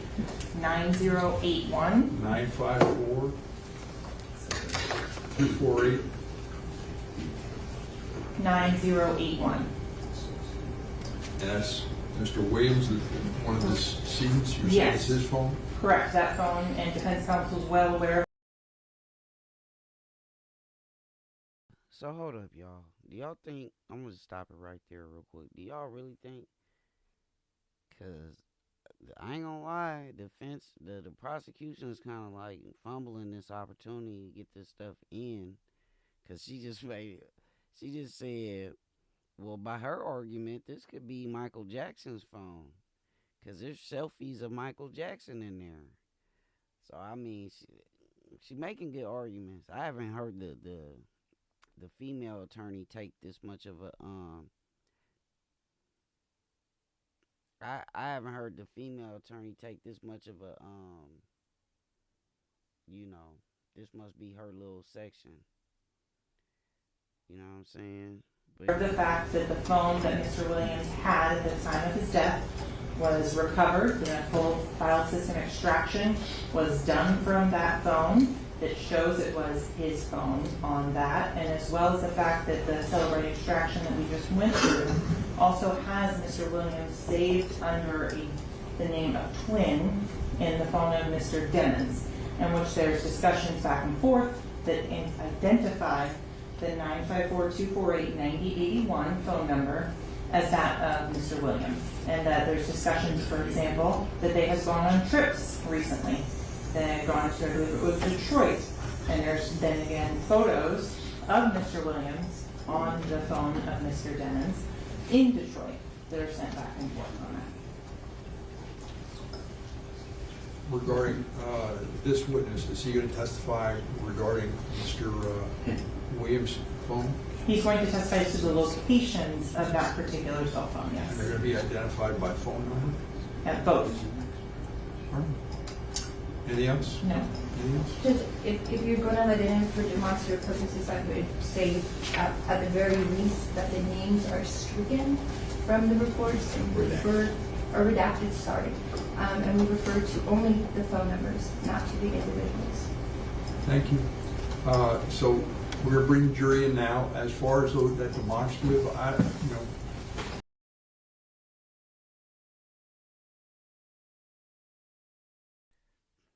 That's the second time the judge has corrected her on the words that she's used to explain herself. Earlier she said, we believe that's irrelevant, and he corrected her. He said not relevant. And then just now he was like, she said I wanted stricken something, and he was like, redacted. So I don't know. It's given. She's fresh out of, I don't know. I'm gonna just quiet. I'm getting conflicting information. I don't want something going before the jury about this is Mr. Demmons' phone or this one's phone, because there's circumstantial evidence to that effect, but I'm not putting that in evidence that way. Just show the portion that shows the maps, and you can talk about the maps and the other things, but leave out the portion that has at the bottom, or I forget if it's the bottom or top, that identifies Jamell Demmons' phone. Just use it by the phone number. Use it by the phone number. Okay, that's not a problem. So I think I would need just a couple of moments to adjust that. Go ahead. Okay. We're in recess. Thank you, Judge.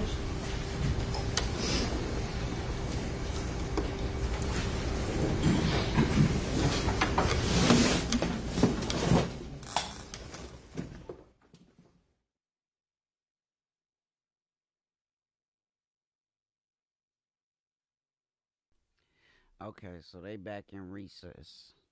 So as you can see, this is as you know, we saw coming.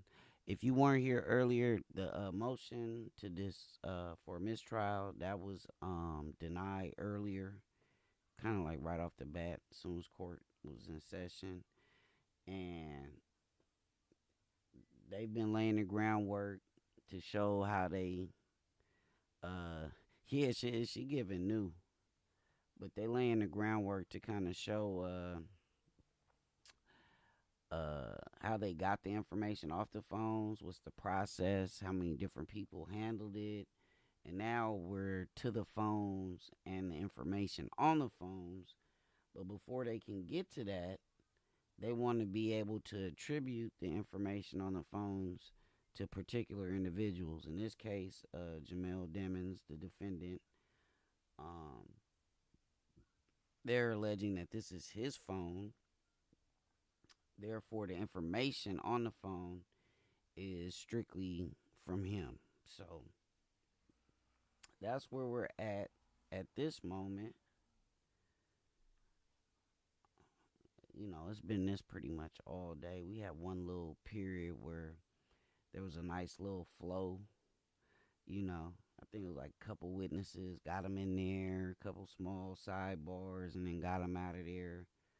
But this is probably one of the more vital parts of the case, low key, because the information that let me get her out of here. The information that is on the phone obviously is damaging to Mr. Demmons. So, as any good defense attorney would do, they're trying to get that stuff suppressed. You know, made not admissible. So that's what this fight is over. It looks like we getting, unless they extend it, it looks like we probably gonna be getting close to the end of today's session. I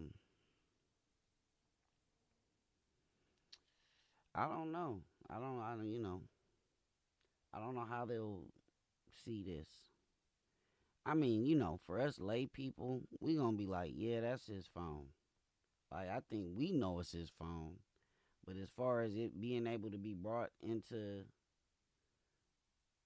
in the court as 100%, oh, we attribute all this to Mr. Jamell Demons. I don't think that's I don't know. We're gonna see how he rule. But they're making their arguments now. And this is like the first time I saw the female defense attorney take a lead role. Like, really be the one, like, this is like her area.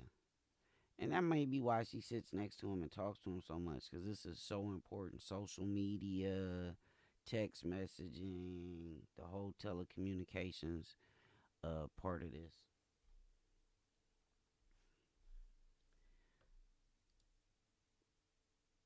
But they in a sidebar.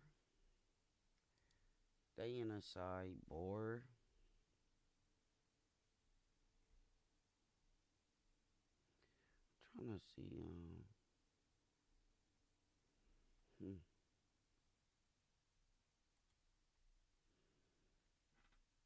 They might as well.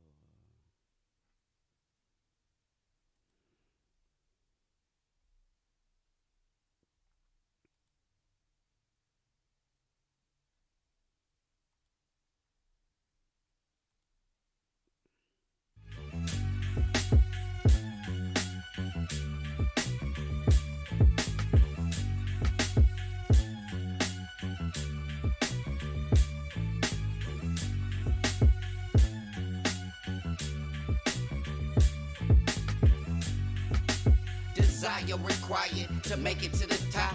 Hunger in my belly, it'll never stop. Fire burning, I'ma save it for the ops. Clock running out, who gon' take the shot? Me.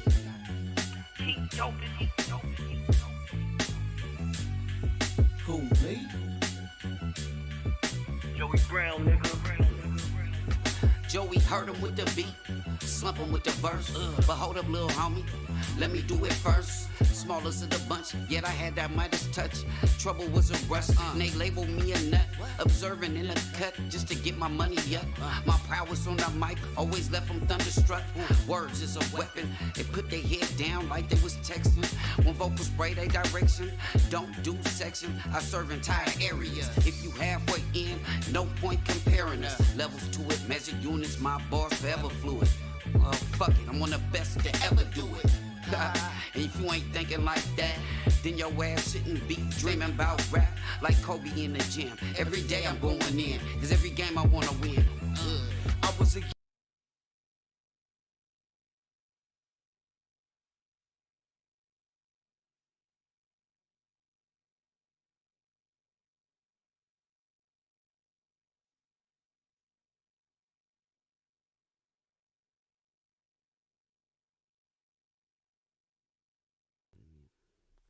Yeah, I need to get everybody jump on this Discord. I'm put the link in my description, so we can have these conversations on what we watched throughout the day.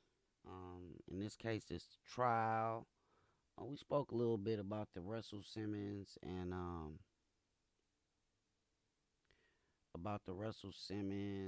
Kimora. Is that her name? Kimora or Kiora? Kimora, right?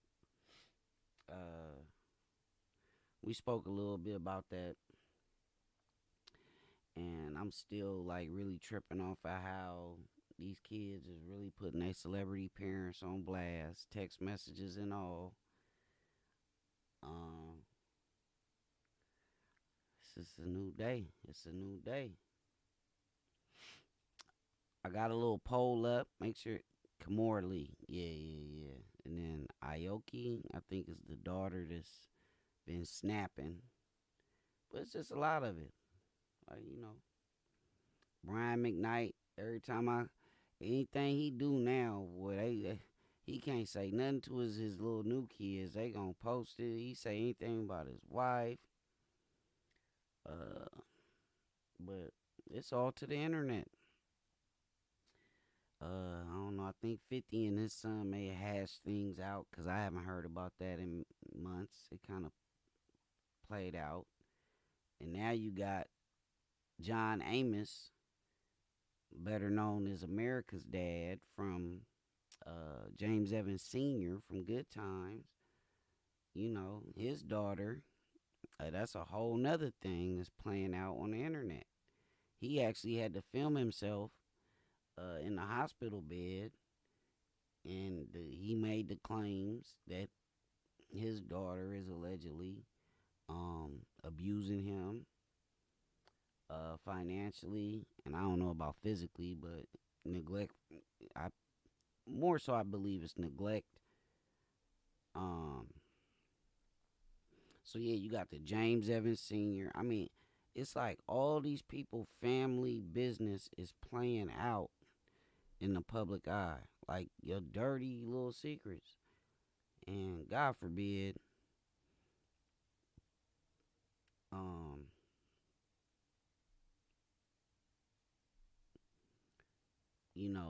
any of this stuff is true about any of it. Cause I mean, I was mad with Benzino when he talked about Coi Leray like that, and in some sense, I really just don't know what you do. But you see a lot of it playing out on the app. Aside from like Britney Spears and all that stuff she got going on with her parents, I really don't see too much of that from other people like on the internet. Like I really don't. I may be wrong, like I said, I may be so caught up in the urban news and what's going on in the urban sector that I may not even pay attention to it, but it seems as if you get mad at your parents or you get mad at your sister, your family member, you put all the text messages on the internet. That ain't the way to go. Because once they out there, it ain't no reeling it back in. It ain't no, you know what, I should have did that, Pops. Let me delete it off my, 500,000 people, 1 million people got that in their phone now. So if you guys just tapping in, please make sure I hit that thumbs up, subscribe to the channel. We on this march to 100K. Every subscription is vital.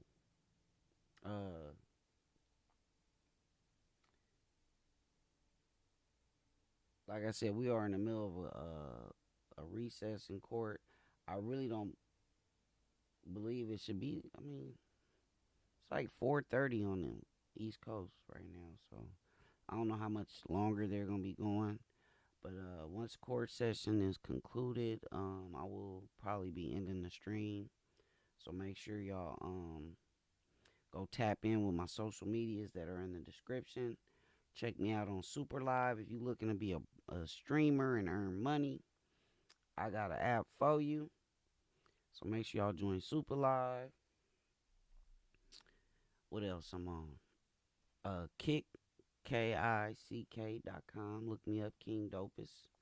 We're going to be doing some gaming on there, amongst other things. But that's where we at. Shout out to my One Love family. Yeah, that I mean. Florida versus Jamell Demons is the case. I can't remember in recent history memory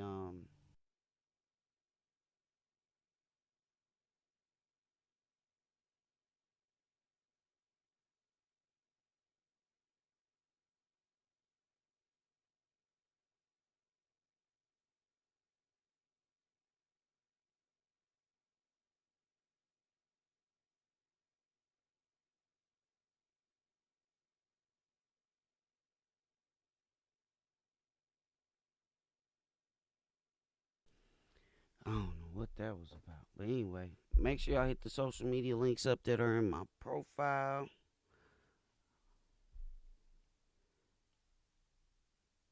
But yeah, I probably want to do a little show about that this week too, because a lot of these bigger streaming services,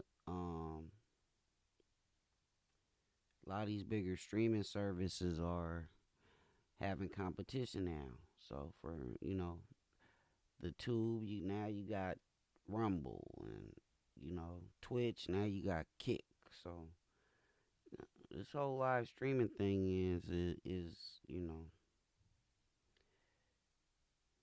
it's a way of life. I'll tell you that much.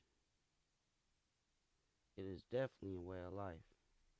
Now let's tap in on Shade Room, see if anything going on today we done missed. What's up, Big Queen? Make sure you come check me out real quick. We live and in effect.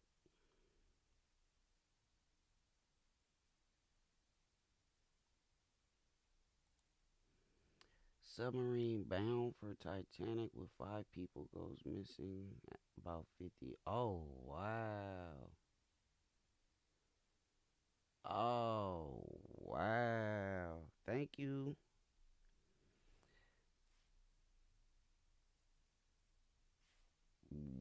Whoa, that's crazy. Hold on, let me fix this so y'all can see it.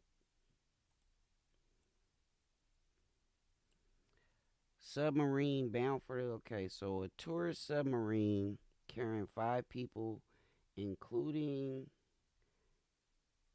a British billionaire and one of Pakistan's wealthiest businessmen, has gone missing while searching the wreckage. Oh, that's all bad.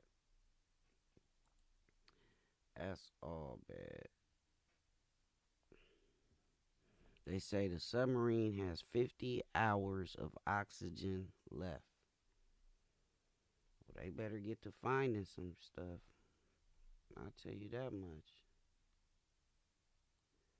They better get to finding some things. All right, we back. We back in court, y'all. Let's bring it back in. It is yo-yo, but I didn't say tell not to read. I'm worried about that. Sure, makes sense. Just bring it back in. Jury's coming in.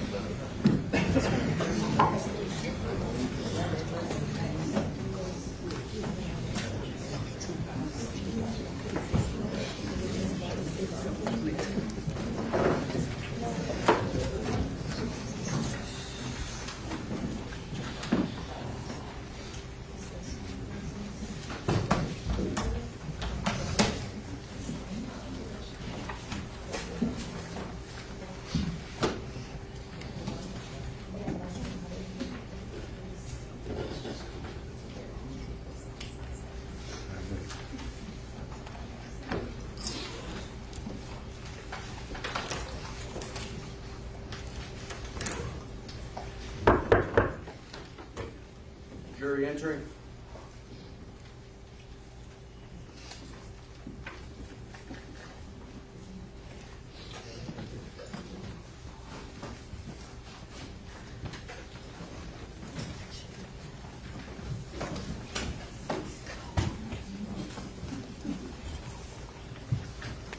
Ladies and gentlemen, thank you. Please be seated. Let the record once again reflect the presence of our jury, as well as the defendant, Mr. Demings, his counsel, the assistant attorney. All witness remains on the stand. Ladies and gentlemen, I apologize, but I need to resolve certain issues before we go further. It's approaching 5 o'clock now, so my thought is let me resolve it. We'll see you all back tomorrow morning. So remember the admonition: do not discuss the case. Don't form any opinion about the case. Don't allow anyone to discuss the case in your presence. Certainly no research about the case. All right? You hear that every time we break. I tell you that, and it's very important. So, ladies and gentlemen, I'm sorry for the inconvenience. We'll see you back tomorrow at 9. Thank you.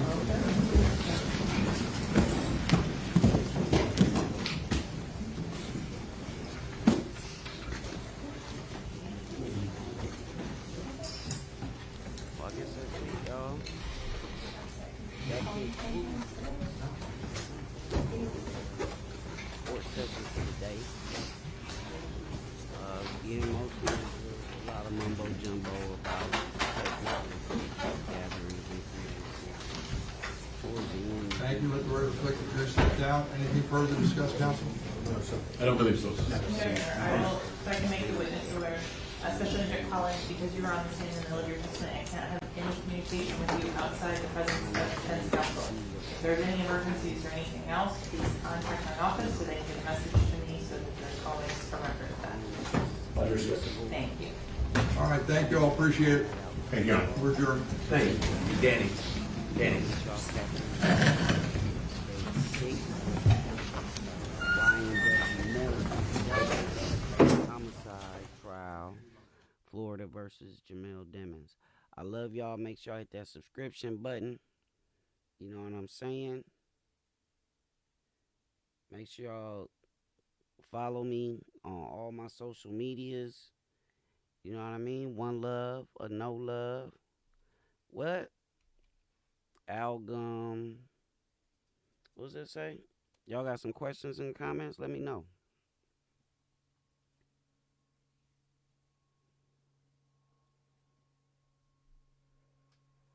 What happened?